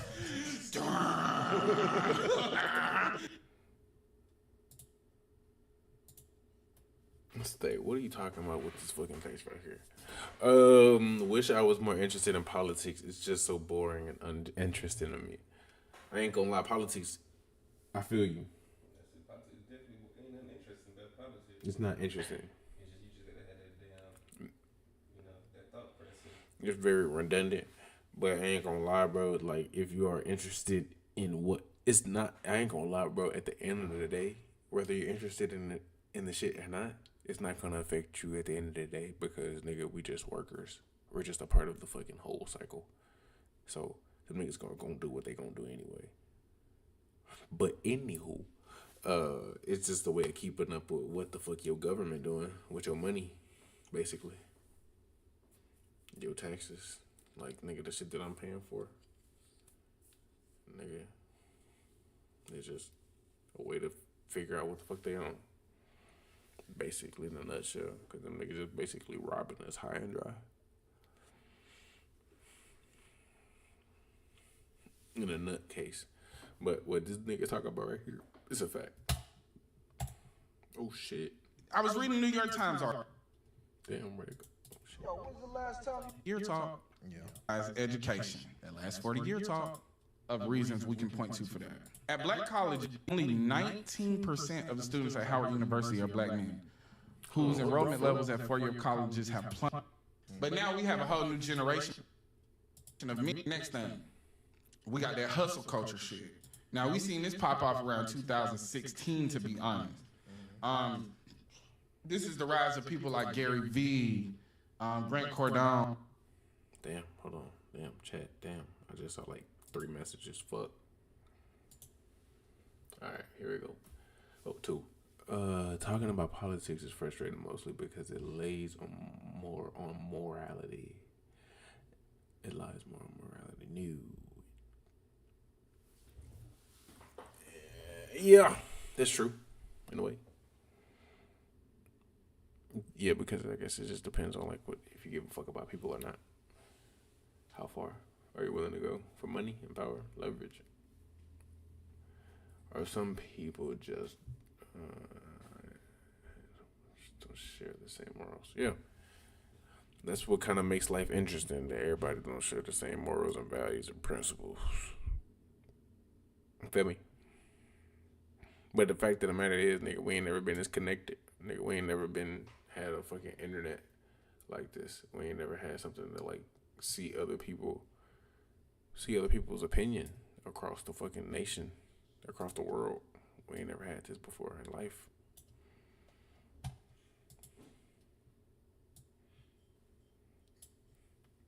Feel me?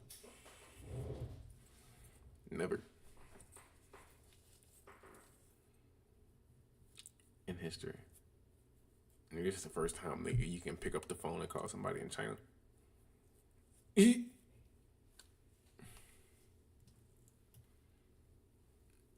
So you gotta think about shit like that. It's like I don't know, bro. You gotta think about shit like that. This is different. We're in a different sphere, dog. Anywho. Earn Your Leisure, all these different people that, and one of the things that they would often say is like, fuck college. Like, you don't need college. Tony Robbins, fuck college. You gotta chase your dream. You gotta chase your passion. Now, what that does is equate education with a waste of time, but incentivizes labor and instant gratification. Delayed gratification of getting a 4-year degree. But the accomplishment and the journey, no, that's not what they say. They want you to get out there, hustle right now, apply yourself. But that's a bro, he contradicting himself right there, bro. I ain't gonna lie, it sound like, in a way, it sound like he kind of hating. In a way, I ain't gonna lie, it sound like he kind of hating because it's like, nigga, if you go out there and hustle, grind, and get it, it's not instant gratification because, nigga, you hustling, grinding, nigga, until you can get there. It's not instant. You gotta hustle. Or is he talking about the instant gratification of like the small dollar on the hustle until it all adds up until the big delayed gratification? Because at the end of the day, because hustlers don't have a small mentality. They don't have like, all right, nigga, I made my little 400, nigga, I'm good. I made my little rack, nigga. Nah, nigga, they want to keep running that shit up. Until they can't be ran up no more. What the fuck? Nigga, Jay-Z didn't finesse the whole fucking world thinking that he's an upstanding individual. And this nigga just let fucking Kendrick Lamar call this nigga Drake a pedophile. Because nigga, that nigga Hope said, nigga, it's only gonna be one of me, nigga. Fuck you talking about? But anyway. So glad I was born in this day and age, like transition era. The transit, yeah, it'll probably be your generation. You think it'll be that generation, fool? The 16-year-olds, 17, 18-year-olds of the world? The generation? You think them niggas gonna be the generation to push back and... Ain't they part of our generation? Let me go from 98 to 2008. Yeah, but they at the tail end of this shit. It's like us in Millennium generation, and Florida generation. Like, we at the tail end of that shit. Well, nigga, you definitely not in that shit. I'm at the tail end of that shit. You feel what I'm saying? Nah, you did all shit. Yeah, but they shit lasted in 97. My shit is like in that bubble area. May 98. But yeah. I was looking at that shit a couple months ago. I remember like the exact years to that shit. He got, Generation Alpha, that new shit. I'm like, what the fuck, man? Damn, Yeah. Shit keep going. That shit fucked up. So I'm glad I was born in the transition era. Yeah.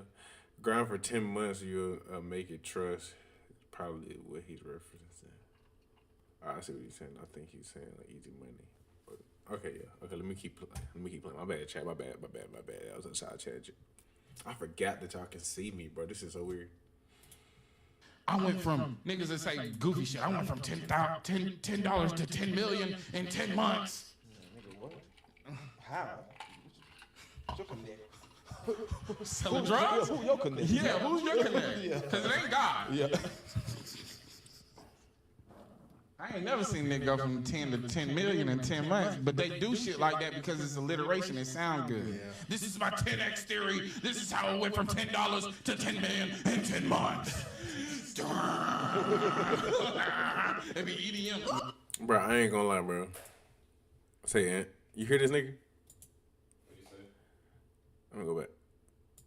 To 10 million in 10 months. Do shit like that because it's alliteration. It sound good. Yeah. This is my 10x theory. This is how it went from $10 to 10 million in 10 months. Right? Bro, so if it was up to me in my classroom, I would talk about shit like this all the time. And I'm gonna bring in, like, next week, I'm gonna bring in some shit like this into the classroom. Nigga, this would be like, nigga, I'm finna really thug on it. You know what I'm saying? But, like, I tried this shit last year, just a little bit.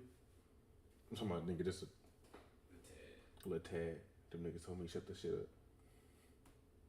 So the next school, nigga, I'm finna go all out.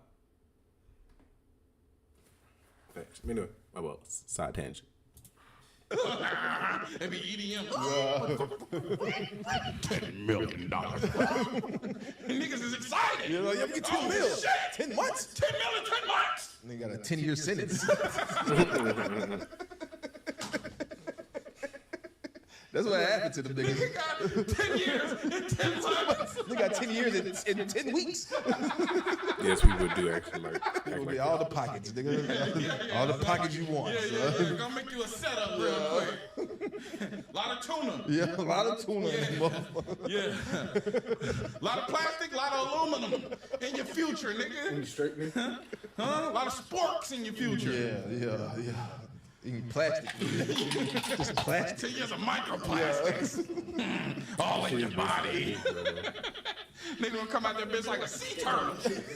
No, basically.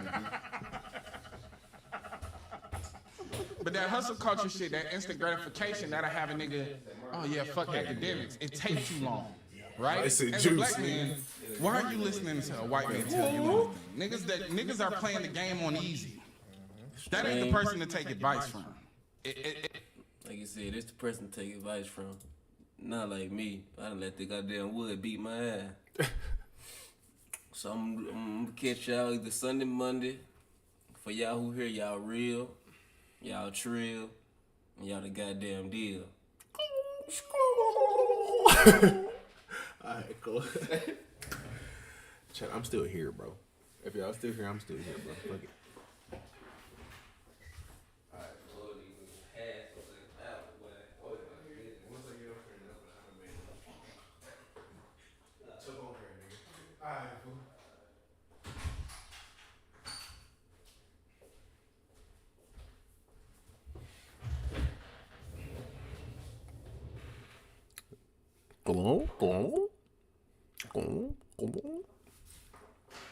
Alright, let's say yes, people do actually act like this.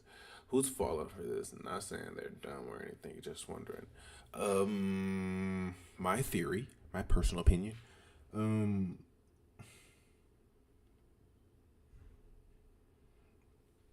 people that are either very risky, very risky, take risks, that want to live on the edge, people that don't understand or don't have a good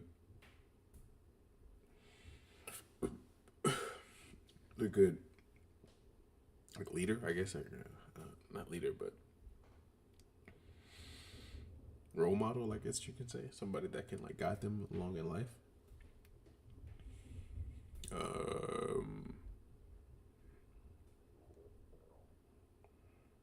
And I don't know, something along those lines. That's what it is. If I hear the word seminar, I'm out. Yeah. Yeah, I don't attend no seminar. Nah. That's a scammar. Yeah. Yeah, they finna have their way with you. Niggas got a pamphlet for you in there. Shit don't even say nothing. This the whole pamphlet. It's 3 pages. Yep. Dreams, goals, motivation. That's it. But now we have a whole new generation. I ain't gonna lie, bro. I do. I like the way this dude talk, but I ain't gonna lie. Niggas do act like that, and I know niggas in my actual life that act like nigga, they got a pamphlet, nigga. Dreams, goals, nigga. Just think, this is what life is, nigga. We gotta hustle for this shit, bro. No, bro. It's really not like that, bro. Life is not like that. I guess if that's what you make it, you can make it. You can make your life anything that you choose to be, but life is not as binary as people think it is. That's why I said life is what you make it. But if you zoom out far enough, life is binary in a way, because if you zoom out far enough, it's only two choices, yes or no.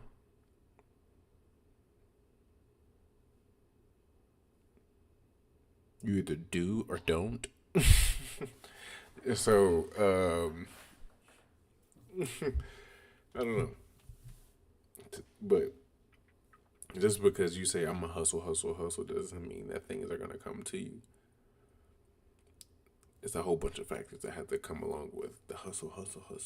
A lot of luck, a lot of timing, a lot of networking.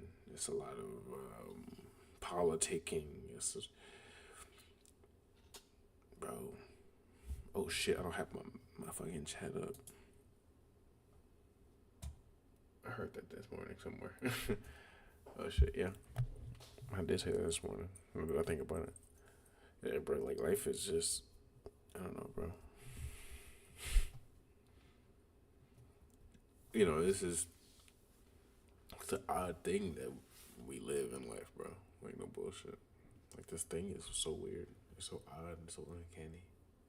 Oversimplifying makes anything feel better. Yeah. But that doesn't take away the complexities of it.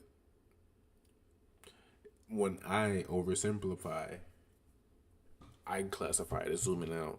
When I oversimplify it, that's me understanding that, okay, there is a reality. Yeah. But that's me understanding that there is a reality that we live in. No matter how you feel about it. Jafifi. Oh shit. Put this right here. Forgot. No matter how you feel about this shit. Let's see what else he has to say. White people think that we're just supposed to sit by and allow them to brutalize us. They had that whole protest on April 5th, right? So who's the real victim of Project 2025? Because when you think about it, you're being used and you don't know it. Because you're too ignorant and you have too much cognitive dissonance. Like I said last time, you operate on a serial level of cognitive dissonance because you don't know what it's like not to be number one. And the whole time, you ain't been number one, you've been poor. Sackler family, they saw that coming. Oh, no, we'll just call it a disease so we can keep that money flowing. No, it's criminal when we on drugs. But guess what? Again, we bounce back. This is the jealousy. This is why everybody hates black people. Regardless of what our circumstances are and what we endure, we are experiencing joy. Oh, we gonna have a good time regardless. White people don't look like they're having a good time. And you know why? It's a fallacy. They understand it's a fallacy. The white supremacy is a fallacy. You're saying I'm supreme, I don't feel it. You're saying I'm supreme, and I don't see it. If you're so supreme, why is there a need to always push others down, to kick others down? Why? If I'm supreme, I really actually don't concern myself with people that are inferior to me.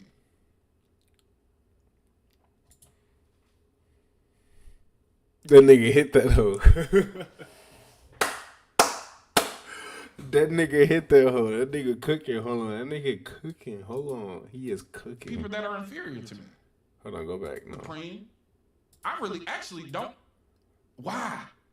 If I'm supreme, I really actually don't concern myself with people that are inferior to me. You know it in the back of your mind, it's a fallacy. Look at what they do with the beauty standard. Keep white women sick. Because a white woman's idea of beauty is real thin with the titties. Ugh. Now, Kim Kardashian came through and hit y'all with the trick bag but you can't achieve genetics through plastic surgery. Okay? Understand that. This is a history of addiction, a history of inbreeding. This is not the standard, guys, and we know that. Oh shit! You say, dang, everybody going through it except for me, of course. I don't know. I'm glad that you don't go through it, bro. I'm glad that you don't experience any trauma or anything, bro. I'm actually like happy for that. And you're a black kid. That actually like makes me like excited. I mean, you get to live a carefree life, and you should keep doing that. You know, and I see like when people like try to like roast you and shit like that, like nigga, you taking it all in jest, bro. That shit is fucking amazing. You see what I'm saying? Like, I don't know. That's something like relieving about that. Like you can just like be like nothing bothers you, and that's good, and that's like you should like nothing. I don't know how you're at Pinkston. I don't know what's going on, but you may be fucking trolling, but bro, good. If you're right, that's fucking amazing. Like my cousins are like that, bro. Like they lived in a fucking mansion. And like I love, like I'm not jealous of my cousins whatsoever in the slightest. Like I'm glad like that my uncle and my aunt were able to provide them with this beautiful life. You see what I'm saying? But they are, and I'm glad that they weren't actually, but they didn't have to experience some of the things that I had to experience. Now that I've grown up, I'm thankful that they didn't have to, like, especially like William and Winston. Jesus. Not to say that they didn't go through anything, because they definitely did. Anyway, because if they watch this back, bro, I ain't trying to talk shit about you, bro. I'm close minded. Yeah, bro, you gotta be aware. Bro, I thought Pinkston was a good school. I was scammed. How much can I say? Because this is my digital footprint. I'm going to withhold my comments about Pinkston. I'm aware of a digital footprint. You feel me? If I wasn't let go at that school, I would love to be at Pinkston. Like, that's just the fact of life. Jeez. Jeezy. Bro, I ain't gonna lie, bro. Them boys that's running my fucking TikTok fucking streaming page, bro. Them boys need to get it together, bro. Like, I need some more clips.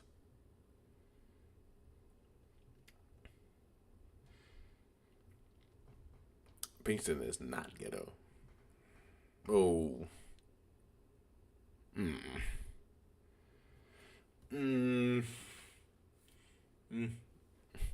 But it's like, it's just,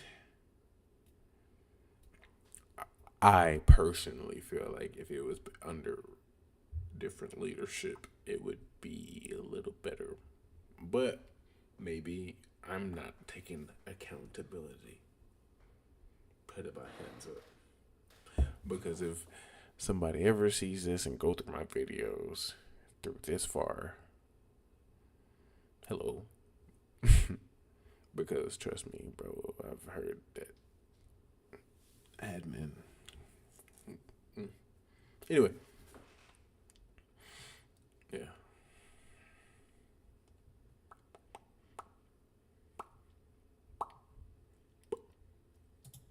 That and everybody else is. I'm gonna go take a piss. I'm gonna let this video run. My standard is black women. I mean, you don't even gotta go to the doctor, huh? Go look at her grandma. She fine too. She bad in the bitch. We have a host of problems, but their beauty standards is unachievable, and especially for us, we have to create our own beauty standards. Like, this is the thing. We're in a space. All right, cool. We understand what the play is. We're gonna wipe our slate clean, and we're gonna start building our own blocks. And if they come fucking with us, we're gonna respond. We're gonna respond. When we defend ourselves and they try to paint them as a villain and we go support. We can't undo the situation. But the financial support overwhelmingly for the family. Come on, this is a good kid, bro. He's a track. He's not gangster. He's a track. He's on track. He holding up an airsoft gun. Whatever. He's a kid. He's recreating what they see in media all the time. This is what rappers do all the time. When white people are hunters, they love showing our big trophy game. They actually be out here killing shit. Trophy hunting, not even for food. Fucking up the environment. Fucking up the ecosystem, fucking up the environment, as they have done since they've been here. Niggas are the reason for the Dust Bowl, because they killed all the goddamn buffaloes, so that the goddamn Native Americans wouldn't have a food source. Not taking any risk. Overwhelmingly, you're being used and you don't know it, because you're too ignorant, and you have too much cognitive dissonance, like I said last time. Hold on, what was he saying? Killing shit. The family, come on, this is paint him as a villain, and we're gonna respond.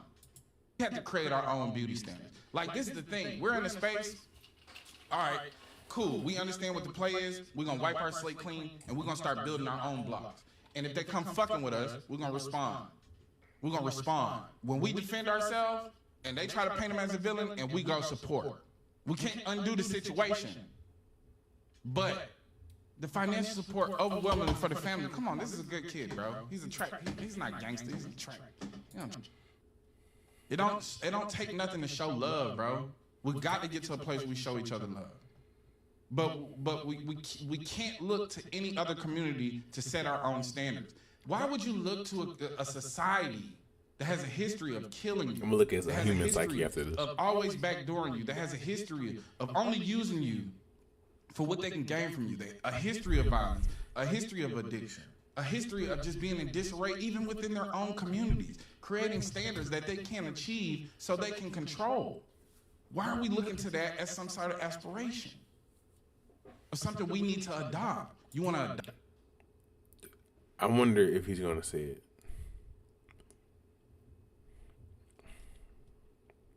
I said a question that you know why we look up to this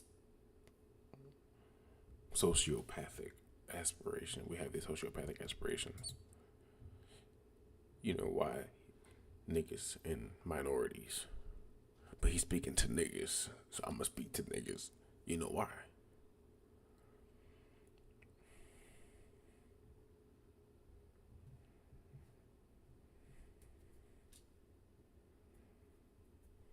Anyway, how many dark, maybe I need to be in the space more, but how many dark people have a platform on TikTok like him?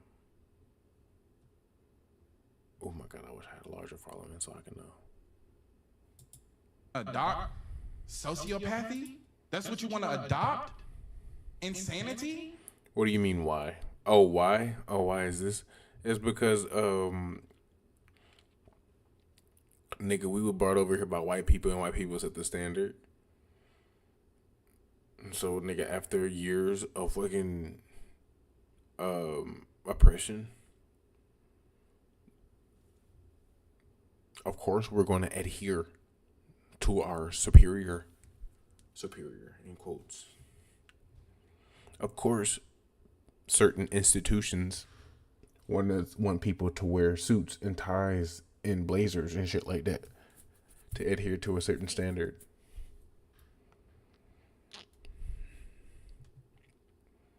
In an environment full of non-standardization.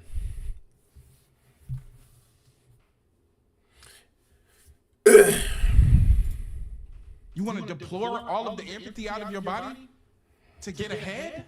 This is not something to aspire to. Everything that we need is already within us. But we have to channel it towards each other. Everything that we need is already in us. Oh my God. I'm gonna let that man cook. Let me stop. My bad. If we can excuse the racism of these communities to try to find humanity in them, then why can't we look towards each other, knowing our history? It's detailed, We understand how it's divided us. We understand the lasting effects it's had on us and why we treat each other the way we treat each other. And we understand how those things are used in media to continue that, to push that narrative. When we see each other in person, it's really love. It's actually love. I actually go out and see black people and feel loved, feel welcome, feel like I'm within community. I feel comfortable when I walk into a space and there's a lot of black people in there. I love that. That's why I'm comfortable at. I'm uncomfortable when I walk in and I'm the minority. Don't want to be there. Why not? This is my problem. This is my problem. Why don't you feel comfortable in those when you're in a minority? Why don't you feel comfortable?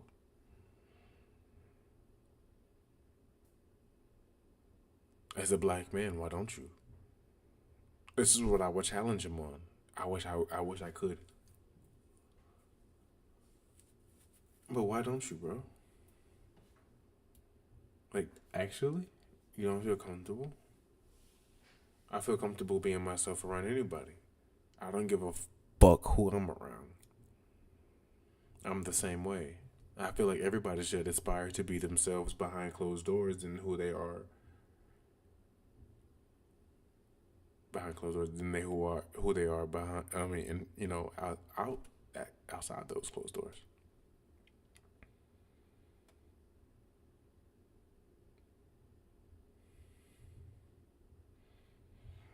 I guess if you're not accustomed to being around a different culture, a different minority, a different group, then of course you're going to. I don't feel like I'm centered. My cousin's not here anymore, so I can just like get back to like being right here. Of course you're gonna feel that way. You feel me? Like, of course you're gonna feel that way. If you're not accustomed to that, but if you start to be around a certain other cultures and in different environments, you're going to ultimately feel comfortable. You should put yourself in different environments. You shouldn't just adhere to your own culture. This is my personal opinion. Burping. I agree with it. They accept everyone for who they are. Except meaning ACCEPT. Damien.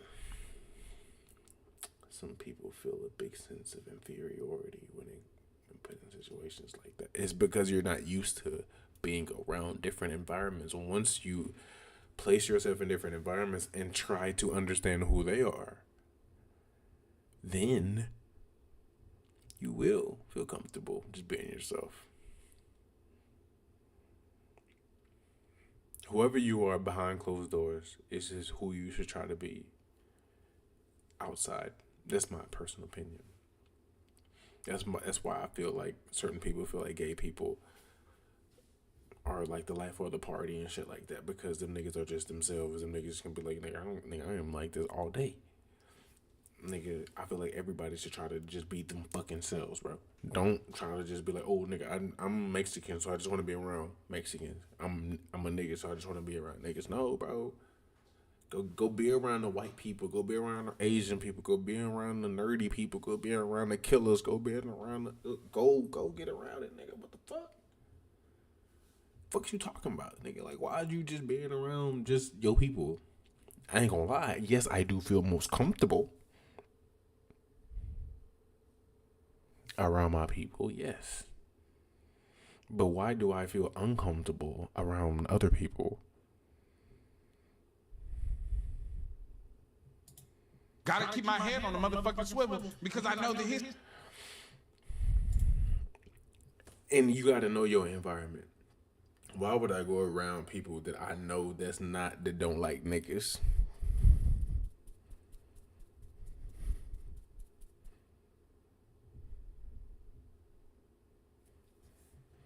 Anywho,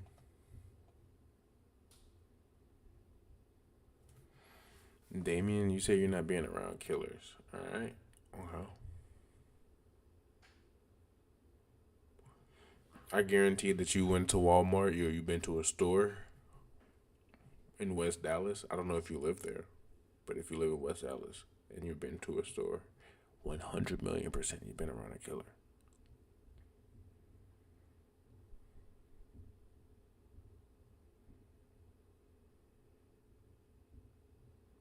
Want to bet on it? History, and you do too. Stop trying to implore empathy upon these communities and cut them off. They only seek us for what they can get from us. It's black and brown pride when the police kill a Hispanic man. Oh yeah, it's black and brown then. Oh yeah, it's yellow and black then when they need us to come out on the front lines and protest with us. But steadily perpetuating the same monkey stereotypes, anti-black rhetoric, and their society is built on anti-blackness. All of them. Go to their societies. Go look at their cultures. The darker you are, the less you have. And they bring that mentality over here, and it's supported and backed by white supremacy. And it's encouraged to be anti-black. And you can find in your motherfucking heart and in your mind, you can find a reason to be empathetic and excuse them and try to find the humanity in them. But you won't do that for your own brother and sister who have such a similar experience to you, that who else is going to relate to you better? Who's going to understand your struggle? Who's going to understand your plight better than your brother or your sister? That's a fact. I agree at the end.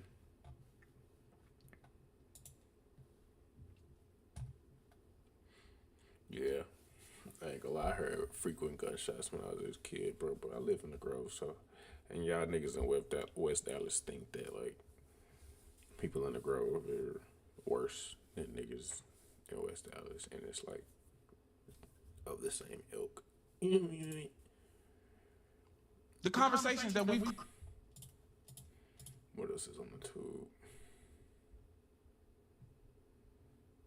What else is on the tube, ski? Hopefully I don't get a fucking... What's it called?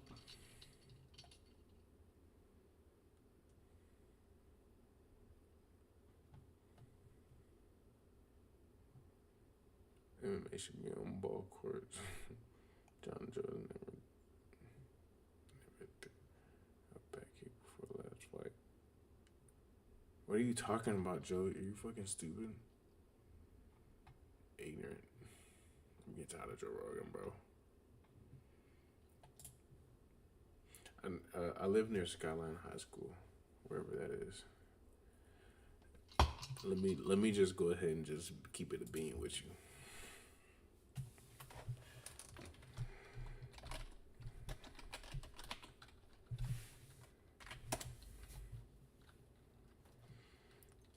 I think I'm from the Grove. I'm not trying to go to your fucking crib. I'ma just zoom out. I am not going to your crib.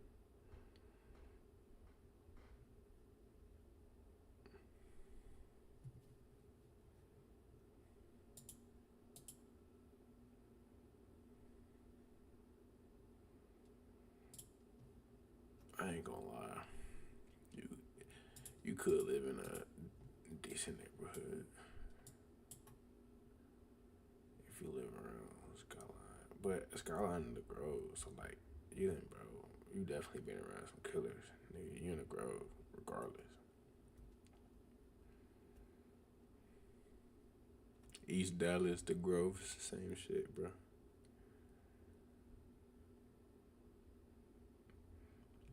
Because, shit, this is my digital footprint, so I'm not gonna, like, say where my fucking mama house is. Okay.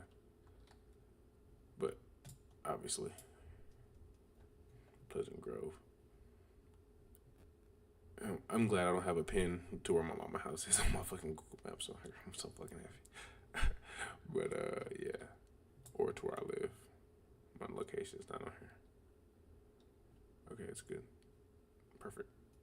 Tell ya.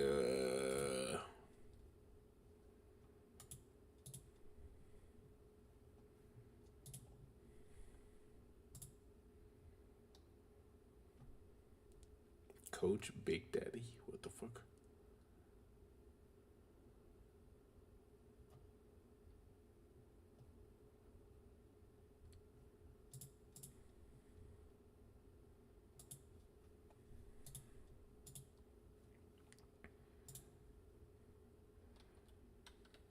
What is race victimizing? What do you mean, what is race victimizing? I don't know.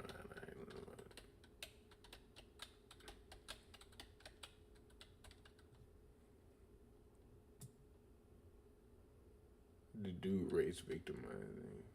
No offense.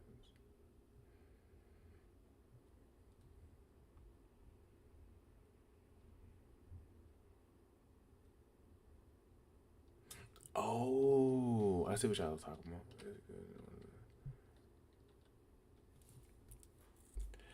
Yeah, because, like, you trying to make it seem like black people are just, like, can't. I think there's like I feel like there's a currency in making black people feel like they're the victim. And honestly, it would kind of, but as if we can't get up though, like as if like we can't do something, like, and I feel like we do need to galvanize, we do need to get up, but at the same time perpetuating the same story of, you know, as you might say, race victimizing. I feel like we should galvanize instead of reharp. And I get that brings views, which is the currency that I was speaking to. So like, I get it, but bro, like, I just feel like nigga, we should just empower by doing. Just doing. Like, yeah, speak on it when needed, when necessary, but like, when that is your whole platform, it is to speak on that. You hear me? No. I just don't think that's right. I don't think that's right to do. I don't think that's advancing your culture, your people. Me personally. I feel like we should just do and be the example.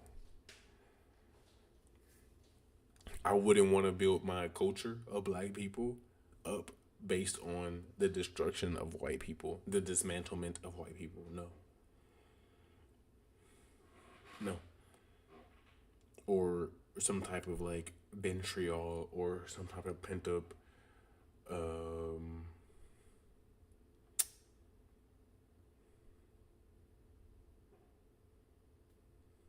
idea on white people. I don't have the word for it.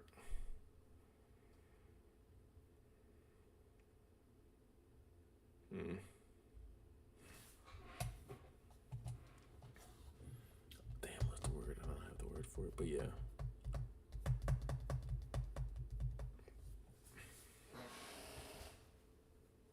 But what do I mean? What do I mean?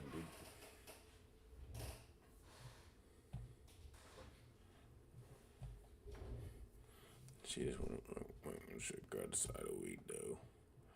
Okay, I ain't talking my language.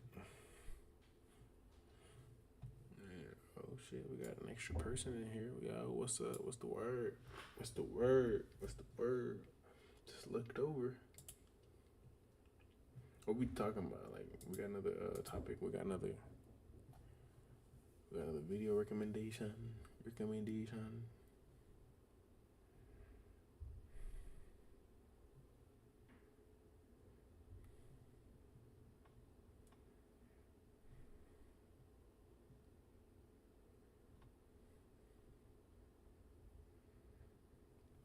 You know, in race baity videos, I kind of just don't like sometimes. With like, race baiting is kind of old, bro. We should get past it by just moving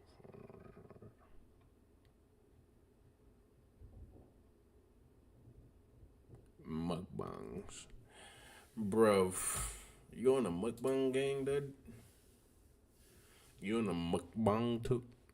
One weird thing I used to hear a bunch was black people can't be racist, or a certain race can't experience racism. It always annoying me. Yeah, black people can be racist as fuckhole. What are you talking about? People just say that are fucking ignorant. What do you mean you can't be racist?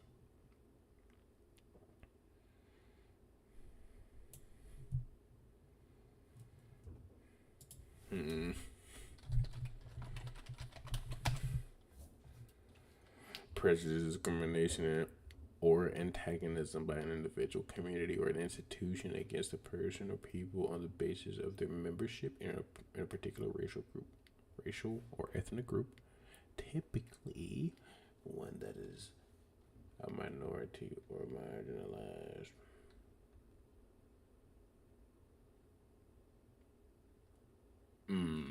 But it's a typically. It's not always.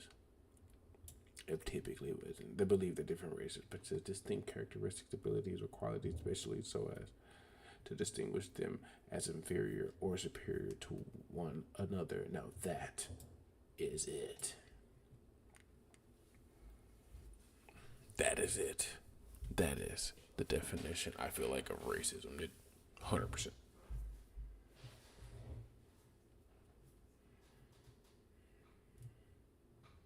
And yes, black people can be that.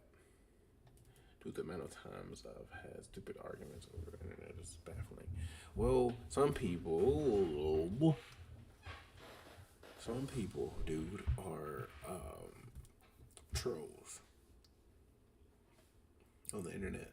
They're just there for a reaction.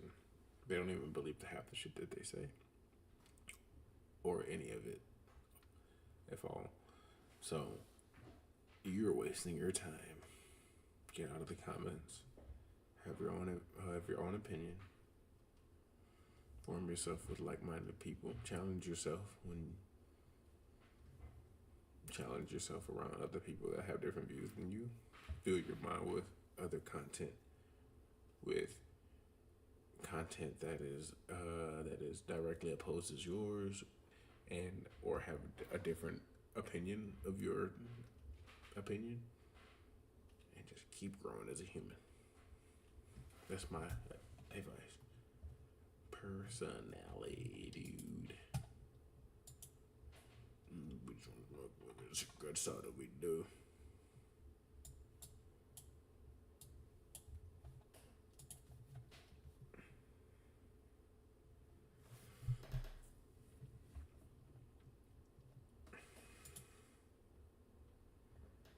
Yeah, bro, get out of those comments, bro. Get out of them. Be alright, bro.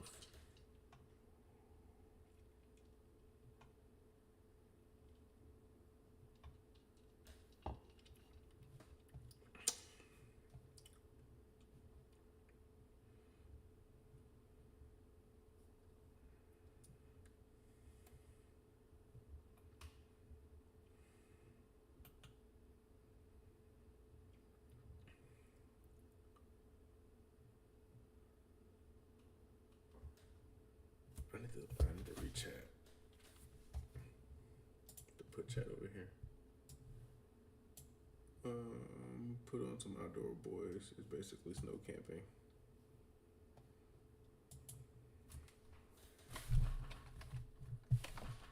Bro, you know, if it was up to me, I'd be watching Minecraft. I want to watch. What about Minecraft? Thoughts?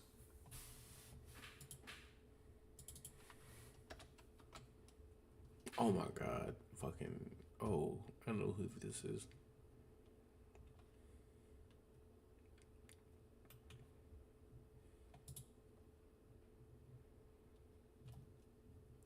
Let me put you on.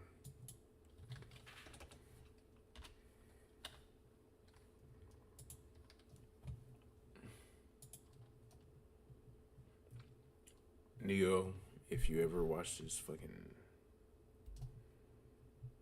ghost stories.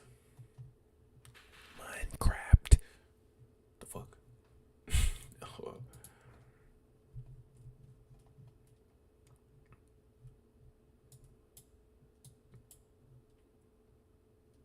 Neo, if you watch this back and if you ever get a ping that I'm watching your video, brother, I am not making any money off of this. And I'm a fan. So, please, bro. Please. And then he just came back to YouTube, like, not too long ago. I ain't gonna lie, bro. I just randomly thought about bro's channel, and then I realized I was like, oh shit, he took a long ass break for a minute, and then come to find out, bro, them was fucking. He had his fucking his dad passed, so that was fucking rough. My bad. Brain lapse. I was looking at shit.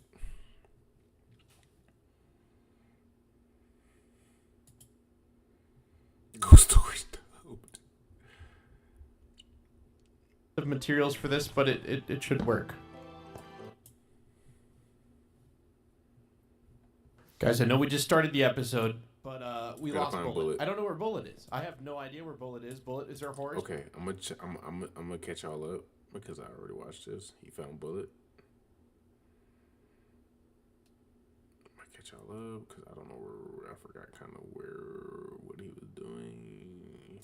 But anyway, so Neo, he has an underground world, right? And he has a horse named Bullet, and he made a mob spawner. I said underwater world. And he's going from there. And he's like an old school, like, Minecraft YouTuber. He's not like the type of, let's go, guys, let's make a fucking redstone. None of that shit. He's just like mining, chilling. You can hear the fucking footsteps. He's like a real Minecraft YouTuber. So let's go. To a pillager. What am I doing? To a pillager, what is it, like raiding party or something? What do you mean, dude? They're kind of a joke, if I'm honest. I'm trying to think where I want to put like a path. Or where I want to put these. Maybe like over here. I don't know. It doesn't really matter. Why my shit so tweaky?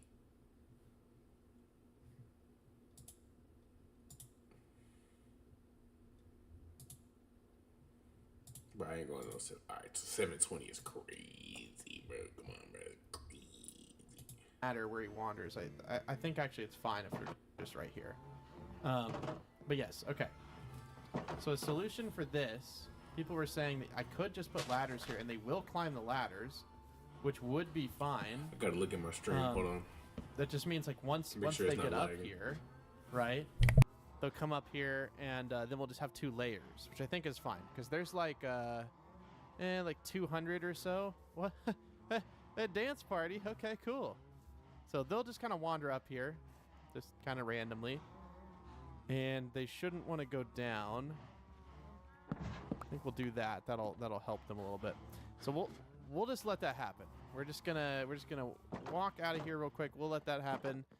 I think we're gonna add another layer onto the farm over here, and it's just so that we can have like a bigger farm. We've barely been over here, right? Like, so none of this wheat has grown like at all. We've been like too far away. So yeah, I think we definitely need a bigger farm. I don't know. Do we have the sand for that?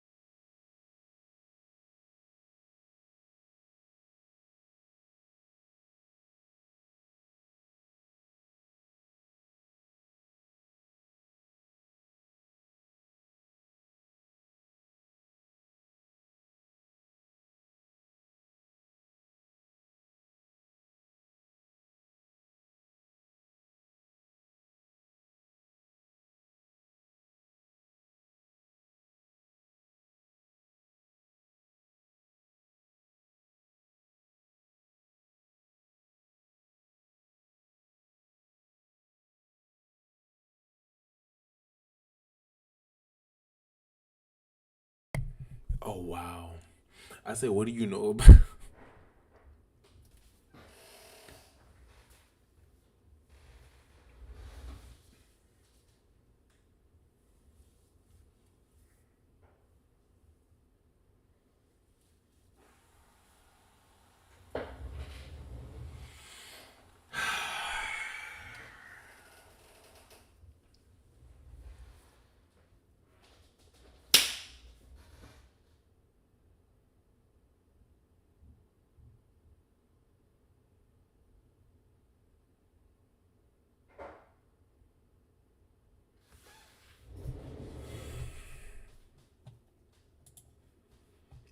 Nasty fucking work, bro. I was saying, what do you know about the Hermitcraft server? Etho, all of those guys.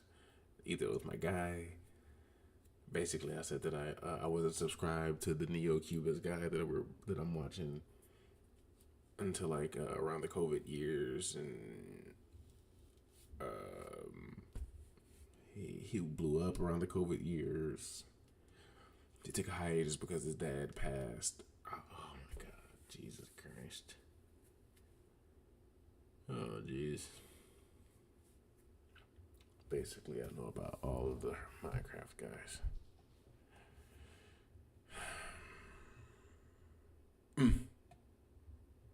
Nasty. We have the glass for that. I know we have the tinted glass for that. We have quite a bit of a tinted glass. Just a little bit of tinted glass. We could either expand it or make it bigger. If we make it bigger, it's kind of weird because, it has to be 2 blocks of dirt. Maybe we just, like, if we expand it, like, vertically, maybe we'll just actually make it, like, physically bigger. So, let's see. How much glass do we have? Okay, not that much. We do actually have a decent bit. We need, like, a dedicated smelting area. I remember saying that. I thought it was weird that everything's, like, kind of scattered about. And I do still share that sentiment. It's a little odd having everything kind of scattered about. I don't really like it. So, we'll have to build... I mean, obviously, we're going to be building a lot of stuff. I wasn't trying to build a lot this episode, but that's kind of how it goes. You have a plan. And you might be right. I might get to all right.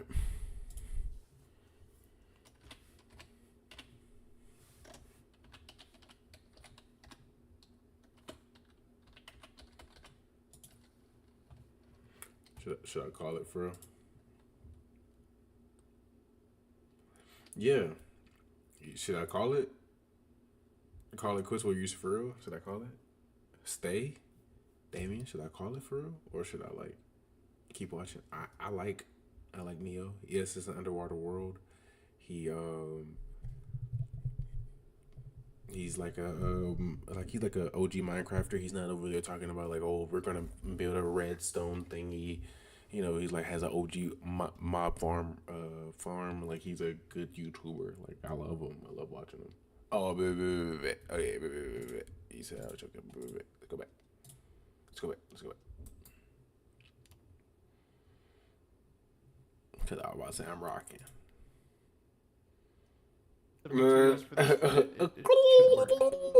I'm not on it. I'm not off. I'm not off. And you got a little bit of air, joking. a little bit of light.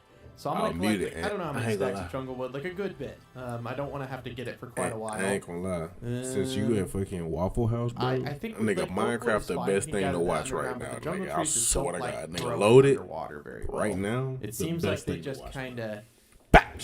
I mean, like the 2x2 trees do grow under there, but I'm used to 2x2 jungle trees being like huge and having a ton of wood, and they kind of have their growth stunted, obviously, because it's like a tiny underwater silo. So let's just get a few of these. I say a few, but actually, oh, this is beautiful. Look at this. And yeah, we're not. It's not going to be like a super intense episode, but we're going to do a lot of really satisfying stuff, which I think should be good for you guys to watch. I know it'll make me feel better when I log in and I don't feel like I'm behind. I was going to do that off camera, but I was like, I might as well just record it because, I don't want to feel like I'm getting behind and I'm building all these things without going back and making sure everything is up to the standards that at least makes me happy whenever I log into the world. And right now, the paths are making me a little unhappy, so let's fix them. Okay, well, I've been going ham on these trees, and I don't think we're going to need any more wood than this. This is, like, quite a bit. Been going ham hard as the motherfucker. Let these niggas know who I am.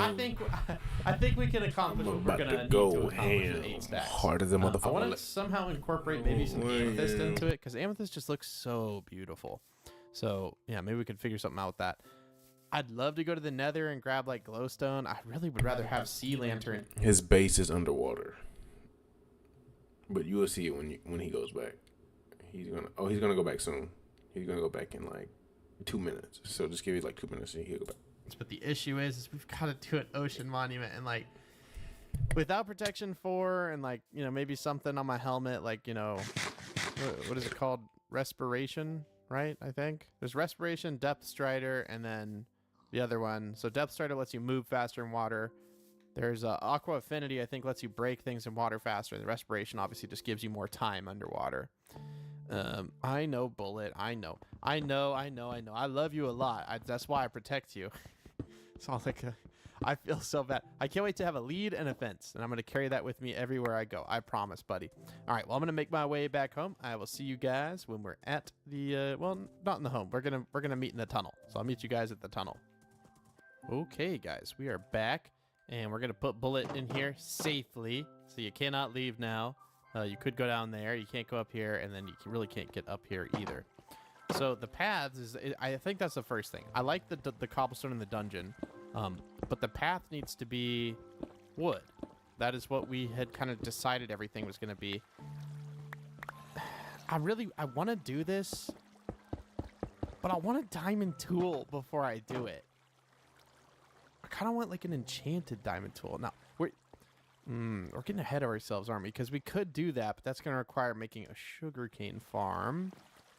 What do you think, buddy? What should we do? How should we approach it? Should we get some diamond? Should we at least get a diamond pickaxe, or should we get enchanted diamond tools? You pick one or two. All right. I think I'm just gonna get at least like a diamond pickaxe. So, I think the best way to do this is gonna be making like an actual strip mine.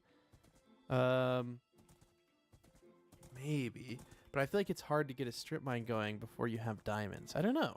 I guess we'll kind of find out, because this is a lot of stuff to break. Like, keep in mind, we got to break this entire thing. We've got to break all these walls and stuff. Bro, I cannot wait until, like, I get later on into the series and see all of this fucking tunnel built out and see what he does with it. That shit gonna be crazy. So maybe we should build a little sugarcane farm real quick and just get a little bit of enchanting going. People are saying that, you know, actually, I think I know what people are saying about the cow farm. I've gotten so many answers about it that I'm kind of confused myself in a way as to how to approach this, but I think I have a solution. But before I do any of this, first of all, let's put up all the wood. We don't need that. Hang our banner of, yep, that's right. 2, count them, 2. We're 2 for 2. We have not died yet to a pillager. What am I doing? To a pillager, what is it, like raiding party or something? I don't really know what they are. They're kind of a joke, if I'm honest. I'm trying to think where I want to put like a path. Or where I want to put these. Maybe like over here. I don't know. It doesn't really matter where he wanders. I think actually it's. Bro, I wanted to get into Minecraft too. I think I was gonna start playing, bro. I want to make an underwater world. Not like his. His is like, I wouldn't make mine like that. And I don't want to do mine in a creative world because I don't think that I want to do all that mining. I probably want to build it in a creative world, cheating, I guess you can say, and then make that creative world into a survival world, and then start like mining for like diamond and all that bullshit. You know, and then like play the game like as necessary, but like creating my base. Bro, I can't be mining all that fucking material. That's crazy. It's a crazy amount of time, bro. Facts, bro. Facts. I gotta do a Minecraft stream. That's a fact. That's a fact. That's a fact. I'm gonna let this cook and I gotta go pee again. I ain't gonna lie. It's fine. Drink a lot of water. But yes, okay. So a solution for this, people were saying that I could just put ladders here and they will climb the ladders, which would be fine. That just means like once they get up here, right? They'll come up here and then we'll just have 2 layers, which I think is fine because there's like 200 or so. What? A dance party? Okay, cool. So they'll just kind of wander up here, just kind of randomly, and they shouldn't want to go down. I think we'll do that. That'll help them a little bit. So we'll just let that happen. We're just gonna walk out of here real quick. We'll let that happen. I think we're gonna add another layer onto the farm over here, and it's just so that we can have like a bigger farm. We've barely been over here, right? Like, so none of this wheat has grown like at all. We've been like too far away. So yeah, I think we definitely need a bigger farm. I don't know. Do we have the sand for that? Do we have the glass for that? I know we have the tinted glass for that. We have quite a bit of a tinted glass. Just a little bit of tinted glass. We could either expand it or make it bigger. If we make it bigger, it's kind of weird because, you know, it has to be 2 blocks of dirt. Maybe we just, like, if we expand it, like, vertically, maybe we'll just actually make it, like, physically bigger. So, let's see. How much glass do we have? Okay, not that much, but we do actually have a decent bit. We need, like, a dedicated smelting area. I remember saying that. I thought it was weird that everything's, like, kind of scattered about. And I do still share that sentiment. It's a little odd having everything kind of scattered about. I don't really like it. So we'll have to build. I mean, obviously, we're going to be building a lot of stuff. I wasn't trying to build a lot this episode, but that's just, I mean, that's kind of how it goes. You have a plan, and then the game is like, nope, you got to do this, this, and this. And that's fine. I like it. It makes it fun. But I'm sorry if you guys feel like misled. I'm not trying to mislead you. Okay, we'll put up everything in here. This is like a rare item, right? I mean, ominous bottle. I think those will be actually really good for when we start to, you know, want to do like pillager or no, wait, Pisser. Trial chamber runs, stuff like that. I'm pretty sure that's what those are going to be mostly used for. This is, I guess, a tool. I don't really want to keep it, but we're going to keep it anyways. All right, so what do we need for this? We need the polished stuff. We need this stuff. I don't know how much we need, but we'll take a good bit. And we're just going to make this thing bigger. And obviously, we don't have enough glass right now. We may want to take a little bit of sand as well, just because we may want to expand it a little bit on the side. And then, obviously, the jungle doors. Gotta have the jungle doors. I'm so excited to get enchanting going, dude. Having respiration will just make these projects so much easier. Like, so much easier. So I'm trying to think. If we're going to make it bigger... Actually, this is kind of... Well, this is not the best spot for it. I want to put the door right here.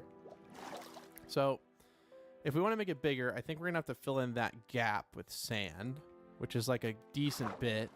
We could make it a little bit wider, right? And then like a little bit longer. Oh, no! Okay. All right. Well, I guess it's about time. We are having a trident. Oh, we can't see anything anymore. We're having a trident invasion. Okay. All right. Here's the thing. Those guys will absolutely shred us. So we've got to take a few precautions here. I think the first and most important precaution is a golden apple. I think we're gonna need a golden apple here. Okay, so we'll take a couple of golden apples. I don't know. What do I do? Make a bow, I guess. 1, 2, 3. We do have a stack of arrows here. This may actually really help us out. It won't be enchanted, of course. Is there one that's in here? I think I actually have one with decent enchants. Yeah. Obviously, we can't repair it right now, but that's pretty decent. In case that somehow breaks during this short fight, we'll get this. Okay, so what does this have? Punch 2, power or punch 1, power 2, unbreaking 2. So decent. Okay, and we have doors to kind of block with here. I'm gonna set up a little bit of like a barricade. Like I said, like I'm taking this very seriously. These guys are beefy to say the least. Okay. Where